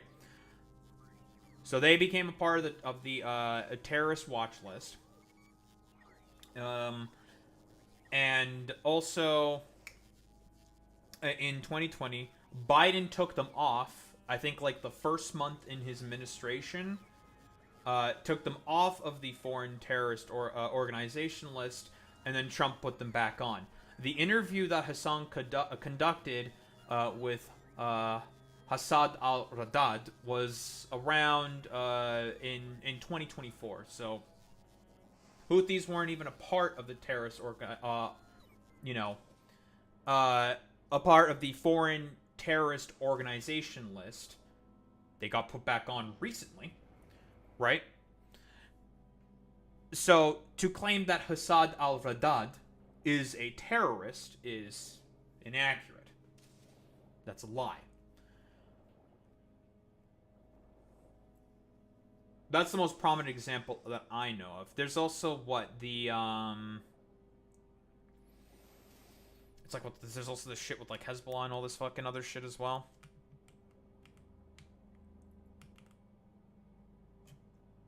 The leadership is mostly from the Al-Houthi family. Yes, it's a specific clan called the Zaidi? Zaidi. They're just a theocratic state. Yeah, exactly. It's all, what? Is it, I always mix this up. Are they Shia or Sunni? You're in manufacturing, you own a business?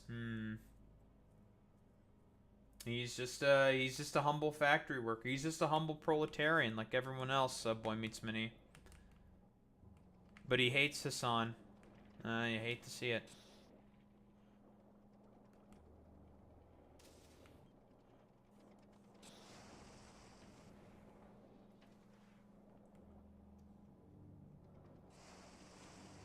Yes, remember to do your critical driving theory. That's true.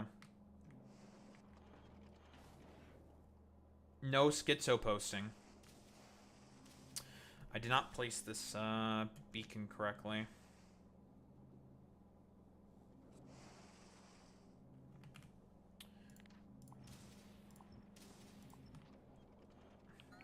It's true, Boy Meets Mini.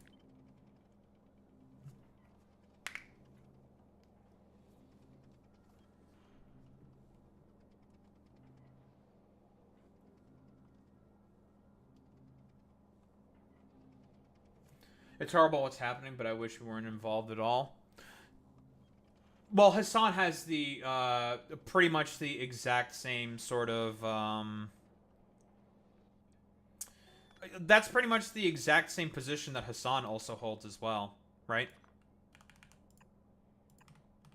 You would probably find a lot of rapport on him in terms of that particular issue, but a lot of that analysis gets rather blinkered because of, well, a lot of the idiotic shit that Ethan Klein and also other, like, slop YouTubers like Nuxtaku, the Augie RFCs of the world, the other sort of people who, I don't know, like, peddle all these, like, idiotic fucking conspiracy theories, other commentary channels and shit like that, peddle.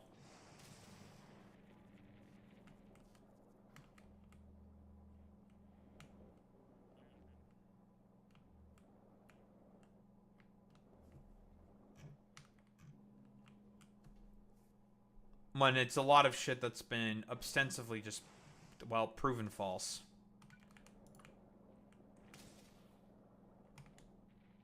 Do I not have a stack inserter? That's annoying.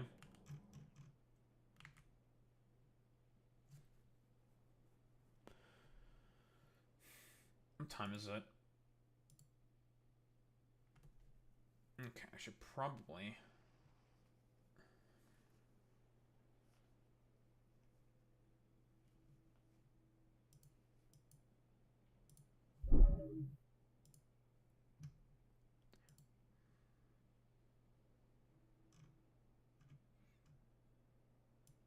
Well, I mean, here's the thing, Eternal Coke. The reason why the U.S. is always going to be,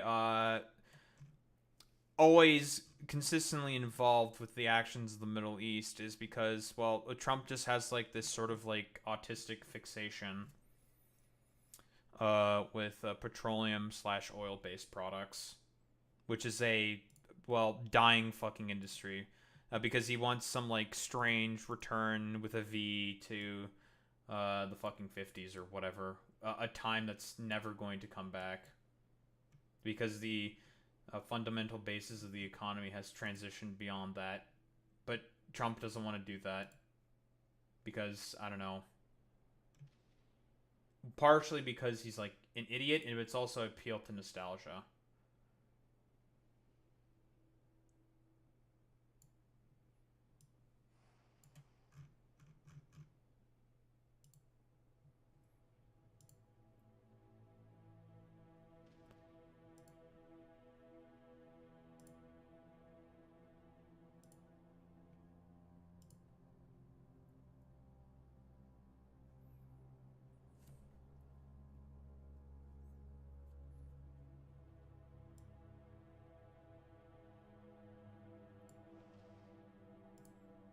Best system in what in what aspect there, Eternal Coke? In terms of healthcare? In terms of healthcare, for example, the United States consistently ranks at the bottom or pretty much last in comparison to all the other G7 countries in terms of healthy outcomes. The United States performs the worst. Yeah, because of the corporations and the rich being the main people who basically run the fucking system. And they're the main guys who basically dictate fucking healthcare policy. A lot of these like pharmaceutical companies and all these other motherfuckers.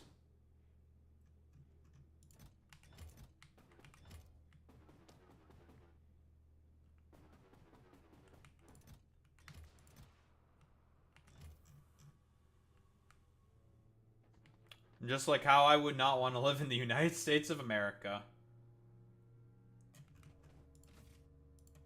I want to not go anywhere near the United States of America right now. I'd probably be detained, and I'm a fucking Canadian, for fuck's sake. Because that's what the Trump administration's been doing. They've been detaining Canadians. I think I need a more consistent source of stone. Brick. Probably should grab it from here.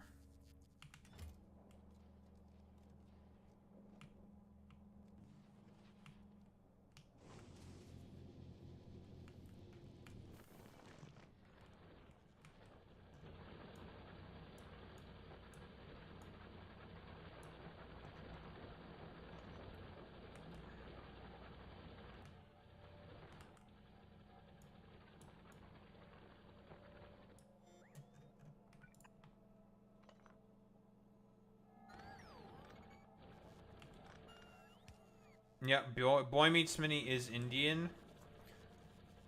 He moved to America when he was very, very young, right? Boy Meets Minnie, if I'm recalling correctly.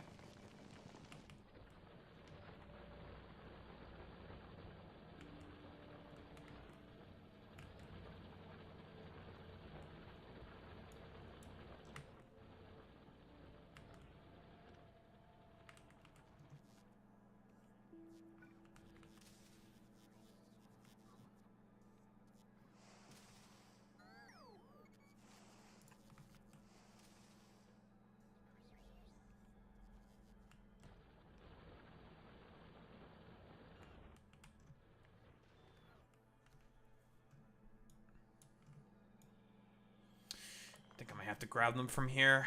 It's more reliable.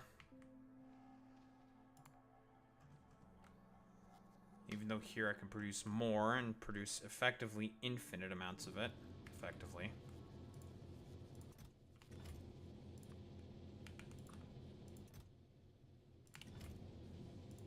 Nowhere near as reliable.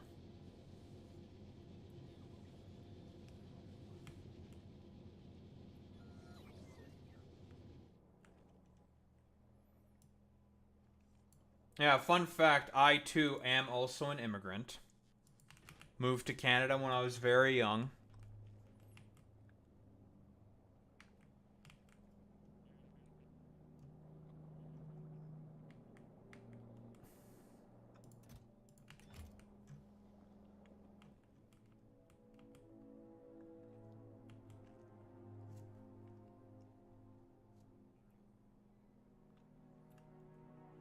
Well, see, here's the thing with that argument, Eternal Coke. You can also apply the exact same, you can say the exact same thing about the United States of America. Plenty of nice places in the United States of America, but a lot of fucking shitholes. Lots of shitholes. Within America.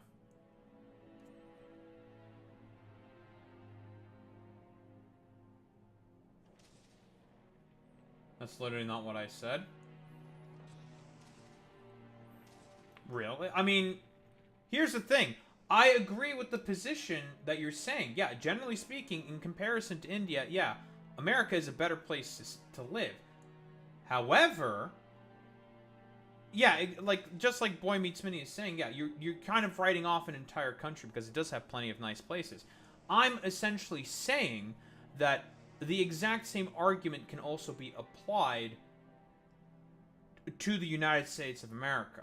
It can be the exact same position. It can be, right? You can apply the same logic. That's what I'm saying.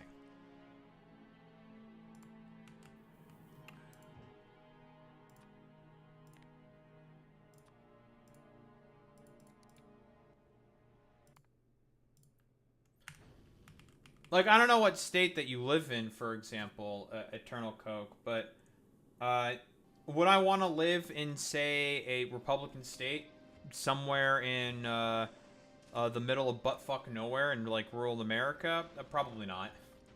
I'll be honest.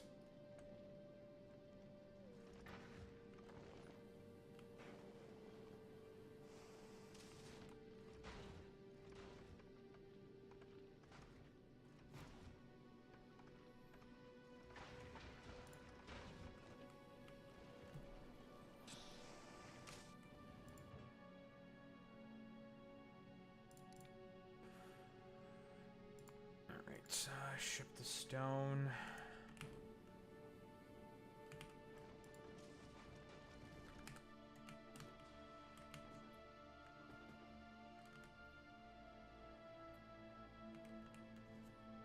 Massachusetts, I believe, is #1 in terms of educational attainment, Boy Meets Minnie. I believe. And in healthcare outcomes.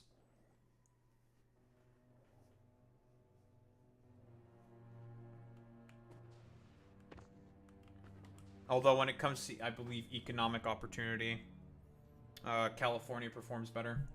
Yes, and good quality of life. Yeah, exactly. But economic opportunity, there's more available within California. I think. I think that's accurate. I'm not sure though.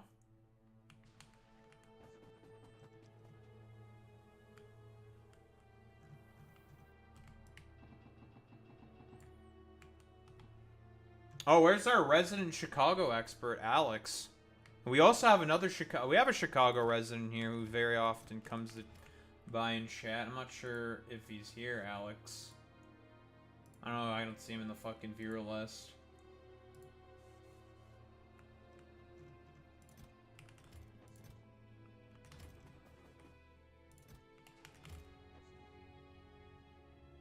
But a lot of the stuff in terms of like crime narratives that happen within like inner cities are generally overblown. From what generally speaking, in terms of crime rates, in terms of crime rates within the city of Chicago, and in terms of every democratic city, it's been all going down, and they've been experiencing basically like 30-year lows of crime, right? There was obviously a spike during COVID, which makes sense. It was COVID. Like, duh, there was a spike during COVID. But, yeah, and crime has been continuing to decrease. And you want to know what's also not contributing to the decrease in crime? Donald Trump decided to cut a bunch of federal funding to community-led initiatives that were having a handle on the crime. Joe Biden funded those things. Trump decided to cut them. Because, well, it's the predecessor who did it, and I don't like anything that my predecessor ever does, so therefore it is bad, so therefore it has to be cut.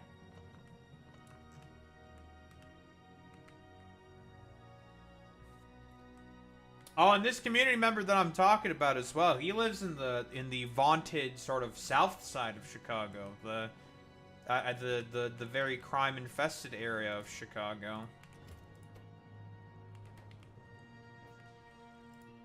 We very often try to get a, you know, as like a joke, we try to get our south side of Chicago crime report. Very often nothing happens.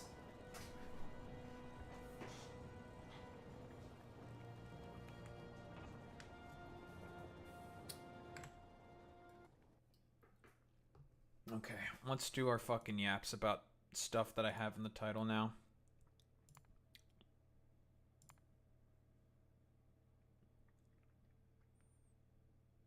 Oh, yes. That's a part of my sort of death of subjectivity analysis that I also forgot to mention there, Eternal Coke. Suburbs are not have a lot of problems in terms of socialization, right? A lot of the stuff that I've been talking about, broadly speaking, about stunting of socialization, the first step in that, before the AI companion stuff, it was the suburbs. That was the first step in the sort of whole carification of America. Remember, because back in the day, during the 20s and the 30s, employees used to ride on the same trams, for example, as the bosses. And they like to talk about certain things about the bosses that made them feel rather uncomfortable, right? Generally speaking. Many such cases, boy meets many such cases of people getting black-pilled in the suburbs because it's just an inherently socially isolating sort of environment.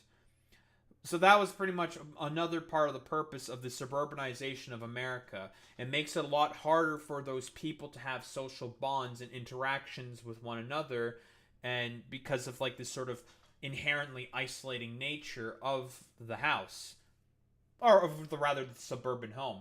It's very large. It's off very often in sort of like corners of lands. If we're talking about like say a cul-de-sac, for example, you have to have a car in order to be able to get anywhere, you know, to social places or environments.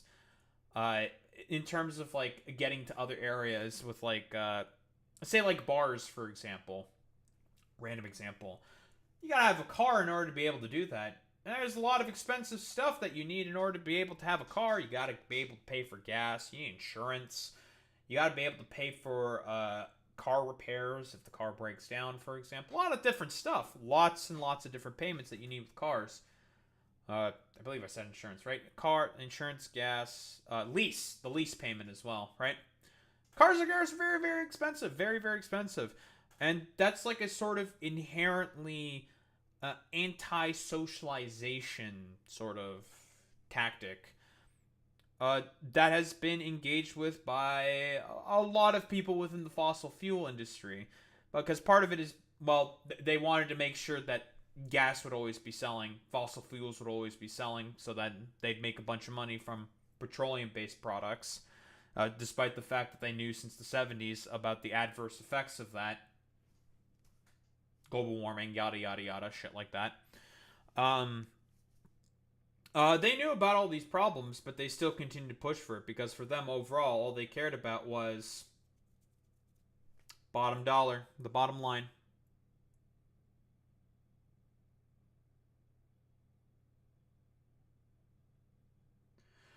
The problem is, though, Eternal Coke, is that there are barriers and sort of social stigmatizations that make it such that that a lot of community-led events and shit like that are a lot harder within suburbs. And there's a lot of history behind this. You know, the whole idea behind white flight, trying to run away from all the inner city blacks and shit like that. You know, stuff like that, obviously. But it's in terms of a lot of more healthy societal outcomes. Do you know about the what's the name of the fucking housing system they have in Austria, Boy Meets Mini? The socialized housing system? I don't remember the name of it. But in Austria, after World War II, the socialists there, they got power, and they decided to push for a broader sort of socialized housing system.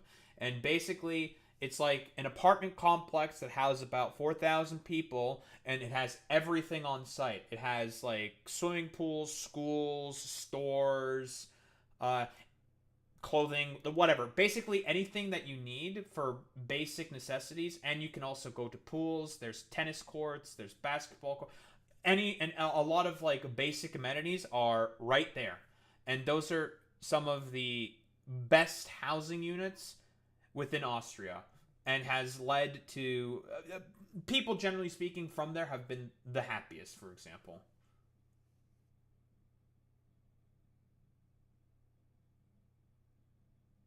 Well, see, here's the problem with that, Eternal Coke. Like, you're falling for the propaganda. You're falling for the meme, right? Like, you're engaging in a lot of broader sort of antisocial behavior that I was talking about in particular.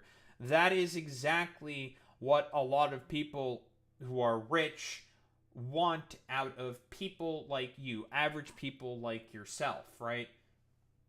They want you to be as socially isolated as possible. We're talking about the rich, generally speaking here. They want you to be as socially isolated as possible because they know that monkey together is stronger, for like lack of a better term, right?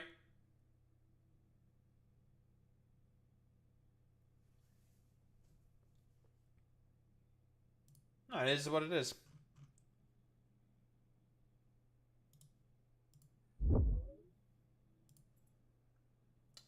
There's a kink in my neck and I don't like it.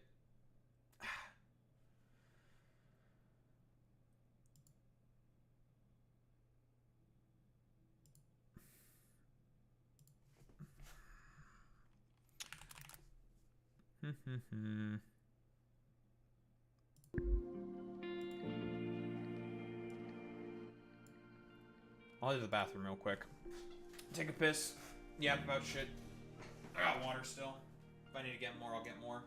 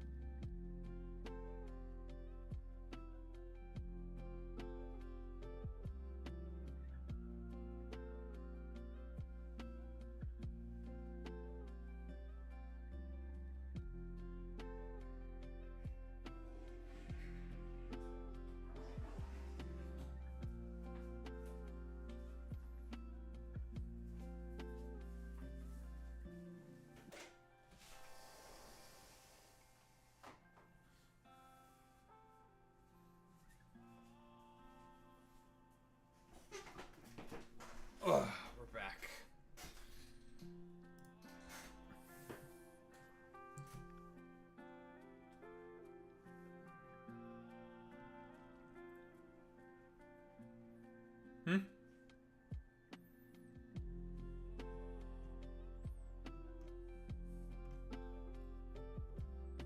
Oh, thank you, Boy Meets Minute. Yeah, Vienna's social housing. People are very, very happy.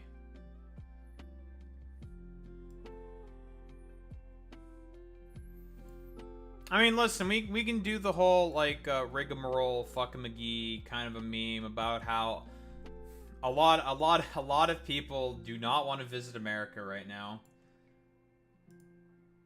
And even, like, a ton of normies.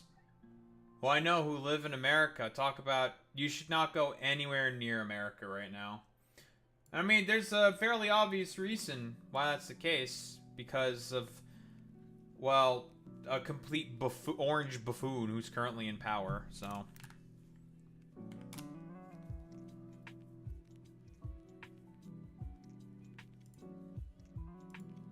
Alright, it's time for big man.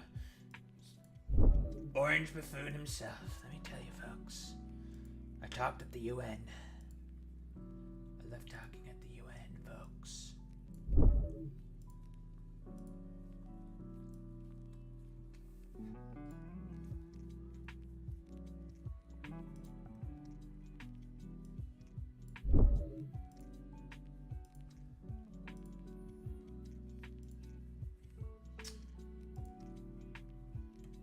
Chan rumor, eh? How about the DLC megas, eh? Mega Dragapult, eh? Okay, dude. Sure, man.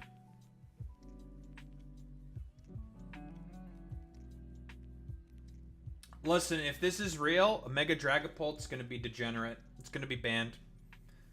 People thought, I mean, I guess it depends on what ability it gets, but if it gets, like, a better ability than the two that it currently has... I mean, Clear Body's actually pretty good. If you're going physical, so you don't get intimidated. And Infiltrators is pretty decent. Going through substitutes. But that thing has 142 speed already, non-mega. And you're telling me you're giving it 100 plus BST? To put in its attack and special attack? To make it better? Nah, this thing's gonna be busted. All it needs is like 10 more speed, and then it's just broken already. Completely busted. Needs 10 more speed. 152. Disgusting. It will be broken. Mega Pheromosa and a Mega Buzzwall. Buzz! Buzz, buzz, buzz, buzz, buzz, buzz, buzz, buzz. That's gonna be probably broken. Both of those are gonna be fucking broken. Mega Xerneas, Mega Yveltal, those are going to be broken. Both of them are already broken. Now you're giving them 100 plus BST? Because they don't need a change in their ability. Fairy Aura, Dark Aura, woof! Those are good fucking abilities. Great fucking abilities. And their stats are already good. Woof! And they're going to be broken.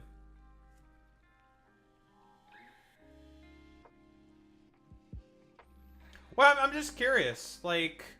Yeah, I mean, you say you have fine interaction with black people, but you don't like black people. What exactly do you not like about black people? What do they do? What do black people do?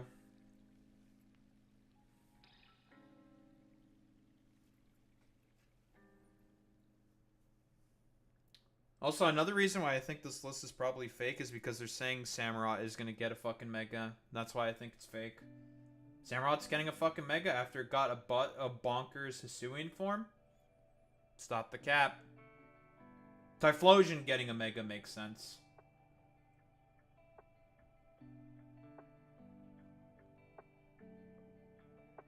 I guess it also makes sense that, I guess it's because of Embor that they give it to the other two Unova starters. I guess that makes actually more sense. No, that makes way more sense. I'm a dumbass. What was I thinking?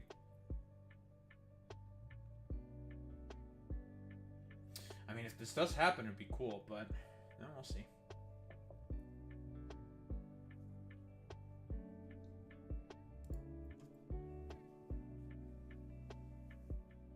But also, I'm just curious, like, why do you not like black people? Why do you not love black people? Do you love black people? You know, Jesse Lee Peterson meme, of course. Amazing. Amazing! Amazing! He's a funny guy. Wrong and very stupid about a lot of stuff, but a very, very strange dude.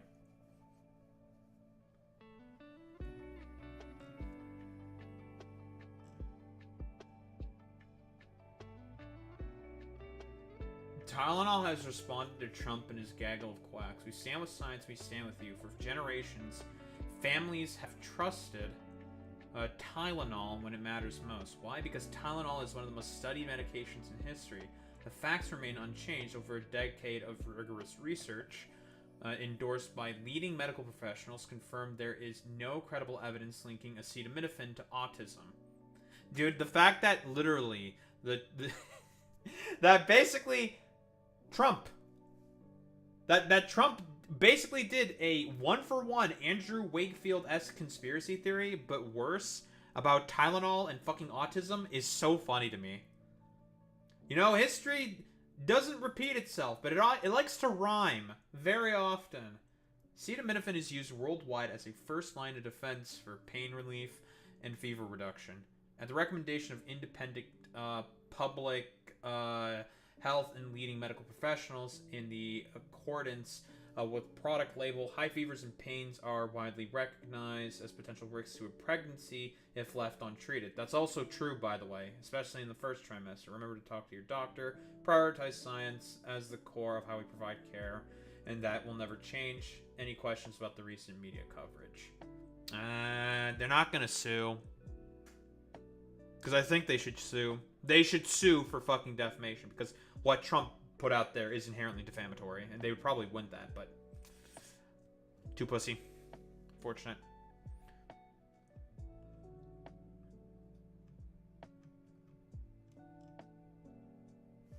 Nah, I don't think they're gonna go through with it. Yeah, they're just folding.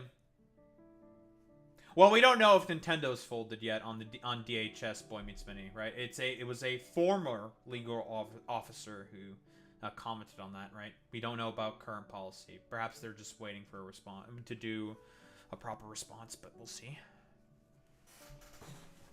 Or they might just not care or something, but whatever. Them being silent on it is probably worse.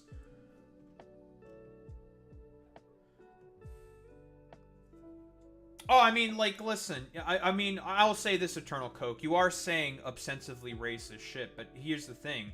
I think the things that you're saying, I don't think come out of malice. I think it comes out of ignorance.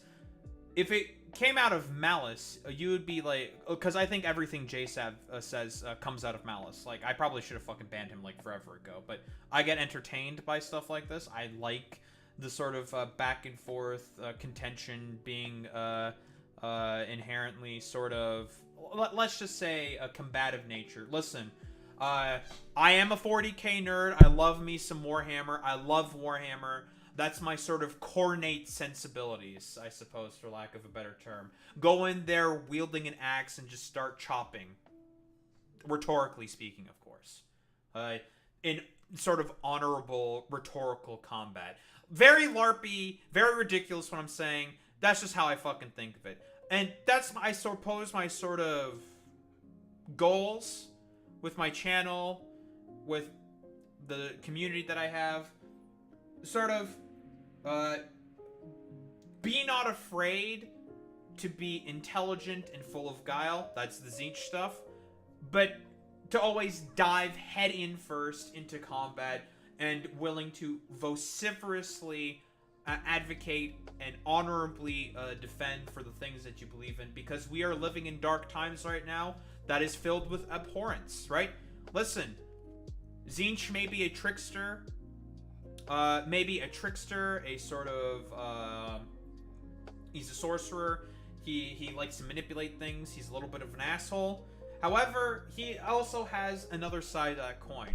The ability to be able to point out these tricks, to be to gain the knowledge necessary in order to be able to point out these sort of things that are abhorrent and that are terrible. And Khorne may be the god of blood, murder, war, and skulls. However, he is also embodies the concepts of survival of the fittest, survival of not survival, but of honorable combat. Now, Khorne will never stab you in the back, and he will never lie to you. Ever. He will never do either of those things. He'll just punch you in the face really hard. Bad, yes. But there's a sort of honorable sort of idea behind that. And those are like broader concepts that I would like to embody, I guess.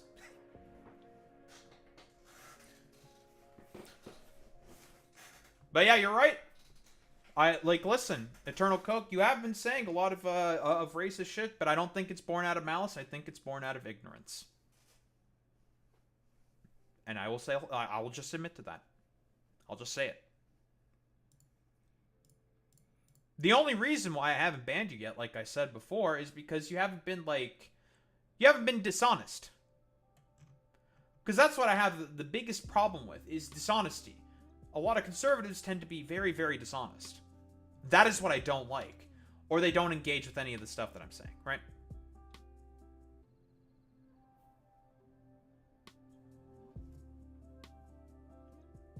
Well, I mean, like we said before, crime has been going down. Like, we can, I wish Alex was here. He would have the statistics on hand, but, because he's our resident, he's our resident South Side of Chicago, enthusiast. Could be out for his walk or something. Wouldn't surprise me. Their walk? I'm not sure how Alex identifies. Whatever. Curse these unisex names.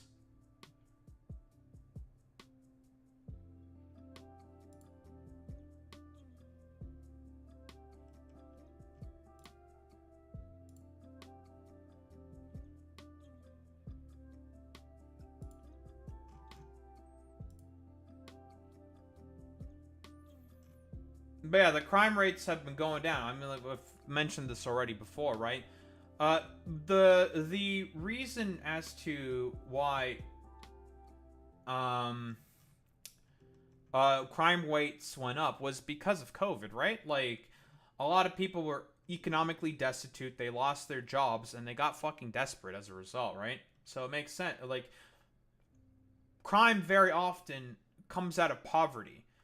And when you are hit with a sort of, like, economic collapse of the time, that, of course, resulting from COVID, a lot of people are going to turn to crime in order to just be able to try to survive. Very, very often, right?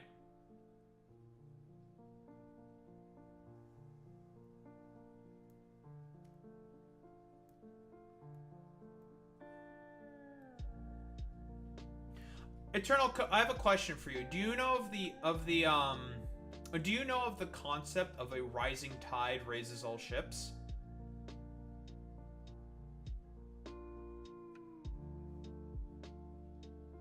Well, that's also part of it, right, Boy Meets Mini? But it's that. Generally speaking, Boy Meets Mini is very aware of a lot of the history that happened in America that has happened to black people. And a lot of those inherently discriminatory sort of policies still exist to this day in some shape or form. Has it gotten better in comparison to slavery? Yes. Absolutely. Well, there's slavery, then there's Jim Crow. Jim Crow laws, mostly with segregation, for example. You know, whites only bathrooms, whites only fountains, and stuff like that.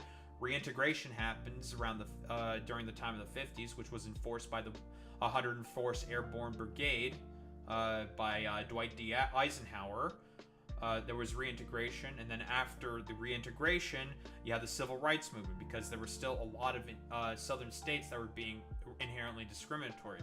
And there's a lot of complicated historical reasons for as to why these sort of systems were helped maintained. And a lot of it is because of a funny little organization called the United Daughters of the Confederacy. Basically a bunch of daughters, unironically, of old Confederate generals who were basically given the task of whitewashing the history of the Confederacy. A lot of those sort of ideas were put within textbooks, within a source educational material in the South, and the sort of lost cause myth was started because of that, right?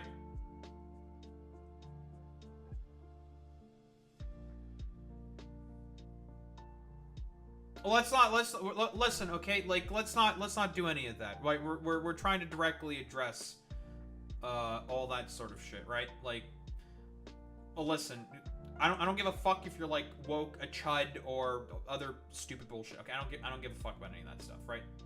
I more prefer talking. I prefer to talk about the argument and the root basis. And there's a lot of historical precedent. Very often I talk about history. There's a lot of important history that needs to be talked about. So the United Daughters of the Confederacy spread a particular myth called the Lost Cause myth that basically said like, oh, actually it wasn't as bad as you may think it was during the Confederacy. The slaves actually got treated quite well under their masters, for example, right? And that made it such that people were very inherently discriminatory against black people. That, and also because of a lot of white flight stuff due to the suburbanization of America, like I mentioned earlier, basically helped cement this more sort of like callous, more racist attitude that a lot of white Americans have against black people. You know, the idea of the inner city black, for example, right? Well, the thing is, like, have you seen, like, were you born witness to, like, a murder, like, people doing drugs or something within, like, Chicago or something? Like, again, like, a lot of the same people say that exact same thing. Like, they say, like, I've seen this particular own thing with my own eyes or whatever, and it's just like, okay, like, what have you seen then? Like, what have you seen? Like, did you go to, like, a particular part of Chicago and witness, like, a gang shooting or something? Like, what did you see?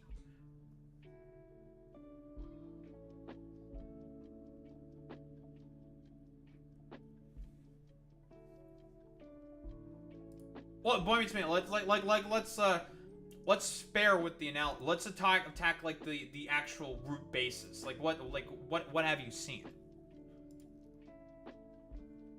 Or is it stuff that you've mostly read?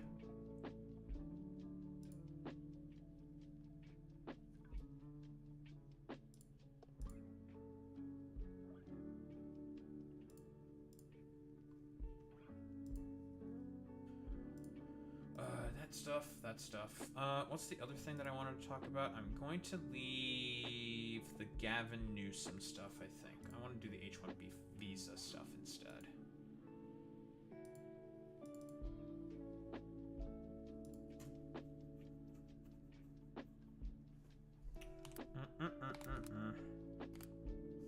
Oops.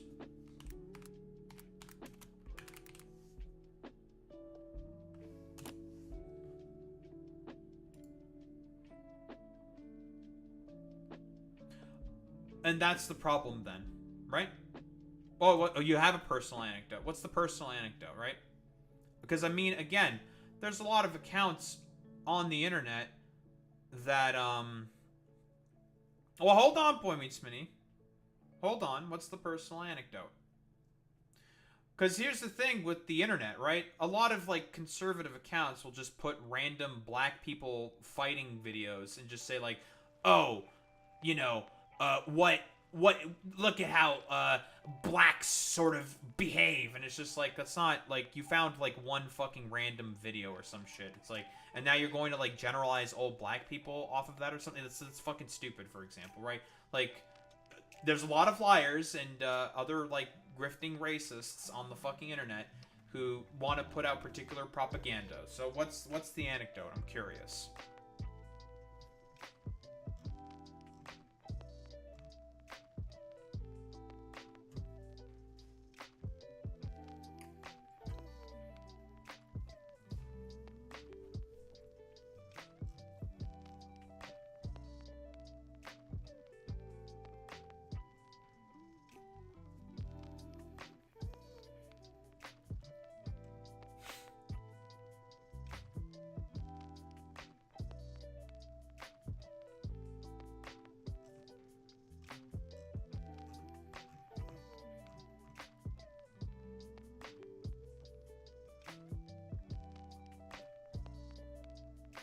When I generalize, it doesn't go to the entire group in general. Well, I mean, that's kind of the problem, right? With a lot of generalizations, like, it's meant to sort of just attack the whole entire group, right? Like, that's the point of a generalization, right? Because if we want to look through a lot of the black crime statistics, there's a really, really good video that's explicitly debunking a lot of shit that Charlie Kirk has said. So, for example, like we all know the stat of 1350, right? Despite being 13% of the population, black people conduct about 50% of the crime. That's, first off, it's more like 1338. The Federal Bureau of Prisons has seen that black people convict about 38% of the crime, with white people committing about, I think it was like 56% of the crime. I believe this was from 2024 statistics or 2023. I'll also have to find the video, because the individual explains it a lot better. But there's also another problem with a lot of the statistics, and it's something that also, for example, Charlie Kirk did not engage with, because it was in response to a lot of claims that Charlie Kirk made within his Jubilee video. Black people make up about 55% of the what's the term? Of the not convictions, but of the what's the term for when they after they do an investigation of the crime, for example, they just like let them off because it didn't end up being true. God, I'm blanking on the fucking term. It was about 55% of black people basically get exonerated. That's the term. 55% of black people get exonerated. I think this was in particular about murder rates. Get exonerated of a lot of murder charges because they do the investigation and it ends up not being true. Whereas with white people, for example, I think it was for them it was about 38%, something like that. So black people are more likely to get arrested for, well, crimes they didn't do. Do black people commit crime? Yes, there's a lot of complicated socioeconomic problems for as to why, but they also have the most exonerations for it, for example. As for the anecdote, I had a black friend from 6th to 8th grade. We lived in a good neighborhood and went to a private Catholic school. I'm really grateful for that. He still ended up being a ghetto thug. I still see him on Snap Stories waving around guns and acting like a criminal. I mean, he's not committing any crime. Yeah, I mean, like, waving around a gun. Like, what do you mean by, like, acting like a criminal? Like, does he go around, like, shooting people? Has he shot anyone? Has he robbed any stores or anything? Right? Like, I don't talk to him anymore, but I see what he does. Well, see, here's the thing. Like, he hasn't done anything. Yeah, I mean, listen, yeah, people can, like, wave around a gun or something to try to look hard on, like, Snap Stories or whatever, but that's not a crime, right? There's a Second Amendment. Black people are allowed to have guns and carry guns. Whatever they do with that gun, like, wave it around or whatever, like, that's their prerogative. That doesn't mean that they're, like, inherently going to do crime with it or act like a criminal, like, or do like criminal shit with it, right? Like, that's like whatever. Like, bro thinks he's being swag with a fucking gun. Okay, who cares, right? That's like, because you have to think about it this way, Eternal Coke. What harm has he done to anyone just waving around a gun on Snap Stories? What harm is there? What's the harm? Who was affected? That he's going to want to do crime? How do you know that? This is a thing that I've talked about before with you, Eternal Coke, in terms of the death of subjectivity, right? Because you have to ask yourself these questions. Like, how do you know? You were best friends with the dude at this time? I understand, but the thing is if he's waving around a gun and he's trying to look hard and stuff, trying to impress his friends, anyone can fucking do that, right? They can be like, yo, look at my fucking sweet little toy. Look at how fucking swag and cool I am, or something, for example, right? Like, that's just stupid kid shit. Right? Stupid kid shit. People do stupid shit when they're a kid. Constantly. I've done stupid shit as a kid. You've probably done stupid shit as a kid. Boy Meets Minnie has done stupid shit as a kid. Who cares? What matters more is about the actions right now. Has he done any crime? Has he shot anyone with that gun? Has he robbed any stores? We don't know.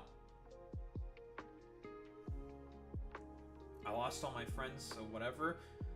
I mean, that's the inherently black-pilling nature and the antisocial nature. Like, I mean, this is like the shit that I've described about earlier. You have to be willing at a certain point in order to be able to open up to people, right? You have to be. We're social creatures. That's how we've been successful as we are. That's how we dominated the planet, by being social creatures, by talking with one another. Why excuse that behavior? Because it hasn't caused any harm. Right? What's the harm in waving around a gun? The harm can be more than likely to himself, because what if there's an accidental discharge and he ends up shooting himself in the face? Right? Just because he's trying to act hard and like gangster with the gun, right? Doesn't mean anything. That's not a crime. No harm is being caused to anyone. He's just waving around a gun like a dumbass. It's a stupid thing. Yeah, you could say that. It's stupid. Sure. It's silly. But that's because he's a kid. And kids do silly things. They haven't fully developed their critical thinking faculties. You don't know what he's done with that gun right now because you said you haven't kept up with him. You just decided to make that assumption based off of the fact that he was waving around a gun and shit. Even though he's done nothing. He just waved around a gun. From what I understand, in the United States of America, it's legal for people to own guns. Second Amendment and whatnot. What you do with that gun ultimately is your decision. Yeah, exactly. We don't know if he's been arrested or anything. Has he committed any crime? We don't know. So as far as I'm concerned, he hasn't done really anything wrong. He hasn't caused any harm to anyone. And like I said before, him waving around a gun like that, like a hooligan, like a dumbass, he's more likely to cause harm to himself through an accidental discharge, for example, of the weapon. If he didn't unload the gun properly, make sure there's no bullets within the chamber or anything, right? He's more likely to cause harm to himself. And then you can make fun of him for being like, you fucking idiot. Why would you do that? You just shot yourself for no reason, you silly goose. And then, you know, it can be like a silly memory or something later on if nothing happens to him. So why is it bad for me to say he's acting like a dumb N-word? Because you're making an assumption, right? You're making a bit of a leap in logic, right? You yourself said that he may be sort of more sort of I don't know, based off of his like behavior, right? Based off of the culture, quote unquote, right? He's more likely to want to like commit crime or some shit just because he's like waving around a gun. But you have to ask yourself deeper questions, right? You can make the argument that the behavior there is stupid because he's more likely going to cause harm to himself, right? More likely in that case. He's not causing any harm to any other person, right? He might, I don't know if he has like a family or like a pet or something that was in the house during that time when he made that fucking snap story where he's like waving around the gun or some shit. I don't even know necessarily 100% what his current like living conditions are, where his like sort of like financial state is at also. That's also another consideration that you have to make because of a lot of redlining and other policies that have happened historically within the United States. A lot of black people within cities are more likely to be poor, for example, right?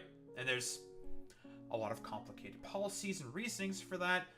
Especially with like treatment within banking, yada yada yada. There's a lot of complicated reasons, and it makes it more likely that people, like especially black people, will want to join gangs in order to have some kind of community with someone, because they, broadly speaking, understand that they can't sort of make general community with broader society because they are being treated as an other by the system, right? Like, this is a talk that's been given consistently to a lot of black people, and I've talked with a lot of black people about this, right?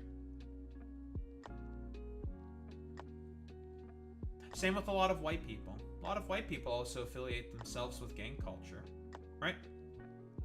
There's no harm with that, exactly, right? If you want to affiliate with a particular culture, right? He beat the shit out of this one white kid. I've beat the shit out of people before. before as well in school.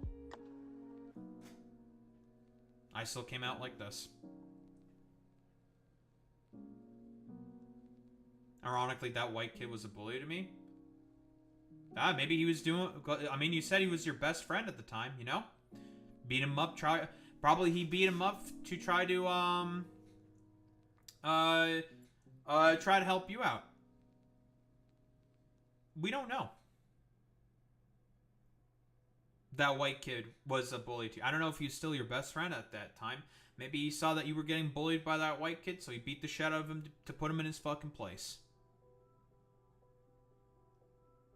Obviously, that's not the best solution to the problem, but he did that because he was your friend.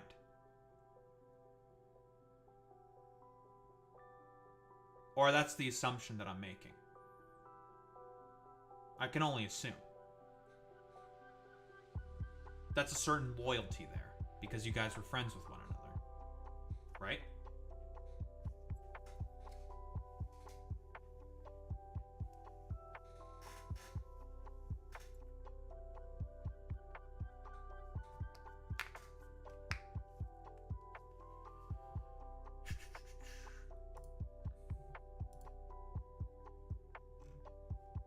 I need to stop being so distracted. Nah, they had personal beef, but he took it too far. Wasn't about that. Ah.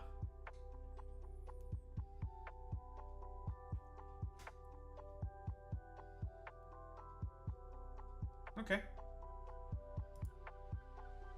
That happens very often with kids. Sure. Like... that doesn't mean he's, like, going to be causing crime, right?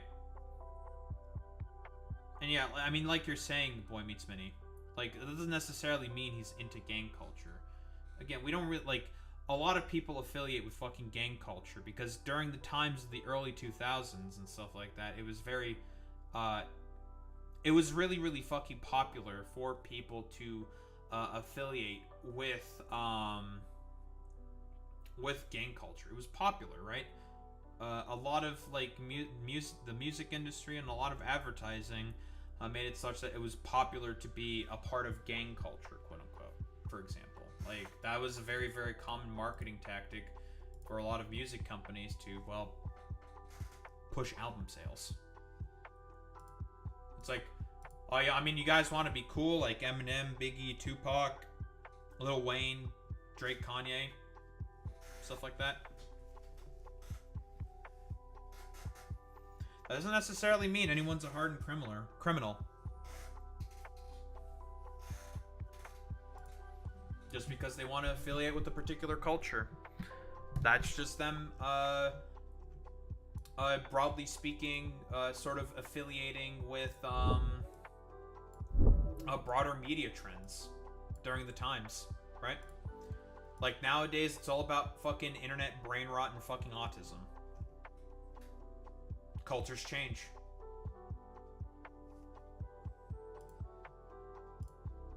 No, hold on, Boy Meets Minnie. Let's not be, like, particularly aggressive, because now he's gonna hyperfixate on a lot of stuff that you're saying.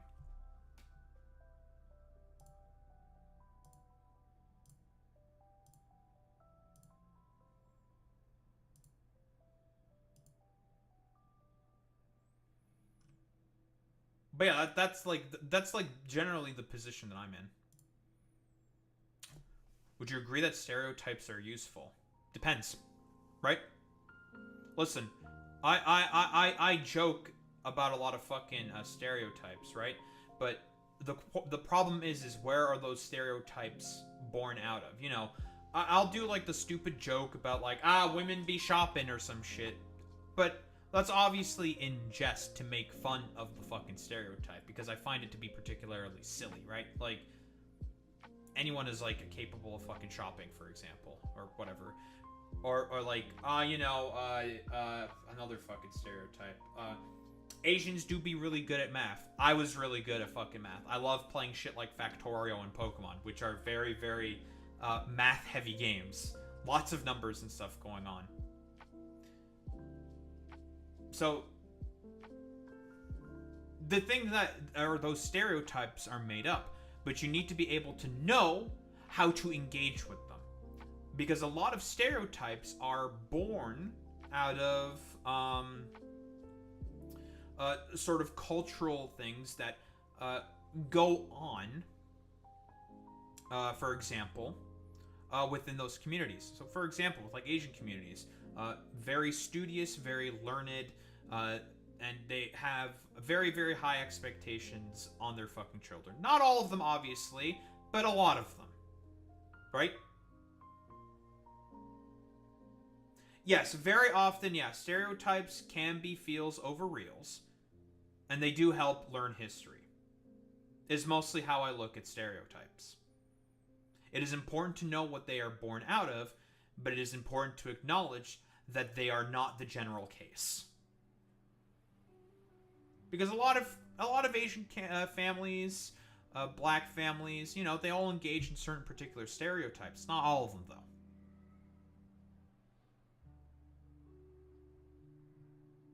Which is why I don't ground my sort of like positions within like particular stereotypes. I think it's important to understand them and where they've been brought out of. Like, again, a lot of root cause analysis that I like to do.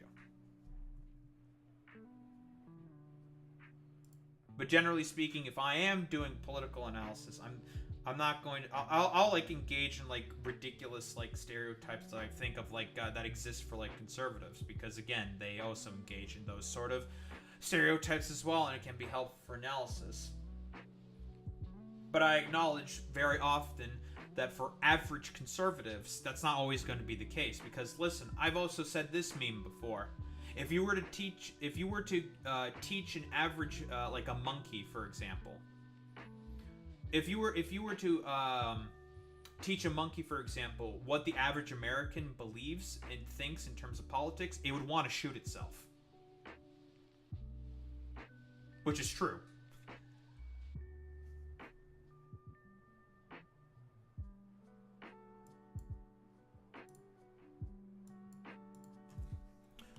H-1B visa. Keep getting distracted. I have ADHD.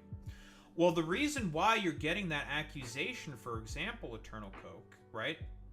And this is the exact same stuff that a lot of people can... Because listen, like, I can understand that woke-tard, liberal, like, woke-scoldy lefties can be very, very annoying. I'm not saying that you're that, Boy Meets Minnie, right? The thing is that a lot of these people have heard these exact same talking points, and it has led to general bad outcomes, right? There's led to a lot of general bad outcomes with those fucking stereotypes. It's led to a lot of bad positions, bad policies to be put in place that harm people, materially speaking. It is important to acknowledge that these things exist for a lot of cultural and historical reasons. Important to do that root cause analysis, right?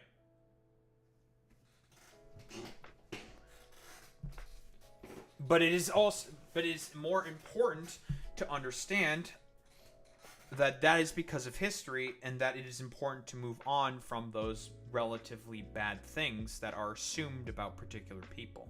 Because very often when a lot of like conservatives engage in this like sort of stereotyping assumptions about people, it's born out of either ignorance, people knowingly wanting to peddle racism,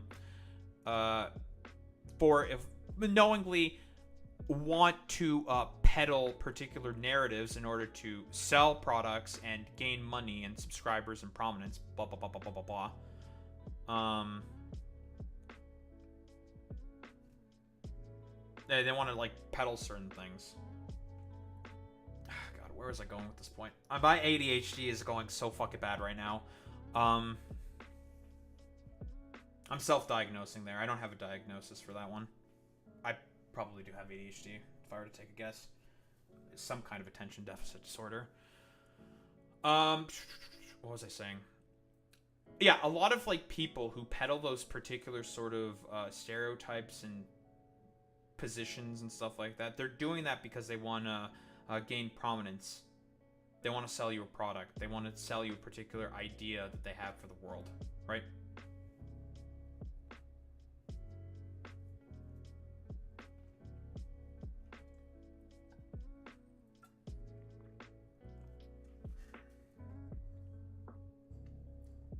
Well, boy, if you don't mind, if you don't mind me saying Boy Meets Mini, but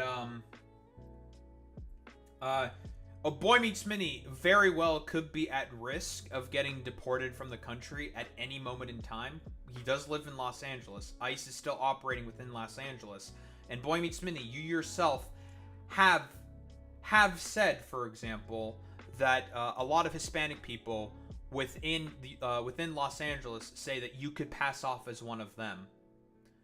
And knowing ICE agents, since they're not very bright and are generally very racist, could basically pass off Boy Meets Mini, for example, as a Hispanic and potentially detain and try to deport him. He has personal stake in this.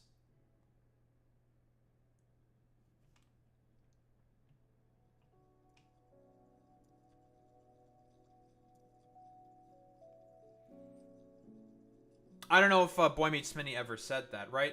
Like I said before, and Boy Meets Mini parroted my sort of position. What you are saying is racist, but it's not born out of malice. Now, if you were a Nazi, they are racist out of malice. You are being racist out of ignorance, right? You were the first to bring up the Nazis, right? Nazis are racist out of malice. A lot of Americans tend to be racist out of ignorance or because of a lot of complicated historical reasons.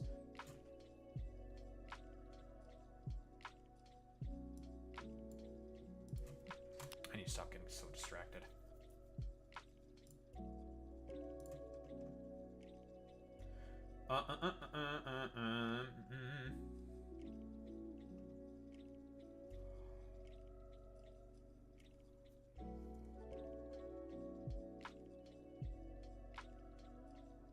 The H-1... Now I'm starting to get Canadian articles talk about Trump's latest H-1B visa move is going to help Canada, the Canadian tech industry. It's time for, instead of over 100 applicants to every job, 200 applicants to every job or some shit. Although I did get a message back, so... And we'll see.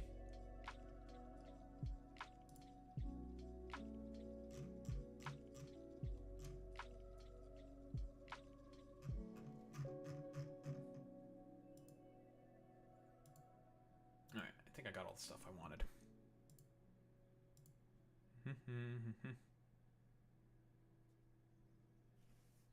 I've said Nazi over an hour ago? Well, no, that's because I was talking about what Nick Fuentes believes. I was talking about Nick Fuentes' beliefs, not you. Yeah, because I was talking about what Nick Fuentes believes, right? That wasn't about you. That was about Nick Fuentes. You said that you've liked the stuff that Nick Fuentes has said, and then I told you about some of the, well, Nazi shit that Nick Fuentes has said. Right?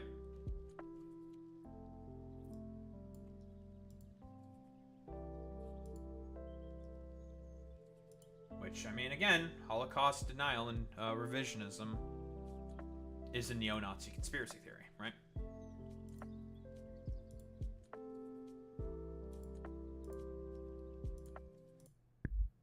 Shit off. Not the Factor Oreos. That's not the correct thing.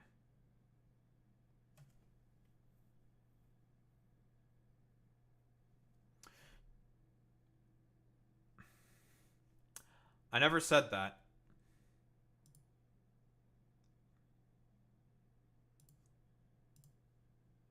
Never said that.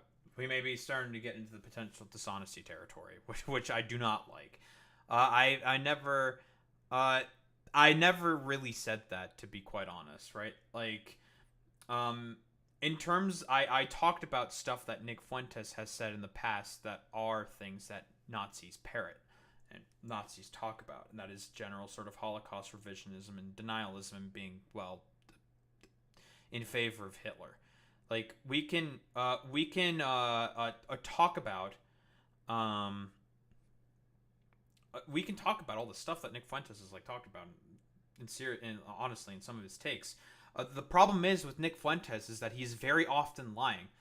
Nazis, and this is historical, they've done this consistently, will say, for example, we'll use dishonesty. Well, a lot of Boy Meets Minnie pretty much will parrot like most of the talking points that I say. He just tends to be a little bit more aggressive about it. For example, right? I only tend to be aggressive against people who I think are fundamentally dishonest. I don't think you're dishonest, but again, Boy Meets Minnie's not also on the mic, so we don't necessarily know what sort of like sort of position, I don't know, like tone that he's like trying to exercise or like whatever. I have been told that I am very, very patient. And I have been very, very patient. Boy Meets Minnie is, of course, more aggressive, I think, for understandable reasons, because he has a lot more personal stake within this, right? Like, I'm white, I'm probably going to be fine. I can afford to be patient. Not so much with Boy Meets Minnie. Like I said, or mentioned earlier, Boy Meets Minnie could verily be, by a lot of like the ICE Gestapo fucking freaks and weirdos, could be mistaken for a Hispanic man, could be detained and potentially deported as a result of that, right?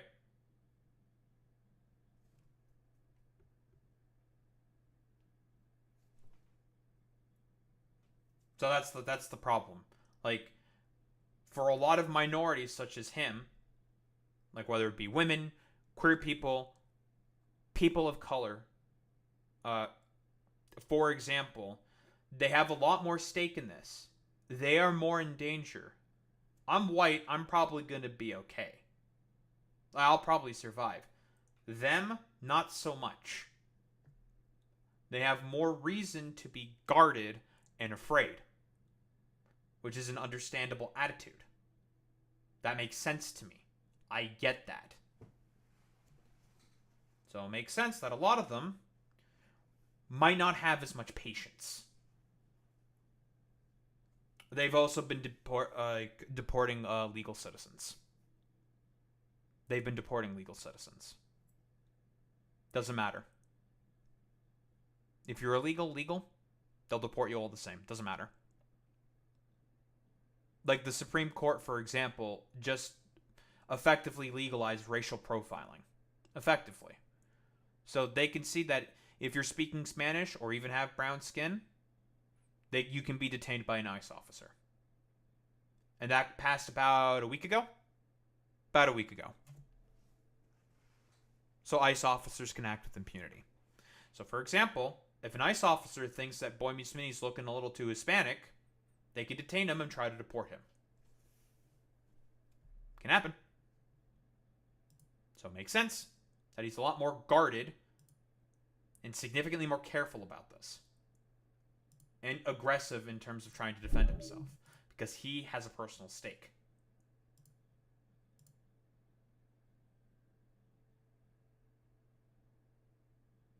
Yeah, exactly.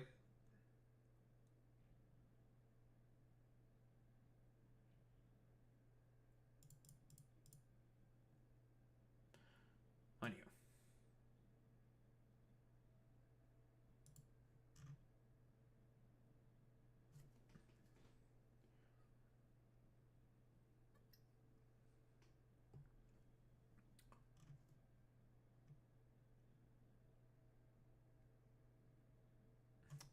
I also agree it's fucked. They have been going after people speaking about Palestine. Exactly. Mahmoud Khalil, Rumesa Osterk, Mosa Madawi, and there's another guy. I forget his name. It's something Khan. I'm really bad with names. Something Khan. Something Khan.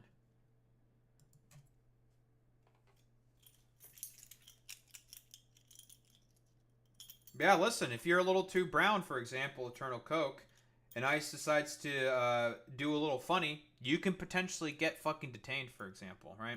You can, right?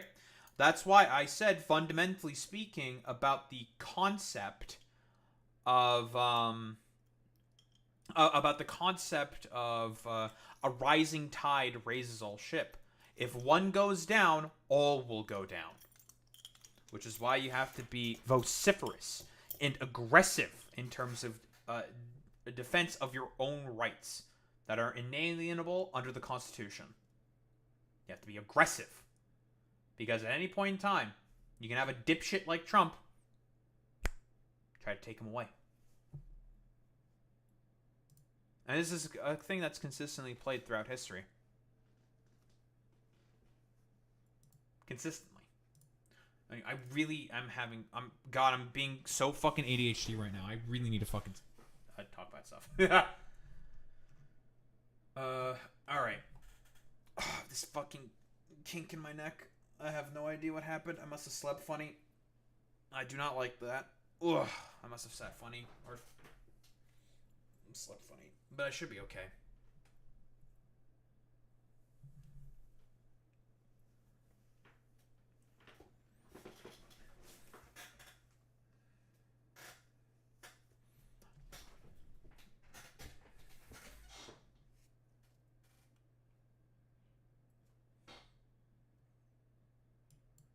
And listen, I understand if you're going to be upset about Boy Meets Minnie being more aggressive against you, their Eternal Coke.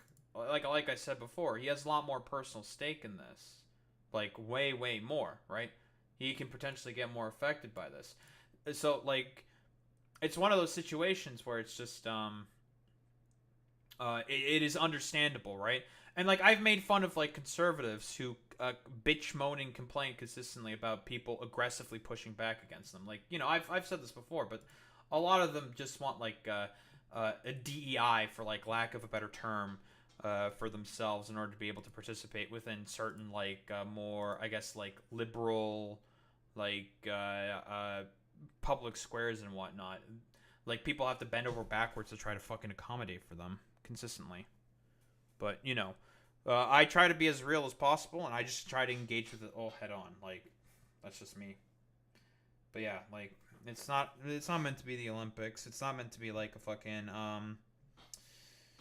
a competition, right? It's all about people showing solidarity. Because again, Eternal Coke, if you were being abused by the Trump administration, Boy Meets Minnie would just as equally fight for your rights under the Constitution, under the law, just as anyone else, right?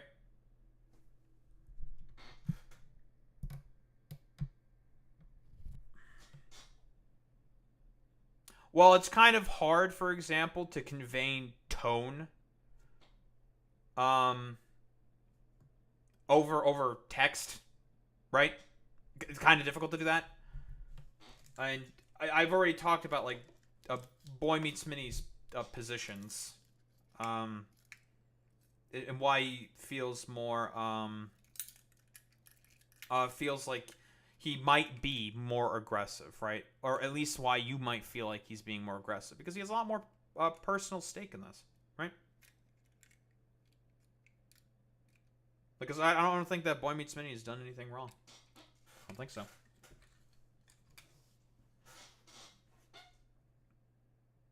Anyway, I need to talk about this shit.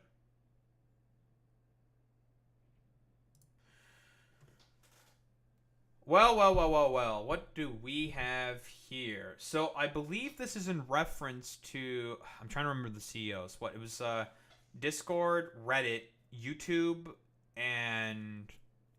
There's another social media platform that was called in to testify for oversight, generally speaking. And we can only assume just, like, the complete, utter, stupid fucking nonsense. Like... Let's be honest, the complete utter fucking nonsense that the Republicans probably asked of these, like, CEOs, probably being, like, more particularly, I don't know, obsessed with, like, whatever censorship campaigns or some utter fucking nonsense or whatever stupid bullshit that's been pushed by the Republicans in order to, I don't know, accommodate to their conspiratorial dipshit base who seemingly is just completely and utterly afraid of any form of engagement or whatever. Utter complete nonsense and just like fear responses that they have. I've said this before and I'll say it again.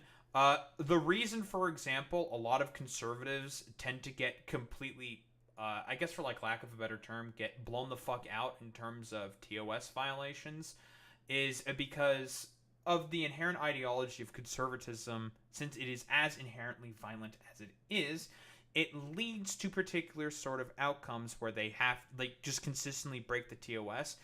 But since a lot of companies and social media companies in particular want to make money, they can't make too much of a stink about it and basically try to ban every single conservative, because if companies were applying their TOS consistently, all of them would be consistently getting banned. We all know about this from the Twitter files. Chaya Raichik of Libs of TikTok got special treatment from the internals, and this was back when Jack Dorsey was running Twitter. They got fucking special treatment about what was going on because they knew if she got banned when she should have been, she was like literally doxing people and helping orchestrate bomb threats on hospitals, for God's sake, she would have been canned. In any other instance, if the TOS was being applied consistently, she would have made a big free speech stink about it for no reason, despite the fact that private corporations do not have to adhere with the First Amendment. The First Amendment pertains to the government cracking down on your speech. If a private company wants to crack down on your speech by violating their values, the culture of the company, or plainly speaking, it's a lot more difficult for them to make money because of your complete utter belligerence with speech, in terms of hate speech in particular. And they want to ban you for it, they can ban you for it. They don't, fuck you, eat shit, die. It's not a fucking goddamn, First Amendment issue. Get owned, stupid idiot conservative. Who the fuck gives a shit about any of that stuff? But, we have Jim Jordan going with some fuck shit here. What do we have here? YouTube is being forced to have to reinstate a lot of previously kicked off personalities, and I believe this is more than likely in a reference to the fact that a lot of them were peddling COVID misinformation and conspiracy theories, right? And here's the fucking problem. Let's be fucking honest here. The main issue with that in particular is if you do not have a TOS, for example, like Gab, like 8kun, like 8chan, what exactly happens? It is a restrictor on speech. People won't be able to practice certain particular kinds of speech because they will just be harassed out of the fucking room, for example, right? And this is the exact same problem with a lot of the current sort of social media companies that are trying to adopt more sort of free, open, free speech kind of ideas, like Twitter, like Facebook. A lot of people are going to inherently leave the platform, and it's eventually just going to turn into, well, a far-right infested shithole with either a dipshit spamming porn, just random bots spamming random fucking crap, and the site basically becomes unusable. You can't use the site then, because no one's going to want to participate in it if it's just going to be a lot of dishonest morons and dipshits going in there and just being like, you're just like a stupid pedophile rapist because you're on the left or something. It's like you're not even engaging with like any of the points or like whatever. Like fuck off with that bullshit. So again, it's one of those things where it's just like sparing it, conservatives. Like, you people are the main people in particular that make it such that it is way, way, way more difficult to be able to engage in those like particular things of speech. But what do we have here? Statement of facts submitted on behalf of our client Alphabet, subsidiary YouTube, in response to subpoenas. Throughout the committee's investigations, Alphabet provided responsive information to the committee to fulfill its oversight responsibilities, providing internal records, and providing extensive testimony, including more than 40 sets of responsive documents and the voluntary participation of 20 executives. Alphabet is a collection of businesses. The company committed to doing its part to continue to keep the digital ecosystem safe, reliable, and open to free expression. The problem with this is very often conservatives will twist the sort of openness, quote-unquote, to free expression in particular, for example, in order to be able to, gain power and then pull the ladder from up under themselves. They will shout down, they will try to cancel people for their speech. When it comes to fucking goddamn conservatives, there are no standards to this. They don't give a shit about any of this. They are inherently fucking dishonest when engaging with speech. Like, inherently fucking dishonest.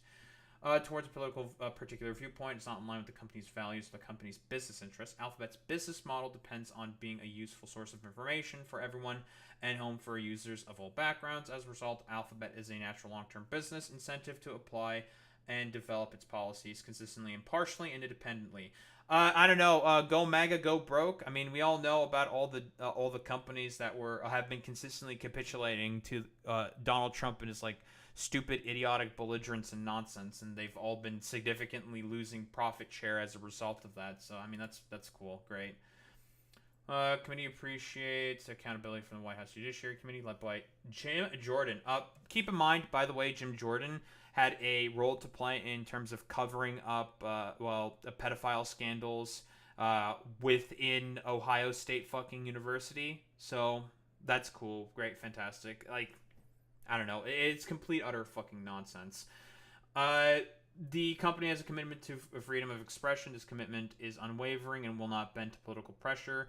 Here's the thing. Like, I believe that YouTube recently just loosened up a lot of their restrictions to accommodate further and further for fucking conservatives. Like, again, in terms of, like, the biggest fucking goddamn DEI fucking hires and DEI proponents, it's fucking conservatives. They love DEI. They love DEI for fucking white people. If it means that, I don't know, black people can just, like, suffer more because they just want to be the ones on top. For them, fundamentally speaking, it's all about maintenance of hierarchy and control. That's what it is for them.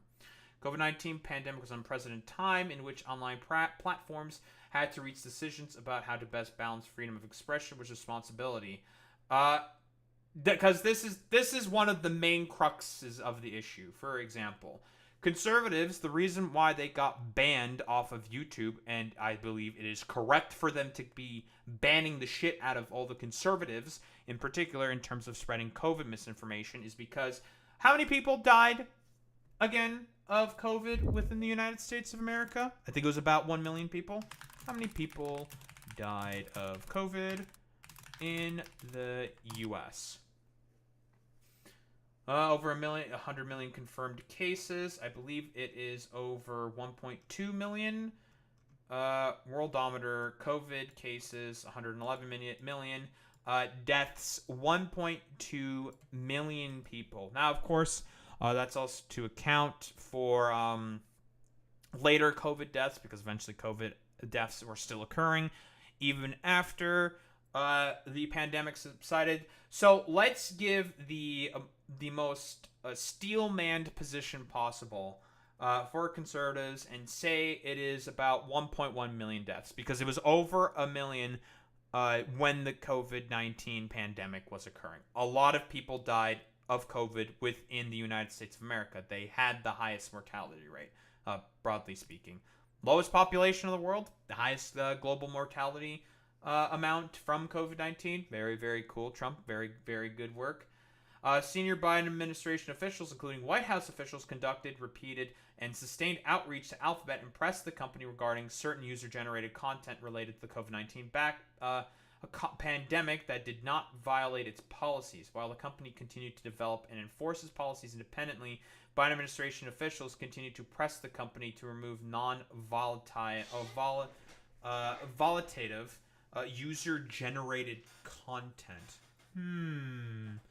Interesting. So it was just the Biden administration made suggestions. Like, that's it. That's what it is. Like, now conservatives are going to say that fucking the main reason why all those people who got banned around like 2020 and 2021 for spreading COVID misinformation, outright misinformation and lies, like, you know, the ibuprofen bullshit, you know, the horse dewormer, yada yada, fucking bullshit, and a bunch of other COVID misinformation, like, you know, the stupid, I don't know, fucking bleaching of the veins, injecting bleach for fuck's sake in order to try to kill COVID cells, because I mean, that was something that the president of the United States fucking said himself. So brilliant. Thank you, conservatives. that's why they got fucking banned. They spread and they openly knowingly spread misinformation about COVID-19. So I don't know. It's one of those things where it's just like, spare me at conservatives. Like, you guys are the main ones who are basically making the sort of pandemic worse as a result. Like, it is what it is. Like, you people are the fucking problem. Like, you guys are the ones who peddle conspiracy theories like it's no one's business. So I don't know, a bunch of idiot fucking bullshit nonsense. So whatever. Senior Biden officials, as online platforms including Alphabet grapple with these decisions, the administration's officials, including President Biden, created a political atmosphere and sought to influence the actions of platforms based on their concerns regarding misinformation. So, like, they didn't, like, suggest any policies. They just put some pressure on there saying, like, hey, can you do something about all these guys who are spreading knowing misinformation? Like, that's fine. I think that's okay. I have no problem with people basically trying to stop the spread of knowing misinformation, because again, like I've said before, spreading knowing misinformation or hate speech is a way to shut off free speech. Yes, you are free to fucking say all this stuff, but you should not be free from the fucking consequences that are associated with that. It's just, as far as I'm seeing right now, this is so far a capitulation here by Alphabet to the Trump administration.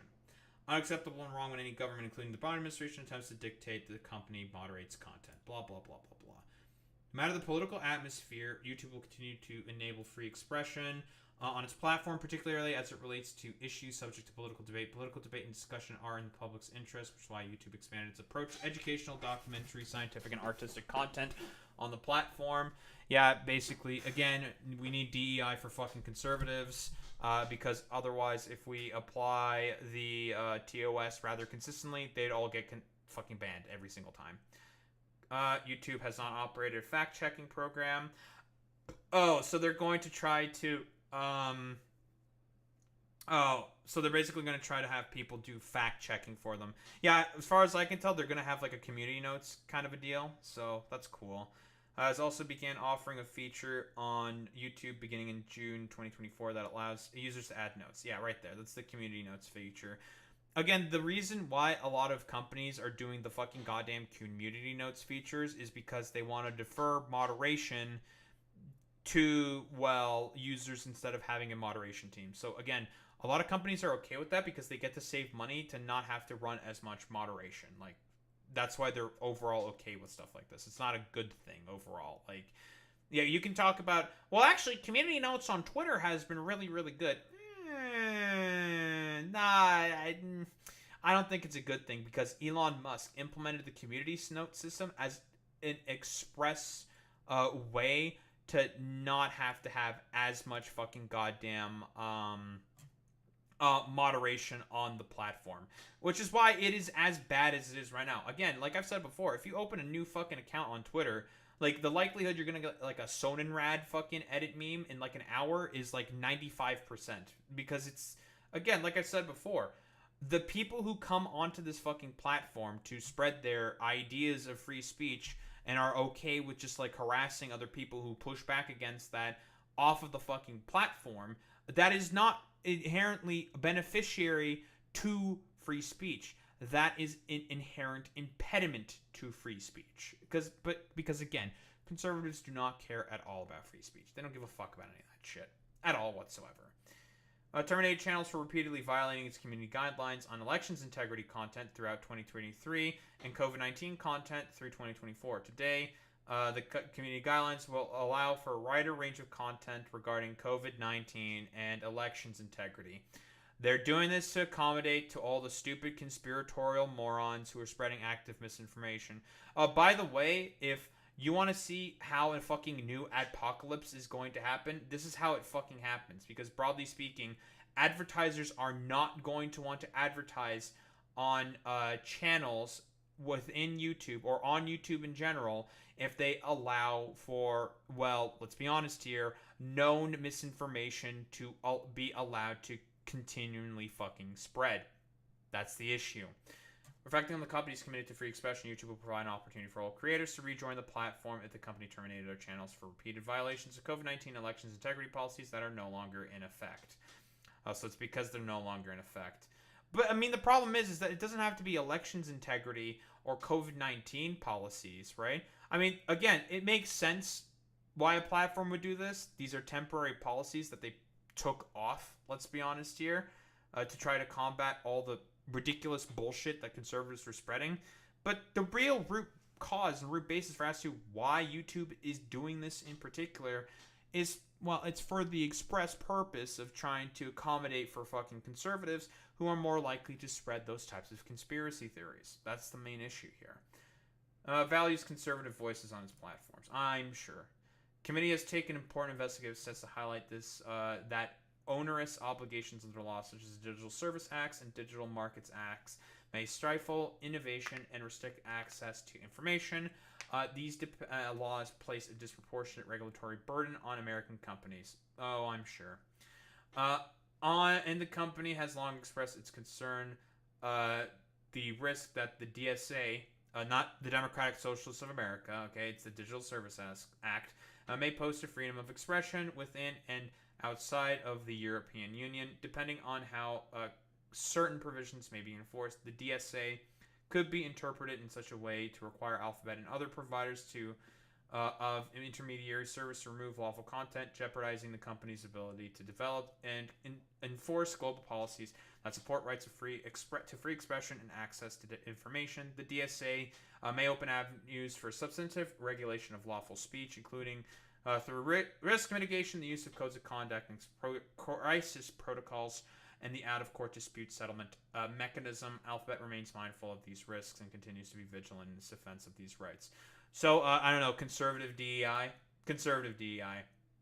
YouTube also admits that Biden amid censorship pressure was unacceptable and wrong. Did they say that? I don't think they said that, Jim Jordan. I think that's you narrativizing a little bit, buddy. I don't think so. Biden admin wanted Americans censored for speech that did not violate YouTube's policies. No, that is inaccurate. They did violate YouTube's temporary policies that they had put in place at the time, and they are saying that now that these temporary policies are being removed because they feel like it's not needed. Honestly, they're only saying that simply due to the fact that they're trying to accommodate to the Trump administration to not get any fucking regulations on them, to not have Trump go after them, and to have more fucking conservative voices on there, despite the fact that if the TOS was applied evenly on conservatives, they would get banned 10 times out of 10. Details when YouTube began rolling back its censorship policies and political speech after the judiciary, GOP, began its investigation. Censorship that I think is fine, right? Certain parts of censorship is okay. I do not think that there should be people openly advocating for conspiracy theories about the 2020 fucking election and just lying about it, because Trump is still lying about the fucking 2020 election to this day. I think is a bad thing for those policies to be revoked, because now Trump is going to use that as like a potential justification to stay in for another fucking goddamn term. Again, YouTube is only capitulating here to the Trump administration because they're fucking cowards and they just don't want to have any bullshit to deal with from the fucking FCC. That's really about it. Promises to never use third-party fact-checkers. Warns that European censorship laws target American companies and threaten American speech. I know that you're not very intelligent, Jim Jordan, and that Republicans are also not very intelligent. Again, this is the same dude who helped cover up a fucking a rape scandal at Ohio State University. So that's cool. That's great. But other platforms and other countries have their own particular laws.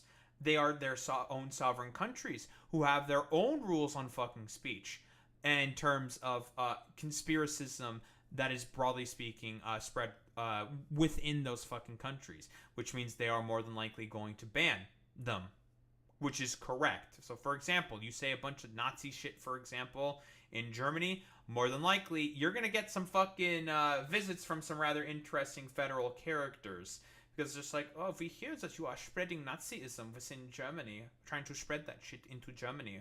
We are going to have some speaking with you because that is bad. We do not allow any of that bullshit. Even though like the AfD still exists within Germany, whatever. It's complete nonsense, dude. But yeah, as far as I can tell, like the only reason why YouTube, let's be fucking honest here, is capitulating and is giving in specifically to the Trump administration is because they don't want the vindictive, stupid morons that are currently within the FCC or the DOJ going after them, because for them, it's all about the gravy train. It's all about the fucking money with these corporations overall. So if that means having to capitulate to a bunch of idiot nonsense fascists and morons, and that means to, well, I would broadly argue and say inhibit free speech, then they will gladly take that if that means that they can keep making more and more money. So spare me it, fucking conservatives. You people are the main issues. If any TOS was applied evenly, all of you motherfuckers would have been instantly gone from every social media platform, because consistently you would have broken all of them. Social media companies have had to bend over backwards to accommodate for you people. Like, let's be fucking honest here. So, again, spare me conservatives. There's a reason why the TOS exists, and that is as a sort of guardrail. Because again, if you simply just allow idiotic fucking hate speech and harassment and bullying of people off of platforms, that is how free speech dies, fundamentally speaking. But then again, in reality, conservatives have never cared about fucking free speech. They are totally okay with free speech dying, but using it as a cudgel in order to get into power and then pull that ladder from up under them. This is consistent with conservative behavior. They are charlatans and liars, and in reality have never cared about free speech.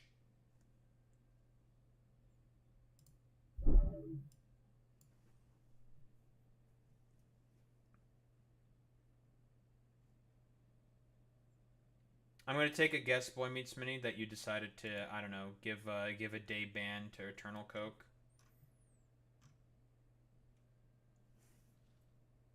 I don't necessarily blame you for that one.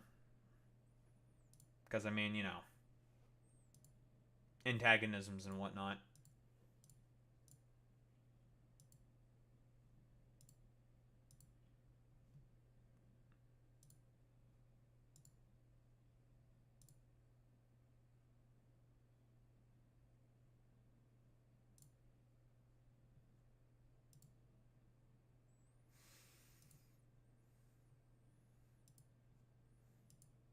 Yeah, I don't blame you, Boy Meets Mini.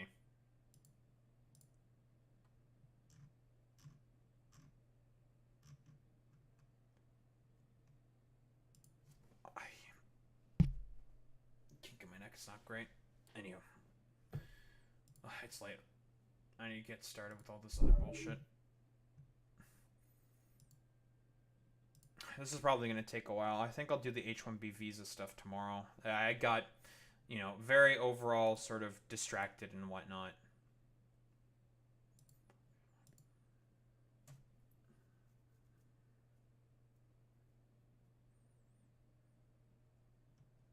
Yeah, we're just going to do the UN speech stuff. And then all the other fucking shit. Probably tomorrow. Too much ADHD. Anywho. Let's get started with this shit. Well. The UN General Assembly happened just today. And, you know, we had all of our favorite boys going there talking about recognizing a Palestinian state. I believe now France has decided to officially recognize a Palestinian state. I believe recently Canada also decided to recognize a Palestinian state in particular. And who else? There's a couple of other countries talking about, well, wanting to recognize a Palestinian state. But obviously our favorite boy, Trump, the big baby man himself, one of our very, very favoritist specialist little boys, decided to sort of just to be like, oh, well, you know, I don't like Palestine, and I'm going to just say a bunch of schizo shit probably at the General Assembly. If I were to take a guess, you know. I haven't watched it yet. But funnily enough, Donald Trump, he also had some talks with Zelensky. And this is, like, really, really fucking funny. How he has basically just had seemingly a complete 180 in terms of foreign policy, in terms of engaging with Zelensky and the Ukrainians. So what do we have here? After getting to know and fully understand the Ukraine-Russia military and economic situation, and after seeing the economic trouble it is causing Russia, I think Ukraine, with the support of the European Union, is in a position to fight and win all of Ukraine back in its original form. This is incredible. A complete 180 from all of the shit that he's been saying before. I don't know who the fuck decided to get into his ear, but I don't know. His best friend Pooty Poo might not be too happy about that. Or maybe it's Trump himself not being too happy with Putin in terms of, well, Putin just constantly fucking snubbing him over and over again. And him potentially just being completely tired with the fucking bullshit. So it's like, well, you know what, Putin, I've had enough of your bullshit. You know, fuck you. I've had enough. I don't want to deal with any of your shit anymore. I keep offering you off-ramps, even though you deserve none. I keep offering you off-ramps, more and more ramps, and you take none of them. So you know what? I'm now in full support of Ukrainian emancipation, so you can go fuck yourself. It's incredible that we have... I don't know if I, like... Do I want to call this, like, inevitable? Was this an inevitability from the Trump administration that the sort of stance that he had before in terms of, like, the complete utter belligerence and nonsense, the sheer rank idiocy that he used to engage with before in terms of Ukraine? I don't know, he like bonked his head really hard. Now all of a sudden it's like, actually, Slava Ukraini, I love Ukraine, it's very sad what's going on to all of them. I hate the fact that Russians keep kidnapping Ukrainian orphans. It's not good, folks. Not good. I don't like that, folks. So as far as I'm concerned, it's complete utter nonsense. I don't like that.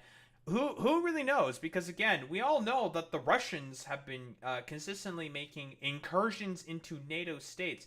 I believe Trump himself also said that Russian jets should be shot down if they continue making incursions into NATO territories.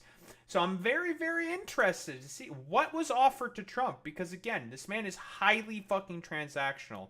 I don't know, did Zelensky promise to erect a bunch of gold statues of Trump within Kyiv if when the war ends and the Ukrainians now get all the fucking support that they've been asking and begging for consistently?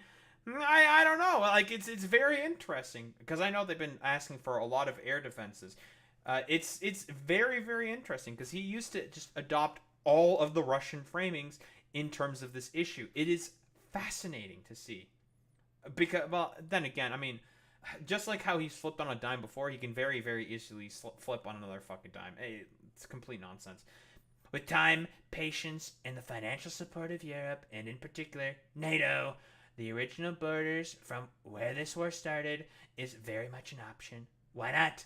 Russia has been fighting aimlessly for 3.5 years, a war that should have taken a real military power less than a week to win. Bro is talking shit on the 3-day special military operation. Oh my god, this is incredible that this is fucking happening. Oh man, dude. Like, I mean, well, we all know what's gonna happen. There's gonna be a lot more flow of armaments and weapons going back into Ukraine. And I mean, again, like, before, like, all the stupid conservative dumbasses and morons decide, like, again, I would love to see how they square this circle, by the way. All the, like, pro-Russian, like, Trump supporters and shit like that. That's going to be fascinating to see what happens with that one.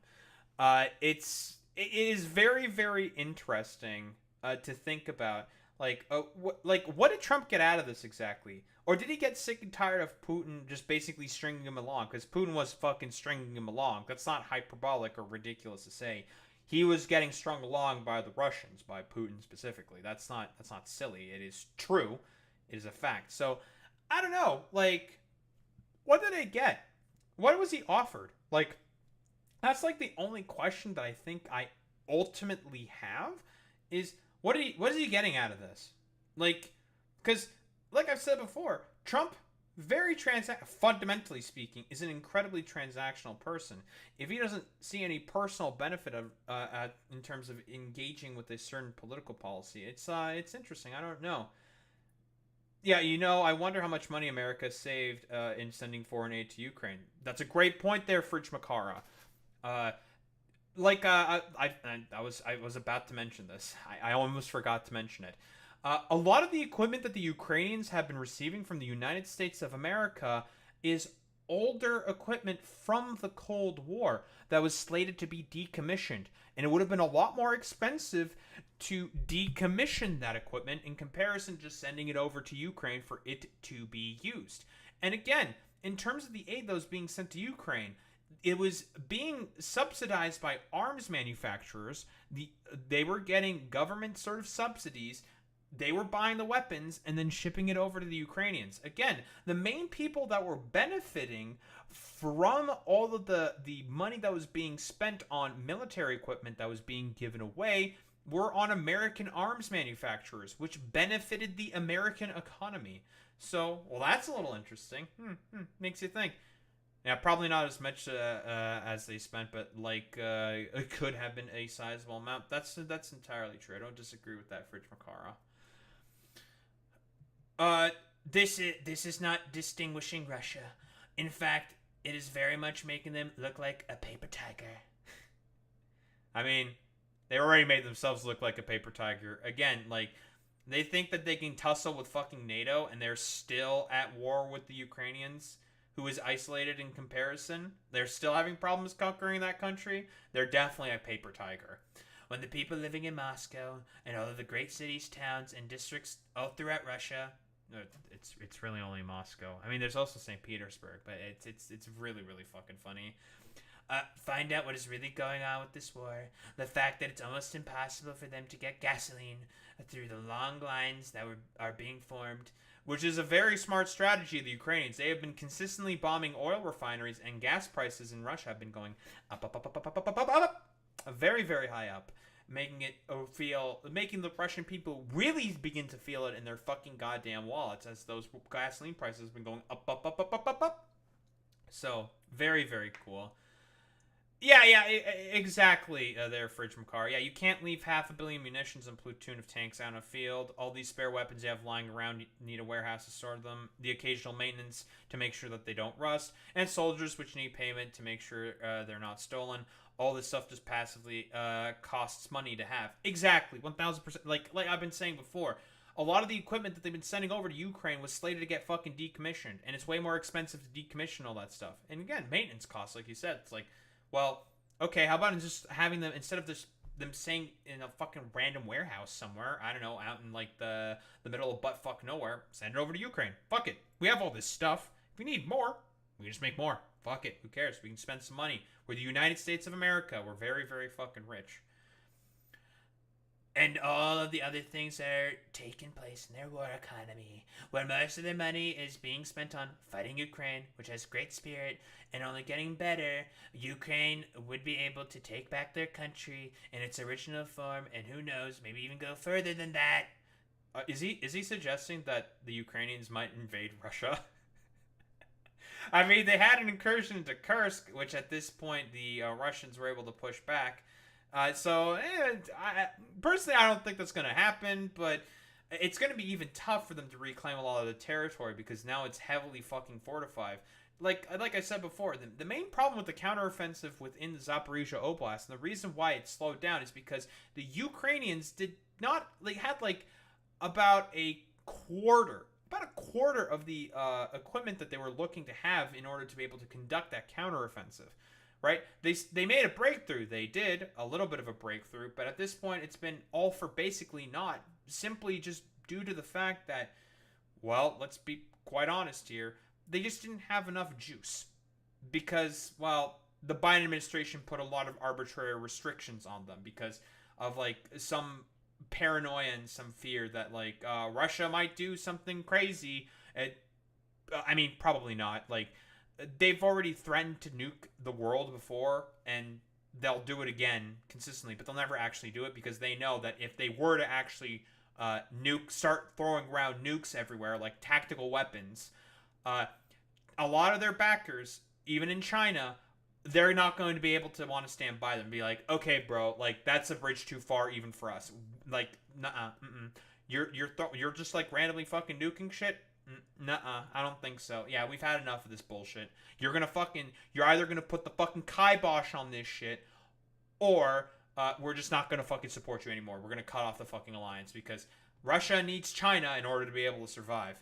Real question is Trump being how he is and refusing to give aid to Ukraine, does this mean Zelensky could very well declare the Budapest Memorandum null and void and start making nukes again? I don't think it's going to happen because, again, you have to think about it.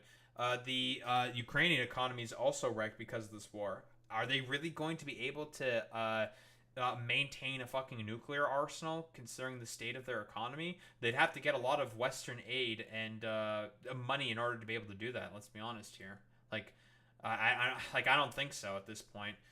Putin and Russia are in big economic trouble, and this is the time for Ukraine to act.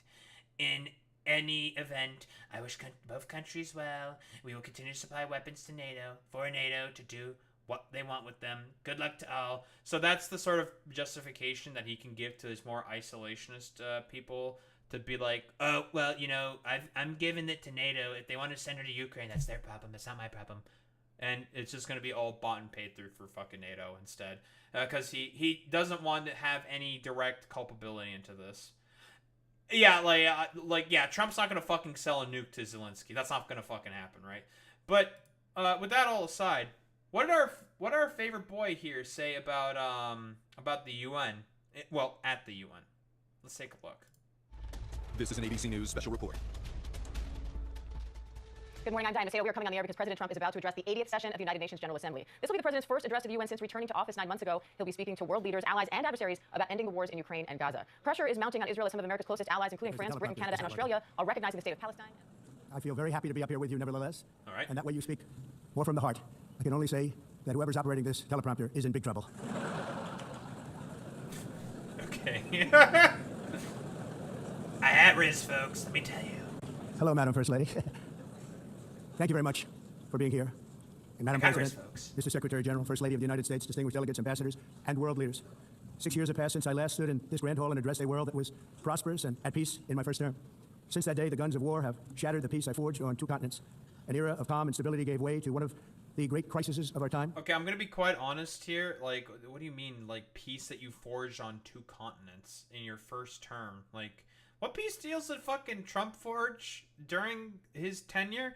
Like, the civil war in Ukraine was still happening, and the Russians were backing the fucking separatists at that time, and you didn't really do anything about calming that shit down. Yeah, like, he likes to pretend he's ended wars. Like, he says that he ended 7 wars, and, like, in reality, he's ended none. Like, all of those, even the deal that he had with Rwanda and Congo, between the M23 rebels and Congo, fell through. Like, that's the only one you can, like, honestly try to point to as a success, and it's just like, it didn't fucking happen. It still fell through. They're back to fighting each other. And here in the United States, 4 years of weakness, lawlessness, and radicalism under the last administration delivered our nation into a repeated set of disasters. 1 year ago, our country was in deep trouble, but today, just 8 months into my administration, we're the hottest country anywhere in the world, and there is no other country even close. America is blessed with the labor market shitting the bed, the economy shitting the bed, but the stock market's up, folks, so that means the economy is doing well. Because again, like I said before, the only metric he cares about is just the fucking stock market. Strongest economy, the strongest borders, the strongest military, the strongest friendships, and the strongest spirit of any nation on the face of the earth. He just did strongest friendships. South Korea just had a big problem with the fact that he raided and arrested about 475 of their nationals in order to try to detain and fucking deport them back to fucking South Korea, despite the fact that they had work visas. Like, I don't think so, buddy. Your fucking belligerence is causing a lot of problems, bro. This is indeed the golden age of America. We are rapidly reversing the economic calamity that we inherited from the previous administration, including ruinous price increases and record-setting inflation. Don't Inflation look that we've at never any had before. numbers behind that. Under my leadership, energy costs are down, gasoline prices are down, grocery prices are down, mortgage rates are down, and inflation has been defeated. The only thing that's up is the stock market, which just hit a record high. In fact, hit a record high. You're saying those that they've been defeated in stock markets? The fact that he's again fucking talking to fucking about the stock market here is so fucking funny. Like, buddy, like, why are you talking about the fucking economy right now? Like, talk about like the actual shit, like Israel, Palestine, and fucking Ukraine or some shit. Like, why are you bringing up all this like stupid, idiotic fucking bullshit? Like, again, we can look at the statistics. He's just lying. Like, jobs are down. Everything is fucking down in comparison to in the United States of America. The only thing that's going up is the stock market. And again, in his mind, the only thing he cares about in terms of what is the objective metric for a successful economy is a very powerful fucking stock market. Because again, he's an out-of-touch billionaire, and he only speaks for out-of-touch fucking goddamn billionaires. So it's nonsense. 48 times in the last short period of time. Growth is surging, manufacturing is booming. The stock market, as I said, is doing better than it's ever done. And all of you in this room benefit by that, almost everybody. And importantly, workers' wages are rising at the fastest pace in more than 60 years. And that's what it's all about, isn't it? In 4 years of President Biden, we had less than $1 trillion of new investment into the United States. In just 8 months since I took office, we have secured commitments and money already paid for $17 trillion. Think of it, 4 years, less than $1 trillion. Dude, what it was initially, so like the initial claim was like 6 trillion, then it became 9 trillion, then it became like 15 trillion, now it's 17 trillion. Press X to fucking doubt on that one, buddy. I don't know. Are you trying to like offset the fact that you're about to add 11 trillion to the fucking national debt of the United States of America? Yeah, take complete utter nonsense. Oh yeah, Trump is also talking about how things are for the people in the U.S. incorrectly to people who don't live in the U.S. and probably could give less of a fuck. Yeah, exactly. 8 months, much more than $17 trillion is being invested in the United States, and it's now pouring in from all parts of the world. We've implemented the largest tax cuts in American history and the largest regulation cuts in American history, making this, once and again, the best country on earth to do business. And many of the people in this room are investing in America, and it's turned out to be an awfully good investment during this 8-month period. In my first term, I wonder why they're trying to do that. Oh, it's because they know it's not going to get regulated whatsoever. Oh, crazy.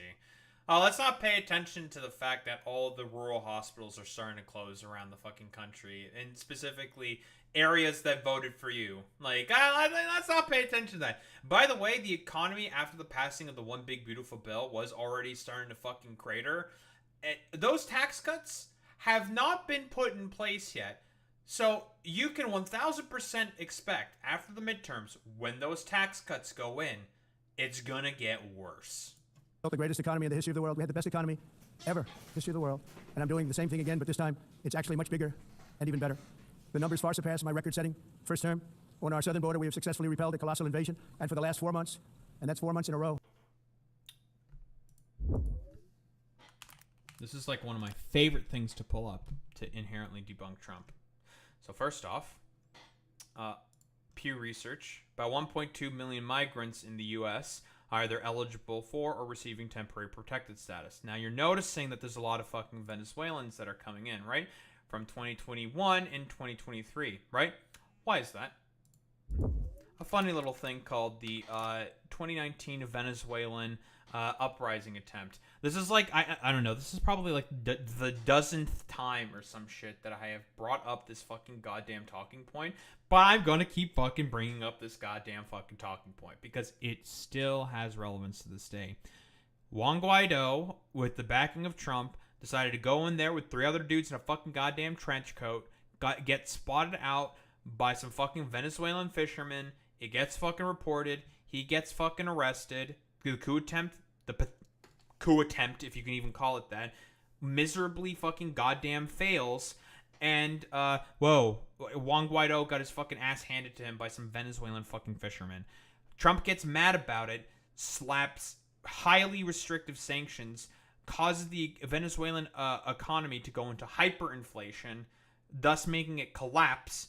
And as a result, a lot of people decided to migrate from the fucking country. Again, Trump, you caused this. You were the one who did this. the number of illegal aliens admitted and entering our country has been zero. Hard to believe, because if you look back just a year ago, it was millions and millions of people pouring in from all over the world, from prisons, from mental institutions, drug dealers, all over the world they came. He still doesn't understand what people making asylum claims means. He still doesn't get it. They just poured into our country with the ridiculous open border policy of the Biden administration. No evidence. Our message is very simple. If you come illegally into the United States, you're going to jail. Again, TPS has a fucking legal process behind it. No one was being poured in. It's that stuff that gets determined by courts. I know that you don't like courts all that much, Trump, because, well, you tend to be in a lot of them. So yeah, it's stupid. Or you're going back to where you came from, or perhaps even further That's true. than that. You know what that means. I want to thank the country of El Salvador for the successful and professional job they've done in receiving and jailing so many criminals that entered our country. And it was... I love the fact that you're taking all of our supposed illegals into your gulag. Thank you very much, Nayib Bukele. Under the previous administration that the number became record-setting, and they're all being taken out. You have no choice. And other countries have no choice because other countries are in the exact same situation with immigration. It's destroying your country, and you have to do something about it. On the world stage, America is respected again, no evidence like it has never been obviously, respected before. Whatever. You think about 2 years ago, 3 years ago, 4 years ago, or 1 year ago, we were a laughingstock all over the world. At the NATO summit in June, virtually all NATO members formally committed to increase defense spending, at my request, from 2% to 5% of GDP, making our alliance far stronger and more powerful than it was ever before. In May, I traveled to the Middle East to visit my friends and rebuild our partnerships in the Gulf and those valued relationships with Saudi Arabia. Oh yeah, everyone is just making fun of the United States of America. You talk with like literally anybody.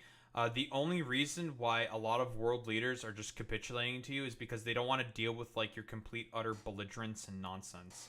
Like, but the average fucking people around the world widely acknowledge that the United States is a complete fucking laughingstock. No one fucking respects you. Trust me. Like, I go to like literally every Canadian that I talk to, unless it's like some Alberta fucking weirdo or other fucking dipshits and morons. Like, most people will talk about how much they fucking hate the United States of America. Like, Canada, dude. Canadians, man. Like, we do not like you right now. And the UAE and other countries are now, I believe, closer than ever before. My administration has negotiated one historic trade deal after another, including with the United Kingdom, the European Union, Japan, South Korea, Vietnam, Indonesia, the Philippines, Malaysia, and many, many others. Likewise, in a period of just 7 months, I have ended 7 unendable wars. They said they were unendable. You're never going to get them solved. Some were going for 31 years. Again, let's be honest here. He's 0 for 7. He's 0 for 7. Not like complete utter nonsense, dude. Of them, 31. Think of it, 31 years. One was 36 years. One was 28 years. I ended 7 wars, and in all cases, they were raging with countless thousands of people being killed. This includes Cambodia and Thailand, Kosovo and Serbia, the Congo and Rwanda. So again, Cambodia and Thailand, that was just border tensions. They were having some border tensions. Like, I don't know if like they were slated to go to war. They were having some tension. That's really about it. The only other in term thing is just like what there's also Serbia and Kosovo. There's like no evidence whatsoever that there was going to be a war that was going to happen in Serbia and Kosovo, like zero whatsoever. India and Pakistan, again, that was an internal affair that was taken care of, so nothing there, like the complete utter lie in that particular respect. Again, like let's be fucking honest here. Israel and Iran, he's the one who gave the go-ahead to Israel in order to start bombing the fucking Iranians, so that doesn't fucking count. Because you're the one who overall said, like, yeah, Israel, start bombing them. Very, very cool. You know, we're gonna bomb them, folks. You can just start bombing. Fuck it. Who cares? So I'm not giving you that ceasefire. That one doesn't count. Russia, Ukraine is still going on. So no ceasefire there. What else? Israel and Hamas. As far as I can tell, Gaza is still being bombed to ever-living fucking hell. Under your administration, you tried to work out a fucking goddamn trade deal, had a delegation there from Hamas come up in Doha to try to negotiate something, and then the Israelis fucking bombed them, and you notified the Qataris 10 minutes after the fucking attack happened. So, I don't know, like, every single instance that he has tried to end wars have all failed miserably. A vicious, violent war that was. Pakistan and India, Israel and Iran, Egypt and Ethiopia, in Armenia and Azerbaijan. It included... But he stopped the fucking Nagorno-Karabakh fucking situation? Huh? Really? And Egypt and Ethiopia? I don't know about, like, Egypt and Ethiopia. That's a completely different question. Again, I don't believe him. Like, oh yeah, Congo and Rwanda. Yeah, they started, like, immediately fighting after your non-proposal didn't work. It didn't do anything. All of them. No president or prime minister, and for that matter, no other country has ever done anything close to that. And I did it in just 7 months. It's never happened before. There's never been anything like that. I'm very honored to have done it. It's too bad that I had to do these things instead of the United Nations doing them. And sadly, in all cases, the United Nations did not even try to help in any of them. I ended 7 wars, dealt with the leaders of each and every one of these countries, and never even received a phone call from the United Nations offering to help in finalizing the deal. All I got from the United Nations was an escalator that on the way up stopped right in the middle. If the First Lady wasn't in great shape, she would have fallen. But she's in great shape. We're both in good shape. We both stood. And then a teleprompter. I've done nothing. I'm stupid and I'm dumb. And I've done nothing. I'm just gonna lie and say a bunch of bullshit. That didn't work. These are the 2 things I got from the United Nations, a bad escalator and a bad teleprompter. Thank you very much. And by the way, it's working now. It just went on. Thank you. I think I should just do it the other way. It's easier. Thank you very much. I didn't think of it at the time because I was too busy working to save millions of lives. That is the saving and stopping of these wars. But later I realized that the United Nations wasn't there for us. They weren't there. I thought of it really after the fact, not during these negotiations, which were not easy. That being the case, what is the purpose of the United Nations? The UN has such tremendous potential. I've always said it. It has such tremendous, tremendous potential. But it's not even coming close to living up. I mean, by the way, like, let's be fucking honest here. The only reason why the United Nations has effectively been neutered is because there's been constant resolutions trying to get a ceasefire in fucking Palestine. You want to know who's been blocking those resolutions every single time? Oh, it's been you, motherfucker. It's not that they're not trying to do anything.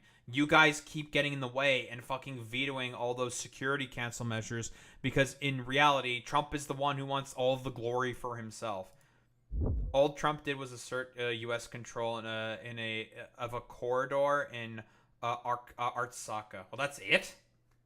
Really? I guess it might as well be the United States instead of the Russians doing it, because I know that the Russians were doing this in particular, helping administrate that.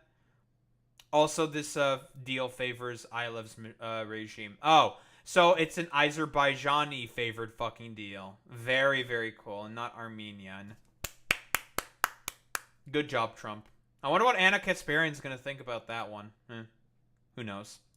To that potential, for the most part, at least for now, all they seem to do is write a really strongly worded letter and then never follow that letter up. It's empty words, and empty words don't solve war. The only thing that solves war and wars is action. Now, after ending all of these wars and also earlier negotiating the Abraham Accords, which is a very big thing for which our country received no credit, never received credit. Everyone says... By the way, the Abrahamic Accords is probably the main reason that led to Hamas doing October 7th. That I should get the Nobel Peace Prize for each one of these achievements. But for me... That haven't, like, you haven't achieved anything. Like, he's achieved nothing. He's just lying. He's full of shit. The real prize will be the sons and daughters who live to grow up with the mothers and fathers because millions of people are no longer being killed in endless and unglorious wars. What I care about is not winning prizes, it's saving lives. We saved millions and millions of lives with the 7 wars. I don't believe we're working him. on, and you know he that. Loves prizes. Many years ago, a very successful real estate developer in New York, known as Donald J. Trump, I bid on the renovation and rebuilding of this very United Nations complex. I remember it so well. I said at the time that I would do it for $500 million, rebuilding everything. It would be beautiful. I used to talk about, I'm going to give you marble floors. They're going to give you terrazzo. I'm going to give you the best of everything. You're going to have mahogany walls. They're going to give you plastic. But they decided to go in another direction, which was much more expensive at the time, and which actually produced a far inferior product.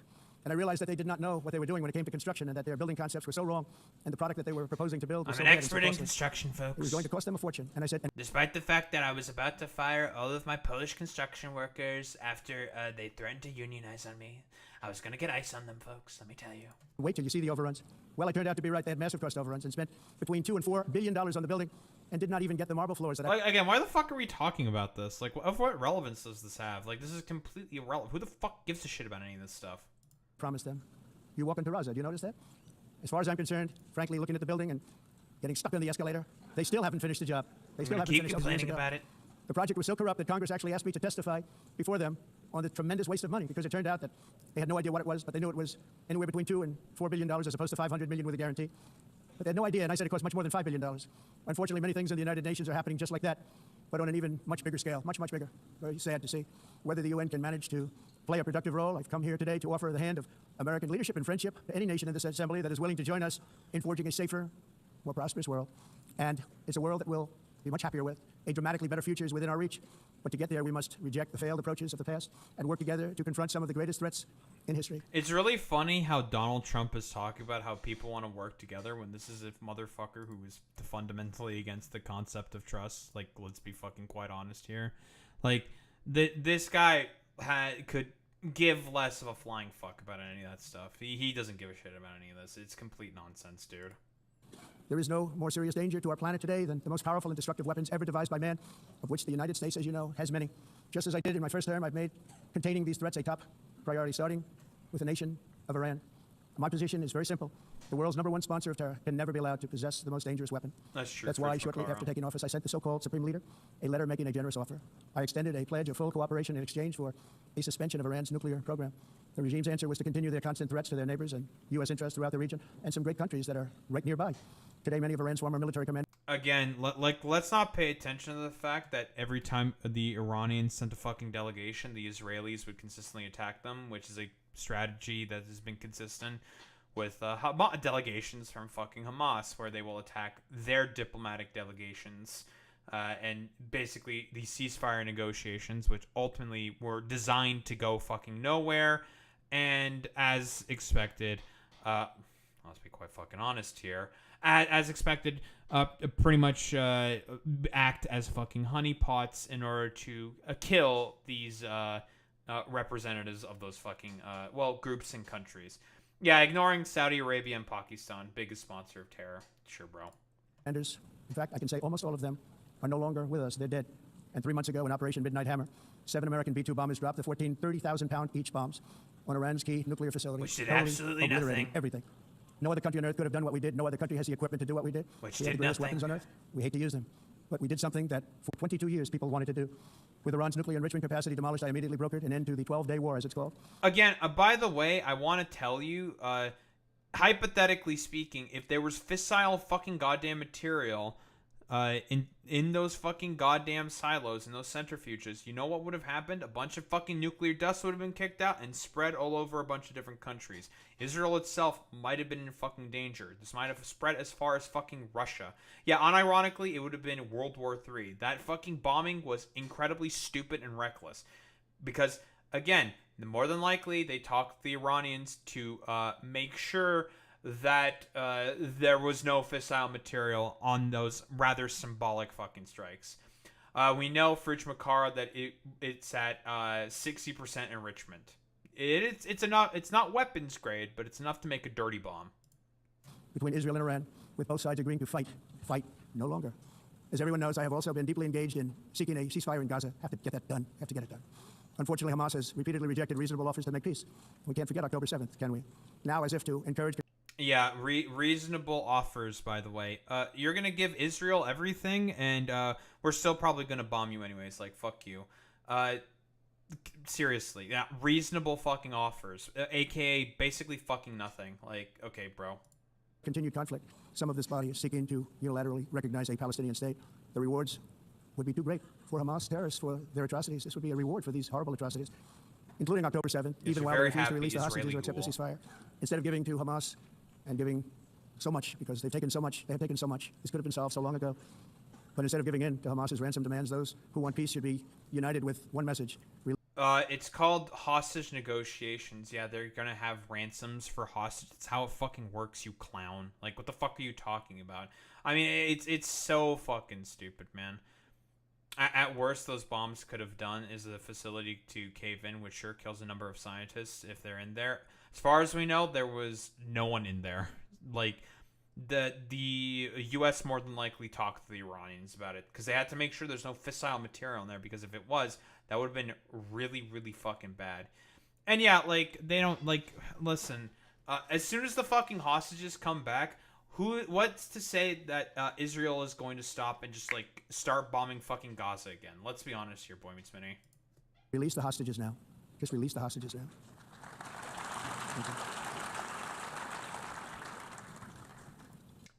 By the way, after day one, on October 8th, Hamas was willing to negotiate to release the hostages. Again, the main person who has never wanted to negotiate was Benjamin Netanyahu. Consistently. Thank you.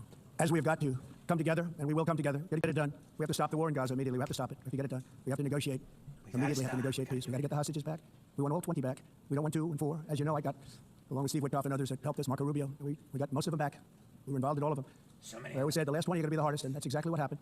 We have to get them back now. We don't want to get back 2, and then another 2, and then 1, and then 3. Have this process. No, we want them all back, and we want the actually 38 dead bodies back too. Those parents came to me, and they want them back, and they want them back very quickly and very badly, as though they were alive. They want them every bit as much as if their son or daughter were alive. I've also been working relentlessly, stopping the killing in Ukraine. I thought that would be, of the 7 wars that I stopped, I thought that would be the easiest because of my relationship with President Putin, which had always been a good one. I thought that was going to be the... Yeah, it turns out Vladimir Putin actually could give less of a fuck about you, and it was always a vector of trying to manipulate you. Which I guess now is going to backfire at this point, which is really, really funny considering the 180 that he's doing. It's so fucking hilarious, dude. The easiest one, but you know, in war, you never know what's going to happen. There are always lots of surprises, both good and bad. Everyone thought Russia would win this war in 3 days, but it didn't work out that way. It was supposed to be just a quick little skirmish. It's not making Russia look good. It's making them look bad.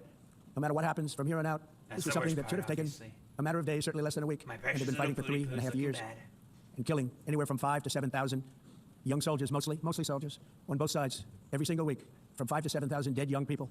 And some in cities, much smaller numbers, where rockets are shot. Again, we talked about the claim about 5,000 to 7,000. Like, claims have said that it's probably about 2,000 a week. It's not 5,000 to 7,000. Like, it's not true. But yeah, whatever. Phones are dropped. This war would never have started if I were president. This was a war that should have never happened. It shows you what leadership is, what bad leadership can do to a country. Look what happened to the United States, and look where we are right now in just a short period of time. The only question now is how many more lives will be needlessly lost on both sides. China and India are the primary funders of the ongoing war by continuing to purchase Russian oil, but inexcusably, even NATO countries have not cut off much Russian energy and Russian energy products. I mean, again, like I've mentioned before, because again, it's just complete nonsense. The European Union already said that they're weaning off of Russian gas and oil supplies. Like, by 2030, they're expected to have net 0% purchasing from Russian oil and gas. The thing is that it takes time to find new sources of oil and fucking gas, because like they just can't like immediately cut it off. There may be some fucking problems if they decide to just immediately fucking cut it off. Like, it's not as simple as that. Which, as you know, I found out about 2 weeks ago, and I wasn't happy. Think of it. They're funding the war against themselves. Who the hell ever heard of that one? In the event that Russia is not ready to make a deal to end the war, then the United States is fully prepared to impose a very strong round of powerful tariffs, which would stop the bloodshed, I believe, very quickly. But for those tariffs to be effective, European nations, all of you are gathered here right now, would have to join us in adopting the exact same measures. I mean, you're much closer to this. We have an ocean in between. You're right there.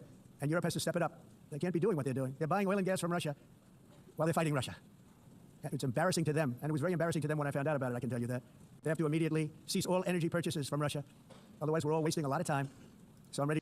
Again, like, that's not feasible because, again, like, I mean, preferably he wants them all to buy from American sources. Preferably, I mean, America is currently, what, the largest energy producer on the fucking planet. Preferably, they want the Europeans to buy from Americans, in terms of, like, the broader sort of, like, fossil fuel sources. But it's just like, let's be quite honest here. Like, you can't just, like, immediately cut it off because, again, there may be some fucking heating issues in those European countries, and people might suffer consequences because of that, which is why they can't just cut it off immediately. It's just not how that works until they find reliable sources to replace that. Ready to discuss this. We're going to discuss it today with the European nations, all gathered here. I'm sure they're thrilled to hear me speak about it, but that's the way it is. I like to speak my mind and speak the truth.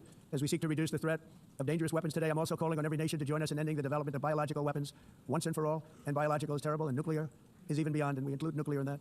That's going to be a lot of shit. A cessation of the development of nuclear weapons. We know, and I know, and I get to view it all the time. Sir, would you like to see? And I look at weapons that are so powerful that we just can't ever use them. If we ever use them, the world literally might come to an end. There would be no United Nations to be talking about. No more biological weapons. Just a few years ago, reckless experiments overseas gave us a devastating global pandemic. Yet despite that worldwide catastrophe, many countries are continuing extremely risky research into bioweapons. Yeah, bro, is still COVID-19 was not being fucking researched for bioweapon purposes. That's a fucking conspiracy theory, Trump. Like, what the fuck are you talking about? No, it was being studied for other fucking reasons, just like any other fucking goddamn pathogen, to see the potential that it could become a fucking pandemic. Like, that's how it works. There was just a leak that fucking happened, and sometimes shit like that fucking happens because of human error and whatnot. Although I don't remember, out of the Wuhan lab, I don't think the source of it was natural. I think from a pangolin. Yeah, exactly. It didn't come out of a lab. I was about to say, the lab leak thing, it's like, that's not even true if I recall correctly. That's just also a conspiracy theory of, like, no one fucking doing research. Yeah, it came from, like, was it, like, literally someone who ate a particular animal, and, that's how it spread? That might also be a fucking conspiracy theory as well. I might be wrong on that one, but I don't remember 100% for certain. I know, like, a lot of wacky shit can fucking sometimes happen in parts of China. And man-made pathogens. This is unbelievably dangerous. Yeah, COVID-19 was not man-made. Like, that's really fucking stupid. To prevent potential disasters, I'm announcing today that my administration will lead an international effort to enforce biological... I don't know about eaten, but definitely handled. Okay, that's... I knew it was definitely handled in some way. I remember, I think that the initial claim was that someone fucking ate something, but it might have been, like, a dipshit fucking racist saying that, right? You know? Yes, yeah, it wasn't fucking airborne, right? I agree with that point, Sweeney. Right. Weapons Convention, which is going to be meeting with the top leaders of the world by pioneering an AI verification system that everyone can trust. Hopefully the UN can play a constructive role, and it will also be one of the early projects under AI. Let's see how good it is, because a lot of people are saying it could be one of the great things ever, but it also can... Dude, when the AI bubble bursts, it's gonna be so fucking funny, dude. Like, yeah, dude. AI fucking verification systems. That's going to go so well and not be any potential problems with that whatsoever. Of course, bro. Be dangerous, but it could be put to tremendous use and tremendous good, and this would be an example of that. Not only is the UN not solving the problems it should, too often, it's actually creating new problems for us to solve. The best example is the #1 political issue of our time, the crisis of uncontrolled migration. It's uncontrolled. Your countries are being ruined. The United Nations is funding an assault on Western countries and their borders. In 2024, the UN budgeted Complete, utter fucking conspiracy theory. There was like some dipshit who was trying to make that fucking the argument before, saying that the United Nations is providing funding to uncontrolled migration. Like, what the fuck are you talking about? This is like some great replacement theory tier shit. Like, it's complete fucking nonsense. No, like, whoa, just because like the United Nations is a enforcer of international law and of asylum laws, which every fucking country is okay with fucking processing, and guess what? Due to a lot of general instability that is happening right now with the world, a lot of people tend to be fucking migrating from those countries in order to go to more prosperous, stable countries, which tend to be fucking Western. Like, should be fairly fucking obvious. It's not being funded by the fucking UN. This is a complete conspiracy theory. Like, it's the exact same shit as the fucking conspiracism from the Great Replacement Theory. There's just no evidence to suggest that whatsoever. $372 million in cash assistance to support an estimated 624,000 migrants journeying into the United States. Think of that. The UN is supporting people that are illegally coming into the United States, and then we have to get them out. The UN also provided food, shelter, transportation, and debit cards to illegal aliens. Can you believe that? On the way to infiltrate our southern border. Millions of people came through that southern border. Just a year ago, millions and millions of people were pouring in. 25 million altogether over the 4 years of the incompetent Biden administration. He's lying. We took a look about how many people were eligible for TPS. It was about 1.2 million migrants. Are you saying that half of these migrants were funded by the UN? What the fuck are you talking about? Again, he's just lying. About, in terms of the overall program itself, TPS brought in about, I think, 25 million migrants for people that are eligible. But that was over the course of about 30 years, Trump, because TPS was put in during the 90s. So, again, he's just lying. And now we have it stopped, totally stopped. In fact, they're not even coming anymore because they know they can't get through. But what took place is totally unacceptable. Well, that's because more than likely you're going to have your agents probably shoot them or some shit. To stop invasions, not create them and not finance them. In the United States, we reject the idea that mass numbers of people from foreign lands can be permitted to travel halfway around the world, trample our borders, violate our sovereignty, cause unmitigated crime, and deplete our social safety net. We have reasserted... By the way, if we're wondering why the Great Replacement Theory might be gaining some potential new prominence, it's because of this motherfucker just completely lying about it. Again, we all know about the amount of people that were allowed into the U.S. By TPS. It was about 1.2 million. And again, why did a lot of Venezuelans... Why was a lot of Venezuelans a part of that, conservatives? Again, 2019 Venezuelan coup attempt. Like, come on, dude. Yeah, it's complete fucking nonsense, dude. that America belongs to the American people, and I encourage all countries to take their own stand in defense of their citizens as well. You have to do that because I see it. I'm not mentioning names. I see it, and I can call every single one of them out. You're destroying your countries. They're being destroyed. I'm gonna go ahead and push stupid fucking conspiracy theories for other white nationalist dipshits to glam onto so they can have their positions to be reaffirmed. I actually love the Great Replacement theory. My name is Donald Trump. It's one of my favorite theories. It's such a good theory. It's totally true. Again, nonsense. No evidence to suggest whatsoever that the UN is fucking funding a bunch of illegal migrants. Yeah, it's so fucking stupid, man. Europe is in serious trouble. They've been invaded by a force of illegal aliens like nobody's ever seen before. Illegal aliens are pouring into Europe. Nobody is ever, and nobody's doing anything to change it, to get them out. It's not sustainable. And because they choose to be politically correct. You know, by the way, I'm not about fucking political correctness. Is there really, Fridge Makara, you, I believe, live in Europe. Is there really a giant migration wave that's happening within Europe right now? And also, let's be fucking honest here. Like, the reason why there is a lot of fucking goddamn migration going on, within Europe is because of a lot of fucking political instability and economic instability that's being caused by you. You're contributing to the fucking problem. If you didn't want, again, so many fucking migrants to be leaving their fucking countries, you should believe fundamentally in the concept of a rising tide raises all ships, you know? If you help provide for a bunch of other poorer fucking goddamn countries and help them out to have stronger and better economies, people are going to be less likely to want to leave those countries, Trump, because most fucking migrants, generally speaking, do not want to leave their fucking home countries unless they feel like the conditions on the ground in those countries are bad, Trump. And again, a lot of fucking migrants, by the way, that are happening within Europe to Western countries are either Poles or Romanians, dude. Like, it's not all from, like, fucking Africa. It's complete fucking nonsense, dude. They're doing just absolutely nothing about it. And I have to say, I look at London where you have a terrible mayor, terrible mayor. And it's been so changed. Now they want to go to Sharia law. Wants to name but you're in a different country. You can't do that. Both the immigration and their suicidal energy ideas will be the death of Western Europe if something is not done immediately. This cannot be sustained. What makes I want anyone to tell me how this is any different from, like, one of those, like, stupid dipshit YouTubers from, like, 2014. He's doing the exact, like, savior of the fucking West tier fucking bullshit. It's complete fucking nonsense, dude. There's just, again, no fucking evidence to suggest that the United Nations is funding, like, migrants to illegally cross into the borders of Western countries.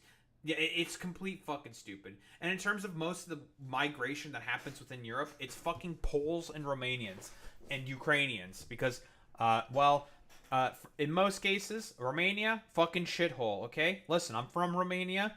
It's a fucking shithole for a lot of goddamn complicated historical fucking reasons. And again, also, when it comes to Ukrainians, should be fairly fucking obvious why it's happening. There's a fucking war currently going on there. Trump, you fucking moron. Even Russians, like, it's complete utter nonsense. I think we do actually have a lot of migrants coming to the UK specifically. I believe one of the main reasons why it's the UK that specifically gets hammered by migrants is because of the British Empire. It's spread everywhere, and thus the language is everywhere. So you have a lot of people who want to get out of their country and live a new life somewhere nicer, and it's way easier to settle into a new country and live life, especially if you speak their language. Oh, that's a really good point there, Fridge Makara, right? Like, the fucking British Empire spanned 30% of the fucking globe. Makes sense that there might be a lot of migrants that are trying to go into, well, the United Kingdom specifically, but even France, for example. Like, a lot of African countries, for example, are French-speaking. I wonder if dumbass fucking racists have ever asked themselves the question why there might be a lot of French-speaking and English-speaking countries all around the world. I'm going to tell you right now, it's not because of cultural osmosis. So beautiful is that each country is unique. But to stay this way, every sovereign nation must have the right to control their own borders. You have the right to control your borders, as we do now, and to limit the sheer numbers of migrants entering their countries and paid for by the people. That's crazy. They all claim fucking asylum and then they get processed. That's how it fucking works. It's so... trust me, like, this great replacement theory shit, this savior of the fucking West bullshit is still fucking bullshit. even in 2025, back during even Gamergate and all the like the 2014 skeptic tier fucking nonsense and bullshit. Of that nation that were there and that built that particular nation at the time. They put their blood, sweat, tears, money into that country, and now they're being ruined. Proud nations must be allowed to protect their communities and prevent their societies from being overwhelmed by people they have never seen before with different customs, religions, with different everything. Where migrants have violated laws, lodged false asylum claims, or claimed refugee status for illegitimate reasons, they should in many cases be immediately sent home. And while we will always have a big... Damn, it's a good thing that generally that is the case and that's what happens. It just takes time for a court to process that, Trump. Yeah, it takes time for that to process. And for the time being, they put them somewhere to house them because they can't just have them out in the fucking streets, Trump. Like, that's how it works, Trump. Big heart for places and people that are struggling and truly compassionate.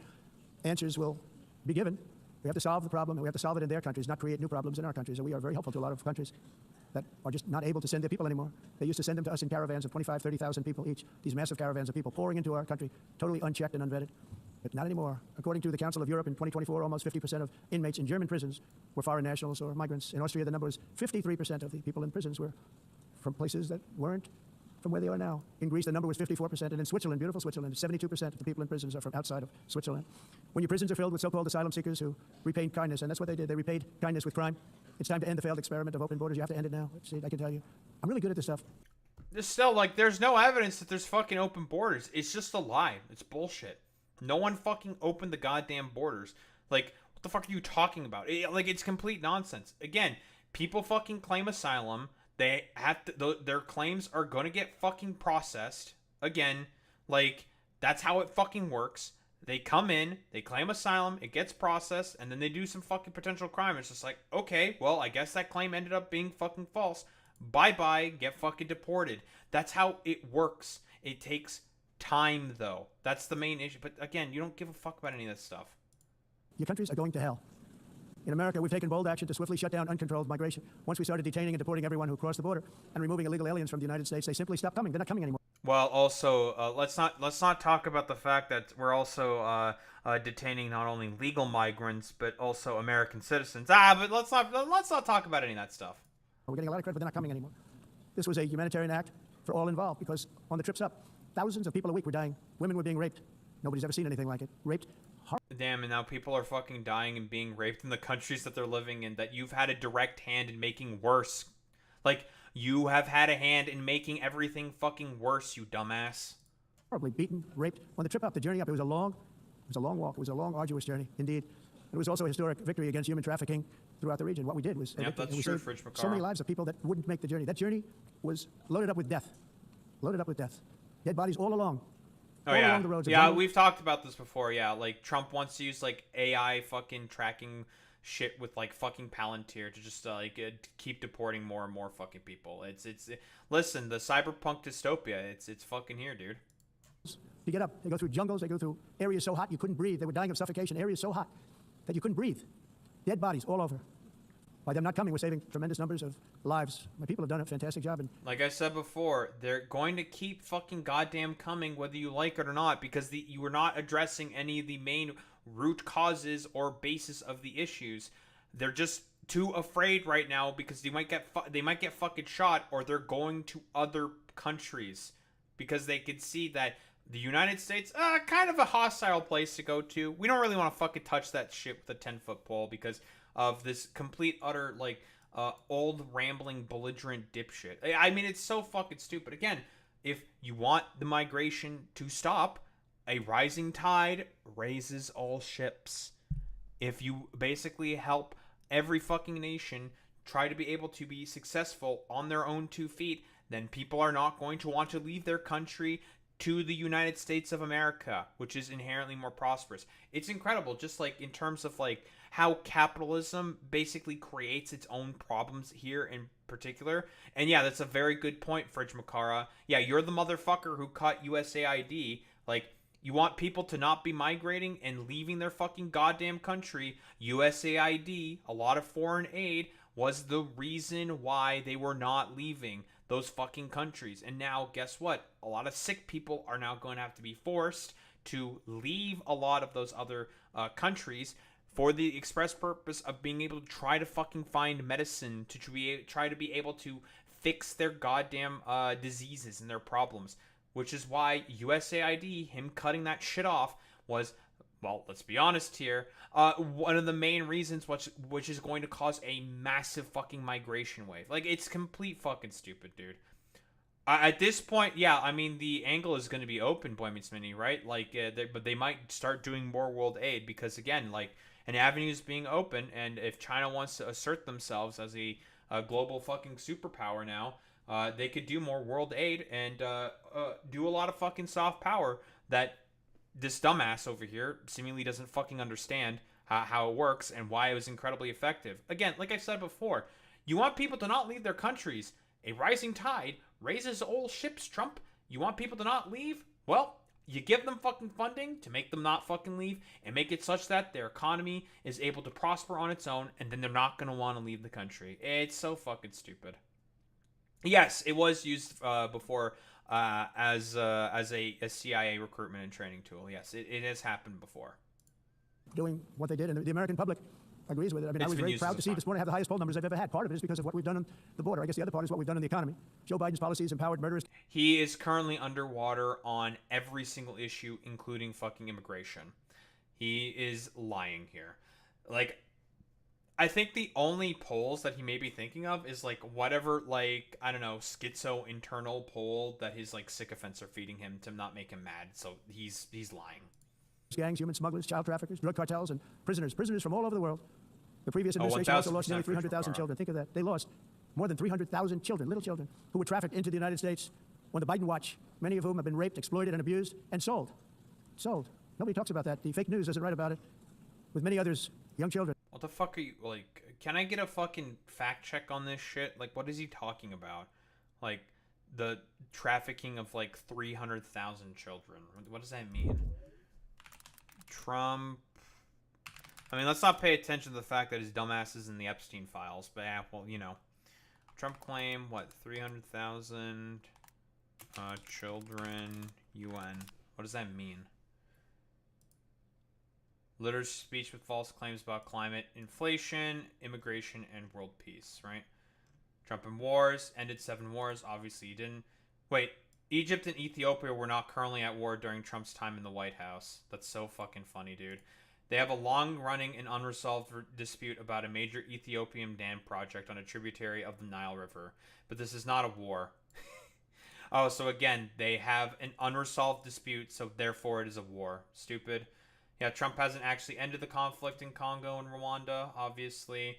Kosovo and Serbia, like I said before, just it's complete nonsense there. He's just, like, lying. It's like something that he just can't conjured up or some shit, but whatever. Yeah, the transgenic mice stuff, Fridge Makara, yeah, that was stupid, obviously. Trump's poll numbers, I was very proud to see this morning on the highest poll numbers. No, he's currently, well, in terms of every issue and every other major poll, down in terms of approval rating. So again, this is nonsense. Let me see. Wait, grocery prices. Trump also claimed that under his leadership, grocery prices are down. False. Boy Meets Mini, you can probably attest to this. You've talked about how your grocery prices have actually been going up. About 1% higher in August and are slated to keep going up. So that's pretty cool. Inflation has been defeated.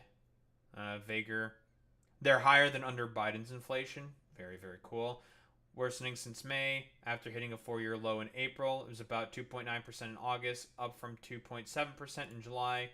Identical to the 3% rate in January, so inflation's going up.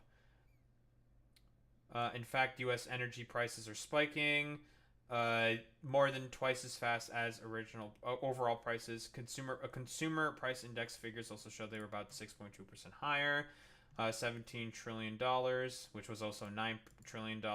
It's again, the thing with these like commitments is that it's vagaries that he's just going to peddle as true. Where's this 300,000 children? Here it is. Biden and migrant children. Trump repeated his misleading claim that the previous administration also lost nearly 300,000 children, then quickly said it was more than 300,000 children. Again, by the way, if you're not being consistent with your numbers and you're speaking out of both sides of your mouth, you're probably fucking lying. He continued to say that many of these children have been raped, abused, and sold. He appeared to be referring to a 2024 report from the Homeland Security Department's Office of Inspector General, which said Immigration and Customs Enforcement reported more than 32,000 unaccompanied migrant children failed to appear as scheduled for immigration court hearings after being released or transferred out of custody between fiscal years 2019 and 2023. This might have been as a consequence of that Title 42 shit that Biden decided to keep in place you fucking implemented at the start of COVID-19. The report also said that 291,000 unaccompanied migrant children during this period were not given notices to appear in court. Well, that's a little interesting. For the express purpose of probably fucking deporting them. So he's lying about that. Who are missing or dead. And we found a lot of these children, and we're sending them back, and we've been sending them back to their parents. They said, nobody knows who they are. They said, where do you come from? And they'll give us a country, and we'll find out, and we'll figure it out, and we'll bring them back to their homes. And the mother and father rush to the door, and their tears in their eyes. They can't believe that they're seeing their son or daughter, their little son or daughter again. We've done almost 30,000 of them so far. Any system that results in the mass trafficking of children is inherently evil. Yet that is exactly what the globalist migration agenda has done, and it's what it's all about. Buddy, you're in the fucking Epstein files. You're best friends with Jeffrey fucking Epstein. Spare it with the trafficking of children. America, those days, as you know, are over. The Trump administration is working, and we are continuing to work. I'm going to keep covering up the Epstein files, folks. And also, as I said, to get back the 30,000 we've already returned. Now I think we're going to have another. We're going to find a lot. You're not going to find all of them. 300, more than 300,000. They're lost or they're dead. They're lost or they're dead because of the animals that did this. To protect our citizens, I've also designated multiple savage drug cartels as far as you see this, and you see it happening right before your eyes. Forest Let's terrorists? put it this way. People don't like taking big loads of drugs in boats anymore. There aren't too many boats. Because you keep illegally bombing them in international fucking waters, which is illegal. Like what? You're just saying that it's okay to just extrajudiciously sort of just like murder people on the fucking high seas? Okay, fine, fuck it. I guess it's time for anyone to just get... you're in a random speedboat, you're in a random boat somewhere, time to get bombed by the United States of America. Very cool. Boats that are traveling on the seas by Venezuela, they tend not to want to travel very quickly anymore. And we virtually stopped drugs coming into our country by sea. We call them the water drugs. They kill hundreds of thousands of people.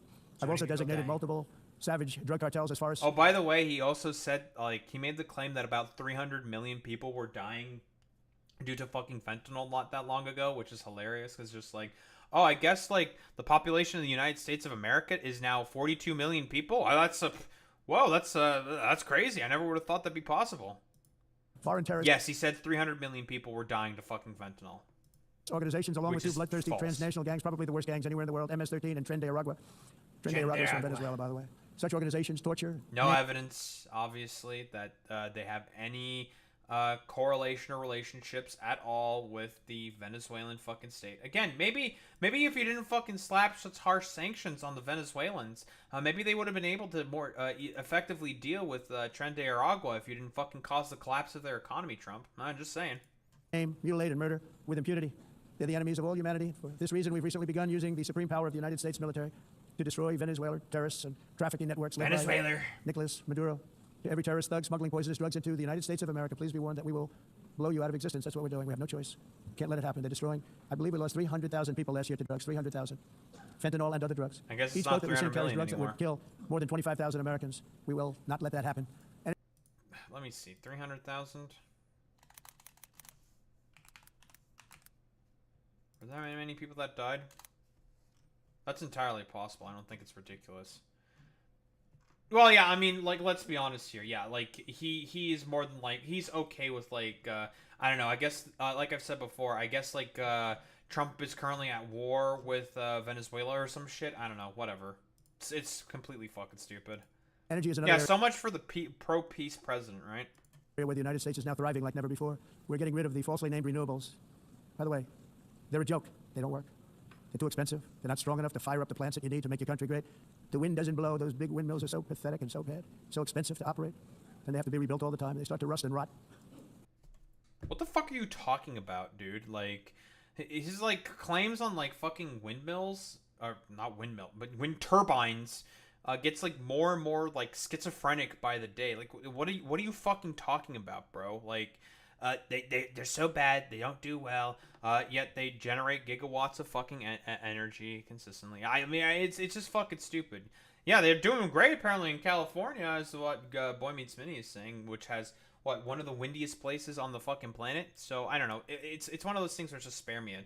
Hey, by the way, are you really sure that those fucking energy costs are going down? Like, if you keep going after the windmills and the solar panels, which are less expensive now than fucking fossil fuels.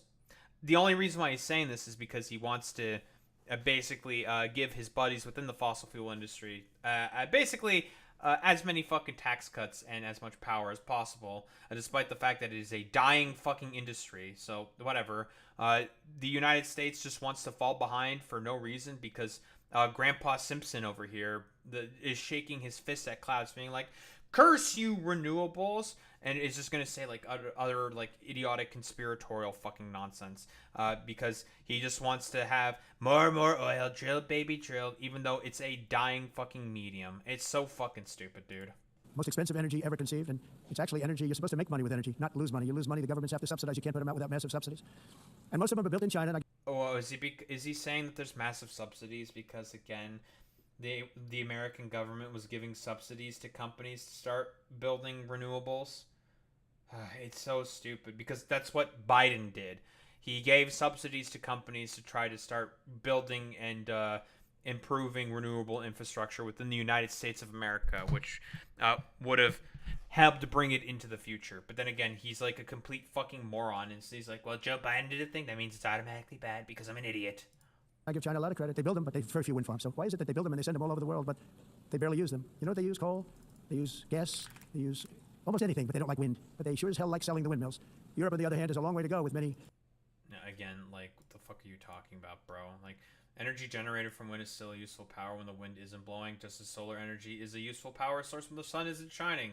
Since energy can be stored in industrial batteries, which have been getting better and better as a technology. It's so stupid. Like, Trump repeated this false claim, although China is the leading manufacturer of wind turbines, they have very few wind farms themselves. He added, so why would they build them and send them all over the world and barely use them? They don't have wind. In reality, China is the world leader in generation of wind power and has massive wind farms onshore and offshore, and it continues to install additional wind capacity much faster than the U.S. This is what, by the way, because of Trump's utter like stupidity and nonsense and conspiratorial bullshit, he's leaving avenues for China to just be, well, gain a lot of fucking power and good grace with a lot of people to rely on China in particular for more renewable energy resources, because again, he's just a fucking idiot, like, who thinks that, again, like, I love miners, I love the miners, both children miners and also coal miners getting black lung. That's some of my favorite stuff on the planet, because, you know, I love Jeffrey Epstein. He was one of my good friends, you know, I love him. So, again, like, spare me it. He has no idea what he's talking about because, again, for him, fundamentally speaking, it is all about providing as many fucking goddamn subsidies and power to a dying industry, that being the fossil fuel industry. Because, I don't know, it's a fucking death cult, people. Like, I don't know what else to say. It's a fucking death cult, dude. Conservatism, broadly speaking, of course. Country is being on the brink of destruction because of the green energy agenda, and I give a lot of credit to Germany. Germany was being led down a very sick path, both on immigration, by the way, and on energy. They were going green. They decided to get rid of all their fucking nuclear power plants because there was a force, there was like basically anti-nuclear billionaires and coal magnates within fucking goddamn Germany who decided to put out a propaganda campaign against Germany's nuclear infrastructure, you dumbass, and it was successful. And they were going bankrupt. And the new leadership came in and they went back to where they were, with fossil fuel and with nuclear, which is good. It's now safe.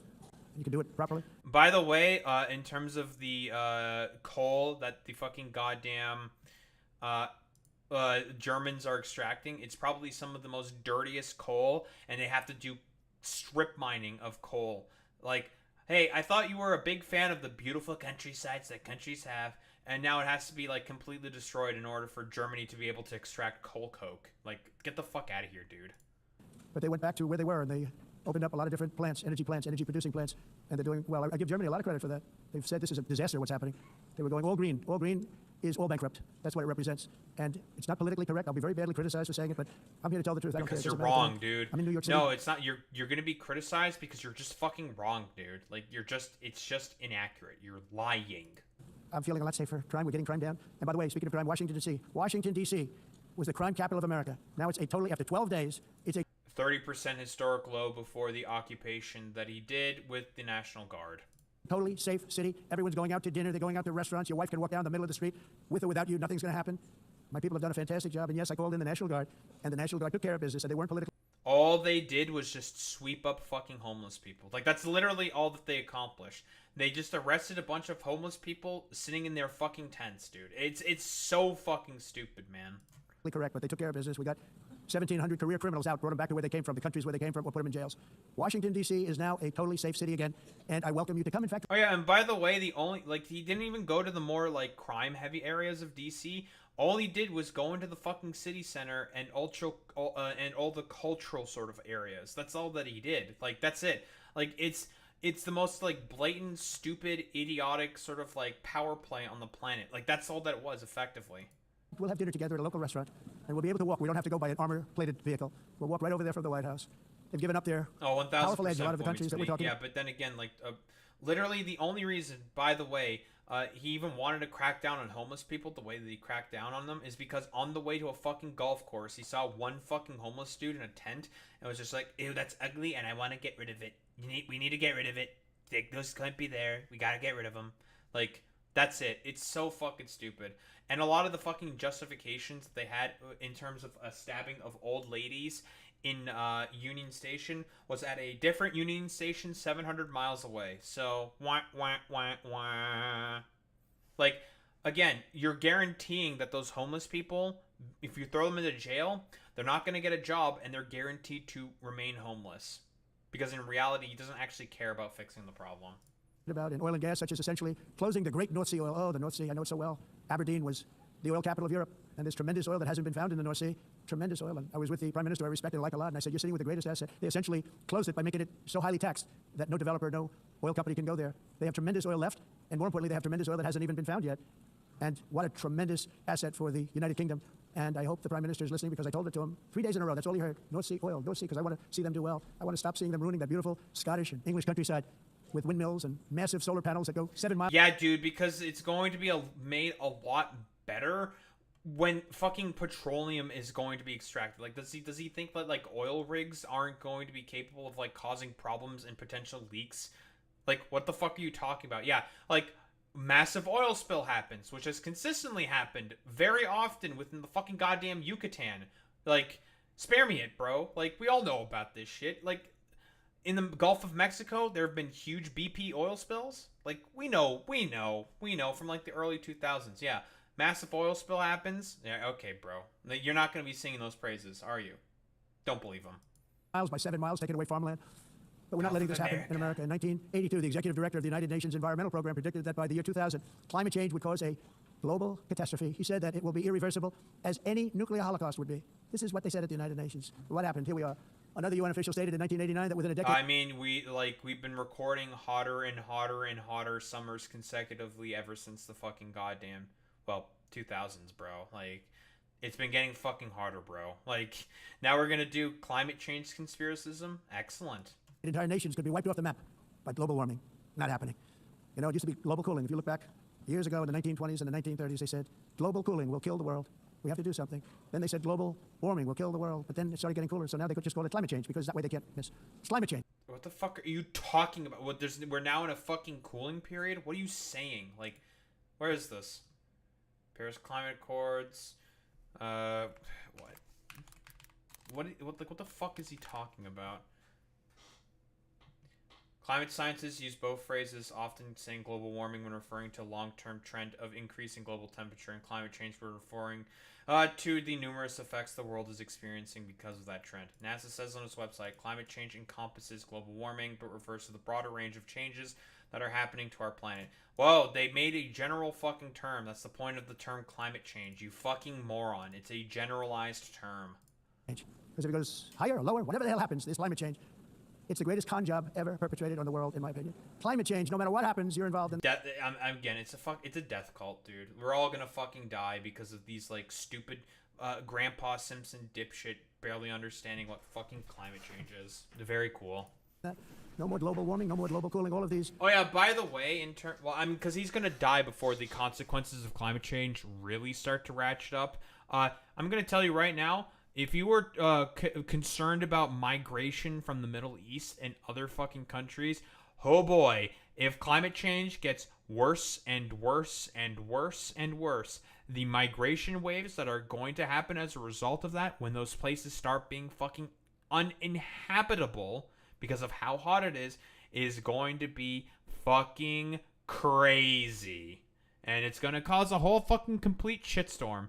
But none of these fucking dumbasses are going to care about that, because in reality, they are supporting the policies that are perpetrating it. It's complete fucking nonsense, dude. Predictions made by the United Nations and many others, often for bad reasons, were wrong. They were made by stupid people that have cost their countries fortunes and given those same countries no chance for success. Oh, yeah, if you don't get away from this green scam, your country is going to fail. And I'm really good at predicting things, you know? They actually said during the campaign they had a hat. The best-selling hat. Trump was right about everything. And I don't say that in a braggadocious way, but...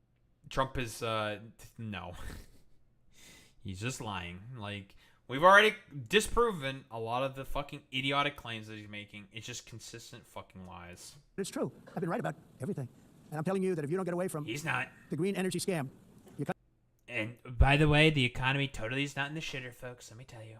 country is going to fail. And if you don't stop people that you've never seen before, that you have nothing in common with, your country is going to fail. I'm the president of the United States, but I worry about Europe. I love Europe. I love the people of Europe. And I hate to see it being devastated by energy and immigration. This double-tailed monster destroys everything in its wake, and they cannot let that happen any longer. You're doing it because you want to be nice. You want to be politically correct, and you're destroying your heritage. They must take control strongly and immediately. Destroying your fucking hair. What the fuck are you talking about, bro? Like, you're destroying the European heritage. Like, what? Because of, like, a lot of the instabilities that you're helping to cause, bro? Like, spare me it. You're the main dude who's causing all this to fucking happen, bro. Like, what do you mean? Like, all of your fucking initiatives going against fucking climate, making the economy worse, cutting off fucking USAID is causing fucking migration waves because you're an idiot who doesn't understand broader consequences of actions. You are the one who's causing these problems. Of the unmitigated immigration disaster and the fake energy catastrophe before it's too late. The carbon footprint is a hoax made up by people with evil intentions, and they're heading down a path of total destruction. You know, the carbon footprint was a big, big thing a few years ago. I remember hearing about the carbon footprint was an advertising campaign done specifically by the fossil fuel industry for the express purpose of, trying to individualize the problem and not push for fucking systemic change. That's what it was. It's a marketing campaign. Carbon footprint, and then President Obama would get into Air Force One, a massive Boeing 747, and not a new one, an old one with old engines that spew everything into the atmosphere. Bro, get the fuck out of here. Like, you take fucking private jets all over the fucking place as well. Like, spare me it. The stupid, like, hypocrisy burn bullshit is so fucking dumb, dude. Talk about the carbon footprint, we must do something. Then he'd get in, and he'd fly from Washington to Hawaii to play a round of golf. And then he'd get back onto that big, beautiful plane. He plays more golf than literally every other president combined. And he'd fly back, and he'd talk about, again, global warming and the carbon footprint. It's a con job. At extreme cost and expense, Europe reduced its own carbon footprint by 37%. Think of that. Congratulations, Europe. Great job. You cost yourself a lot of jobs, a lot of factories closed, but you reduced the carbon footprint by 37%. However, for all of that sacrifice and much more, it's been totally wiped out and then some by a global increase of 54%. Much of it coming from China and other countries that are thriving around China. The reason why a lot of other fucking developing countries are using fossil fuels is because they're not fucking developed like first world countries. You fucking idiot. So they have to use a bunch of dirty fossil fuel resources in order to be able to further develop. Like, they can't just immediately go into renewable fucking energies because either A, they don't have the infrastructure for that, or B, they don't have the ability to get that particular fucking equipment because they're still developing fucking nations. Which now produces more CO2 than all the other developed nations in the world. So all of these countries are working so hard on the carbon footprint. Oh, also, by the way, like, again, this whole, Industrial Revolution, of course. The thing with China, the reason why they're using a bunch of coal power plants is because they're using them as a transitionary step, and then they're going to wean off of them. Like, it's being used right now because China can source a lot of coal within its territory very, very easily. They're going to use it for the time being to have a transition into more green energy sources. Again, China has all these coal power plants, but they also have so many wind farms. Like, please, spare me it, dude. which is nonsense, by the way. It's nonsense. You know, it's interesting. And That's such a good point. Yeah, if we want to do, factorial analogies, yeah, you need to make red science first before you can get to green science, and you need your red and green science before you can get to blue science, and you need your red, green, and blue before you can get to, well, basically every other fucking science. Red, green, and blue are your three main fucking sciences that you need to be able to produce a lot of. There is steps to this, Trump. Like, you can't skip any of those particular steps. Nonsense. Yeah, like, Trump doesn't give a fuck about emissions. It's all fucking stupid LARP cope, like, bullshit from this dude. In the United States, we have still radicalized environmentalists, and they want the factories to stop. Everything should stop. No more cows. We don't want cows anymore. I guess they want to kill all the cows. They want to do things that are just unbelievable, and you have it too. No one has said that. We have a border, strong, and we have a shape, and that shape doesn't just go straight up. That shape is amorphous when it comes to the atmosphere. And if we had the most clean air, and I think we do, we have very clean air, we have the cleanest air we've had in many, many years. But the problem is that other countries, like China, which has air that's a little bit rough, it blows. And no matter what you Like, what's the fucking smog index within the United States of America? I'm curious. Smog index in the U.S. Air quality index, not smog index. Like, what is the air quality? How's it good? How good is it in the United States of America? I'm curious.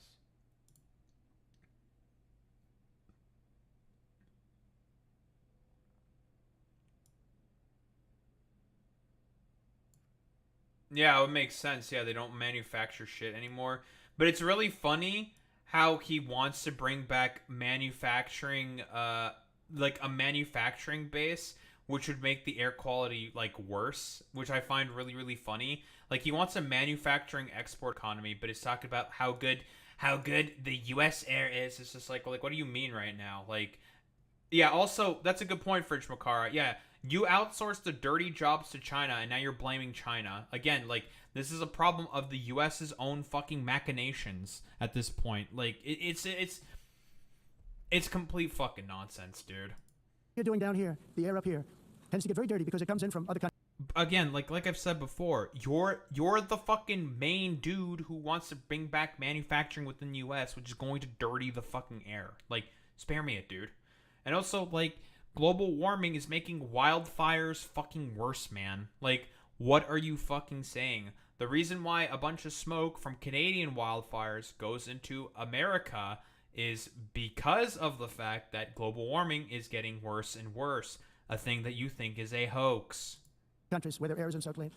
And the environmentalists refuse to acknowledge that. What, you think that, like, other countries take their dirty smog air and just, like, shovel it into the United States of America? What kind of, like, schizophrenic nonsense is this? Like, what are you fucking saying? Like, again, old man rambling, because in reality he's like a stupid, dumb fucking conspiracist when it comes to, well, climate change specifically. Same thing with garbage. In Asia, they dump much of their garbage right into the ocean, and over about a 1 week and 2 week journey, it flows right past Los Angeles. You've seen it. Massive amounts of garbage, almost too much to do anything about, flowing past Los Angeles, past San Francisco, and then somebody would get in trouble because he dropped a cigarette on the beach. I mean, he's actually not wrong. There is a big problem in terms of, like, trash being dumped into the Pacific Ocean, specifically being done by China. He is correct about this one thing. He is right about this one thing in particular, right? There's a giant trash patch within the Pacific Ocean because of that. But then again, like, you're not doing anything to help try to fucking clean that shit up because you're not interested in actually helping to fucking clean that shit up. Again, like, Trump very often only thinks in terms of the frames of politics first and foremost. So if he can blame anyone for, like, literally anything and not have any culpability for it, he'll just fucking do it and not accept any responsibility for it whatsoever. The whole thing is crazy. The primary effect of these brutal green energy policies has not been to help the environment, but to redistribute manufacturing and industrial activity from developed countries that follow the insane rules that are put down to polluting countries that break the rules and are making a fortune. They're making a fortune. European electricity bills are now 4 to 5 times more expensive than those in China, and 2 to 3 times higher than the United States. And our bills are coming way down. You probably see that our gasoline prices are way down. You know. He's lying, by the way. They're actually going back up because of a lot of the cuts of the green energy initiatives. Electricity prices within the United States are going up. We have an expression, drill, baby drill, and that's what we're doing. We're going to be much lower in a year from now. But they've come way down over the last year.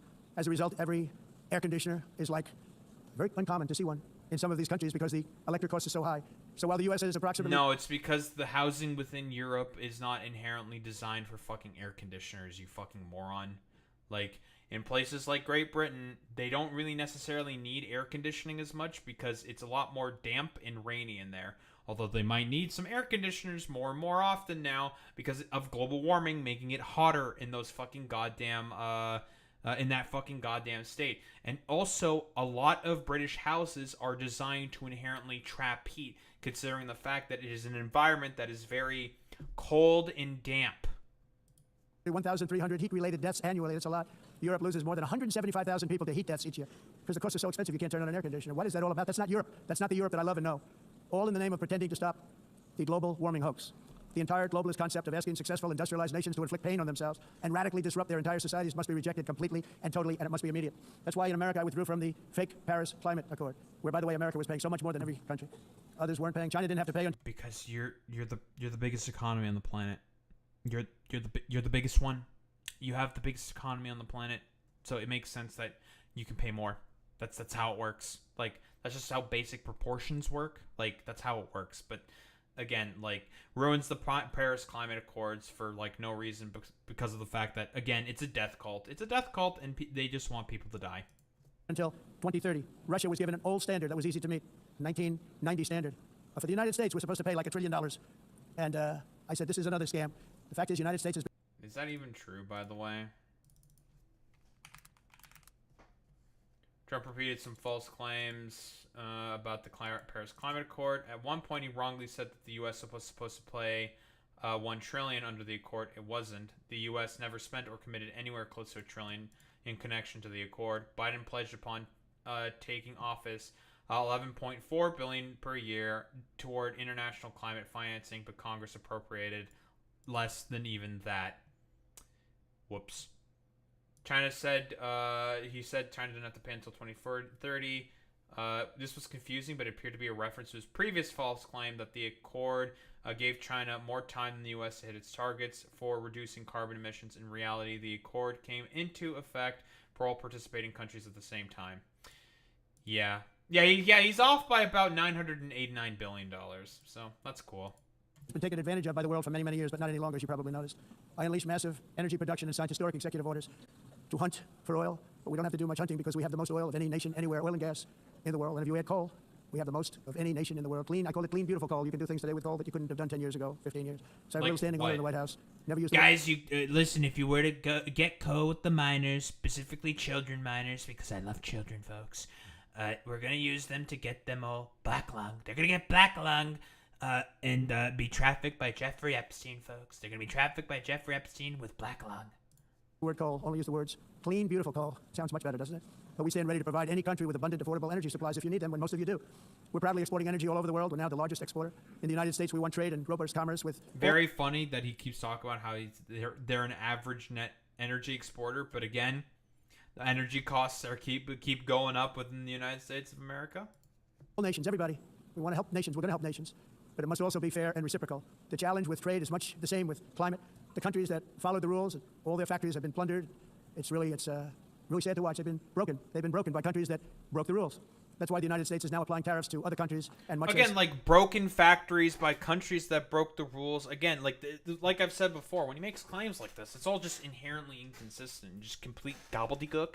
Because in reality, he's just like a dumbass fucking conspiracy theorist, like who doesn't actually believe in fucking climate change. Like, I mean, again, it's complete fucking nonsense what he's fucking saying here. Like, we had to give $1 trillion to the Paris Climate Accord. Biden wanted to pledge $11 billion. Significantly fell under that. So, because Congress appropriated actually even less than that. It's like again, lies. Because again, no one's gonna fucking check him. Like, because he's surrounded by sycophants, and he's just allowed to just say whatever the fuck he wants. Not gonna get accurately reported by the media or called out by the media because again, everything is fucking captured. It's complete fucking bullshit, dude. These tariffs were, for many years, applied to us, uncontrollably applied to us. We've used tariffs as a defense mechanism under the Trump administration, including my first term, where hundreds of billions of dollars in tariffs were taken in. And by the way, we had the lowest inflation, and now we have very low inflation. The only thing different is that we have hundreds of billions of dollars flowing into our country. But this is how we will ensure that the system works for everyone and is sustainable into the future. We're also using tariffs to defend our sovereignty and security throughout the world, including against nations that have taken advantage of former U.S. administration. prices are starting to go up because of the tariffs. The effects of the tariffs are starting to hit American consumers. Again, she still doesn't understand that tariffs are a tax on the consumer. For decades, including the most corrupt, incompetent administration in history, the sleepy Joe Biden administration. Brazil now faces major... That's really funny coming from the dude who had his border czar accept a fucking bag of $50,000 fucking dollars from an FBI sting because he wanted to give some fucking business government fucking contracts, dude.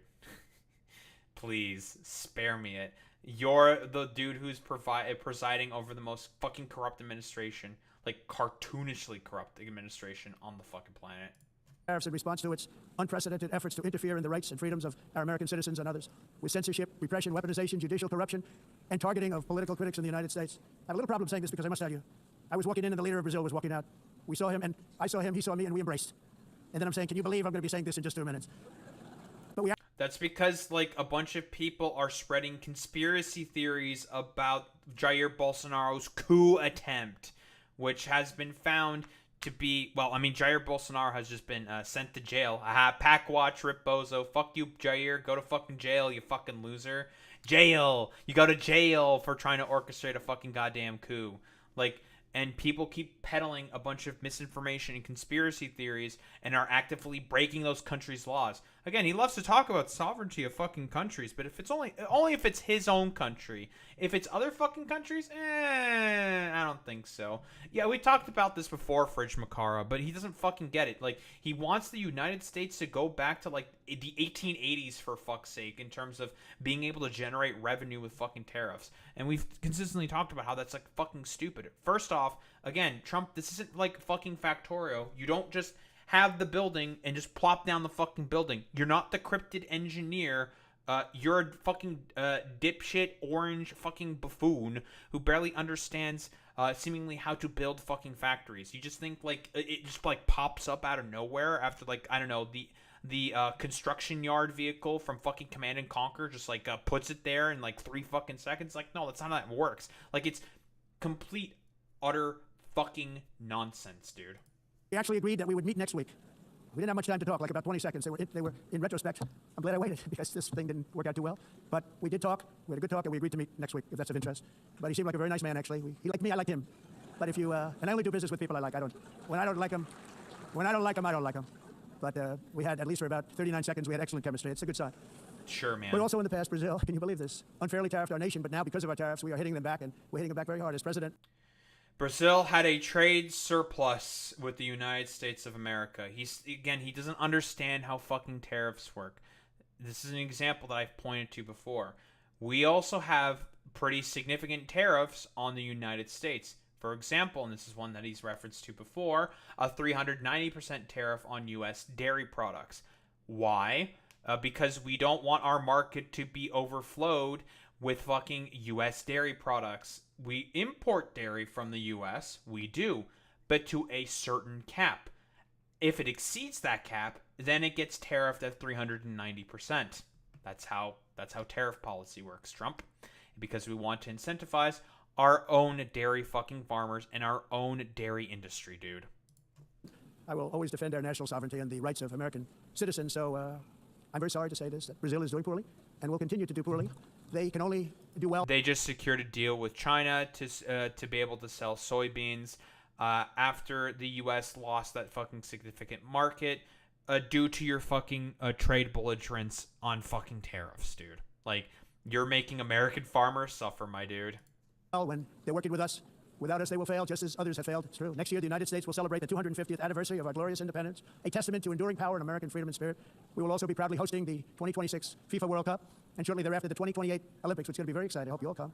I hope that countless people from all over the globe will take part of these will be great celebrations of liberty and human achievement, and that together we all can rejoice in the miracles of... Man, hopefully, in terms of all the fucking policies from Jay Matarchodia and Mehmet Oz and fucking RFK Jr., don't transform the United States into the fecund sort of Norgalite garden that they want it to be, and have it become like a spreader and vector of fucking disease and cause another global pandemic because of his, like, complete utter fucking nonsense.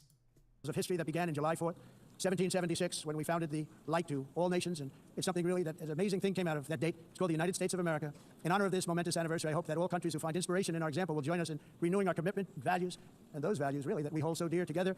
Let us defend free speech and free expression. Let us protect religion. Deporting a bunch of minorities that we don't like, and going after dissidents that we do not like, and tariffing the shit out of everyone because I don't believe in the fundamental sort of like basis of trust within society. Because that's what it is. And he also does not know how to fucking run an economy. Again, same motherfucker who bankrupted like 6 businesses. You really expect him to know how to fucking run the most powerful economy on the planet? Yeah, I don't think so. Religious liberty, including for the most persecuted religion on the planet today. It's called Christianity. And let us safeguard our sovereignty and cherish qualities that have made each of our nations so special, incredible, and extraordinary. In closing, I just want to repeat... Yeah, this is coming from, like, the Islamophobic fucking freaks. Yeah, dude. Yeah, Christianity. Very, very persecuted around the world or something? Like, damn, are there, like, random killings of Christians and happening in other countries? Like, what the fuck are you talking about, dude? It's so fucking stupid. Yeah. Yeah, is Christianity even persecuted within the United States of America? Like, what do you mean? It's complete schizophrenic nonsense. That immigration and the high cost of so-called green renewable energy is destroying a large part of the free world and a large part of our planet. Countries that cherish freedom are fading fast because of their policies on these two subjects. You need strong borders and traditional energy sources if you are going to be great again. Whether you have come from north or south, east or west, near or far, every leader in this beautiful hall today represents a rich culture, a noble history, and a proud heritage that makes each nation majestic and unique, unlike anything else in human history or any other place on the face of the earth. From London to Lima, from Rome to Athens, from Paris to Seoul, from Cairo to Tokyo and Amsterdam to right here in New York City, we stand on the shoulders of the leaders and legends, generals and giants, heroes and... And we want all of these countries to become complete utter shitholes like the one I'm creating. Who won and built our beloved nations, all of our nations, with their own courage, strength, spirit, and skill. Our ancestors climbed the mountains, conquered oceans, crossed deserts, and trekked over wide open plains. They charged into thunderous battles, plunged into grave dangers, and they were soldiers and farmers and workers and warriors and explorers and patriots. They built towns into cities, tribes into kingdoms, ideas into industries, and small islands into mighty empires. You were a part of all of that.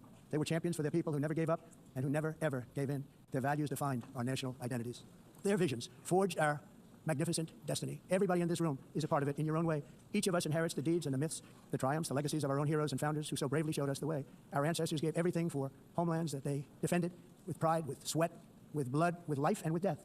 Now the righteous task of protecting the nations that they built belongs to each and every one of us. So together let us uphold our sacred duty to our people and to our citizens. Let us protect their borders, ensure their safety, preserve their cultures, treasure, and traditions, and fight, fight, fight for their precious dreams and their cherished freedoms. And in friendship And with all of the utter stupid nonsense policies that he keeps pursuing and conspiracy theories that he keeps espousing on the world fucking stage, he's going to make it such that there is more fucking instability, and he's going to make this supposed aspirational goal and dream essentially be completely and utterly impossible. Really a beautiful vision. Let us all work together to build a bright, beautiful planet, a planet that we all share, a planet of peace and a world that is richer, better, and more beautiful than ever before. That can happen. It will happen. It will happen, and I hope it can happen and start right now, right at this moment. We'll turn it around. We're going to make our countries better, safer, more beautiful. We're going to take care of our people. Thank you very much. It's been an honor. God bless the nations of the world. Thank you very much. Bye. Bye. Listening here to President Trump giving his first address to the UN General Assembly. Great, fantastic, excellent. I don't know what else is there to really say. Basically, just spread nothing but complete utter conspiracy theory. Just lied every single time consistently about all of his fucking claims. And did all the exact... Honestly, like, it's like almost as if some 2014 era Gamergator gave an address at the UN General Assembly. Like, honestly, I think that's like no other way to put it besides that way. Like, some Gamergator decided to get up there and address the United Nations. It's incredible how it is essentially deteriorated to the point that I guess like if you're a Gamergator, now you can address the world stage. So yeah, don't think there's really much else to say here besides Trump is a belligerent liar. He's a complete utter fucking nonce dipshit idiot moron who barely understands about any of the fucking topics that he talks about and is just a complete utter dipshit who will consistently lie about as much as he breathes. Again, like CNN fact checker withstanding. Don't think there's really much else to say besides I'm going to tell you right now, well, it's time for the world to basically deteriorate into a worse and worse fucking position because of this complete, utter orange buffoon being the main guy leading the world's most powerful fucking economy.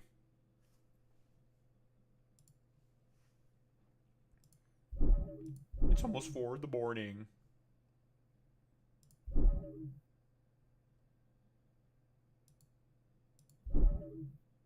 I got rid of the H-1B visa fucking article I was gonna look at. It's okay, I'll reopen it.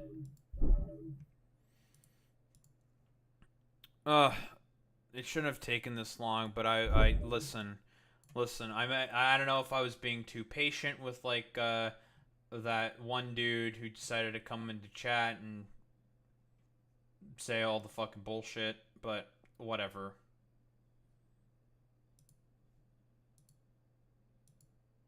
I don't hate the fact about what I did. It's fine. I gave the old college try. And the dude, I still stand by it. The dude was not being inherently dishonest at first. So, whatever.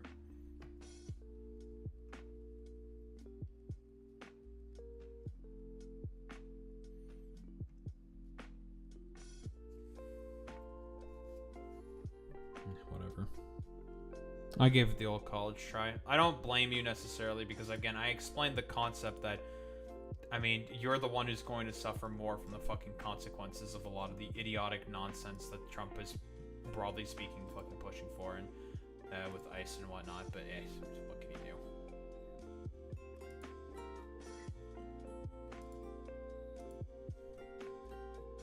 Anyway. Who the fuck are we rating out to today?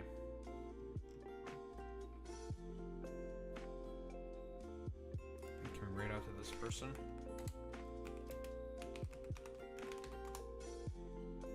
Yes. No more bullshit. Can't rate into this person. Haha! Fuck you, idiot! Alright, idiots. We're rating out.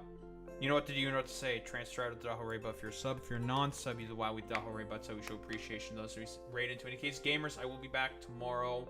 Well, it's gonna be some Darktide, Factorio, then Yappin'. You know how it is. Anywho, I'll be back tomorrow. Same time, same place, same face.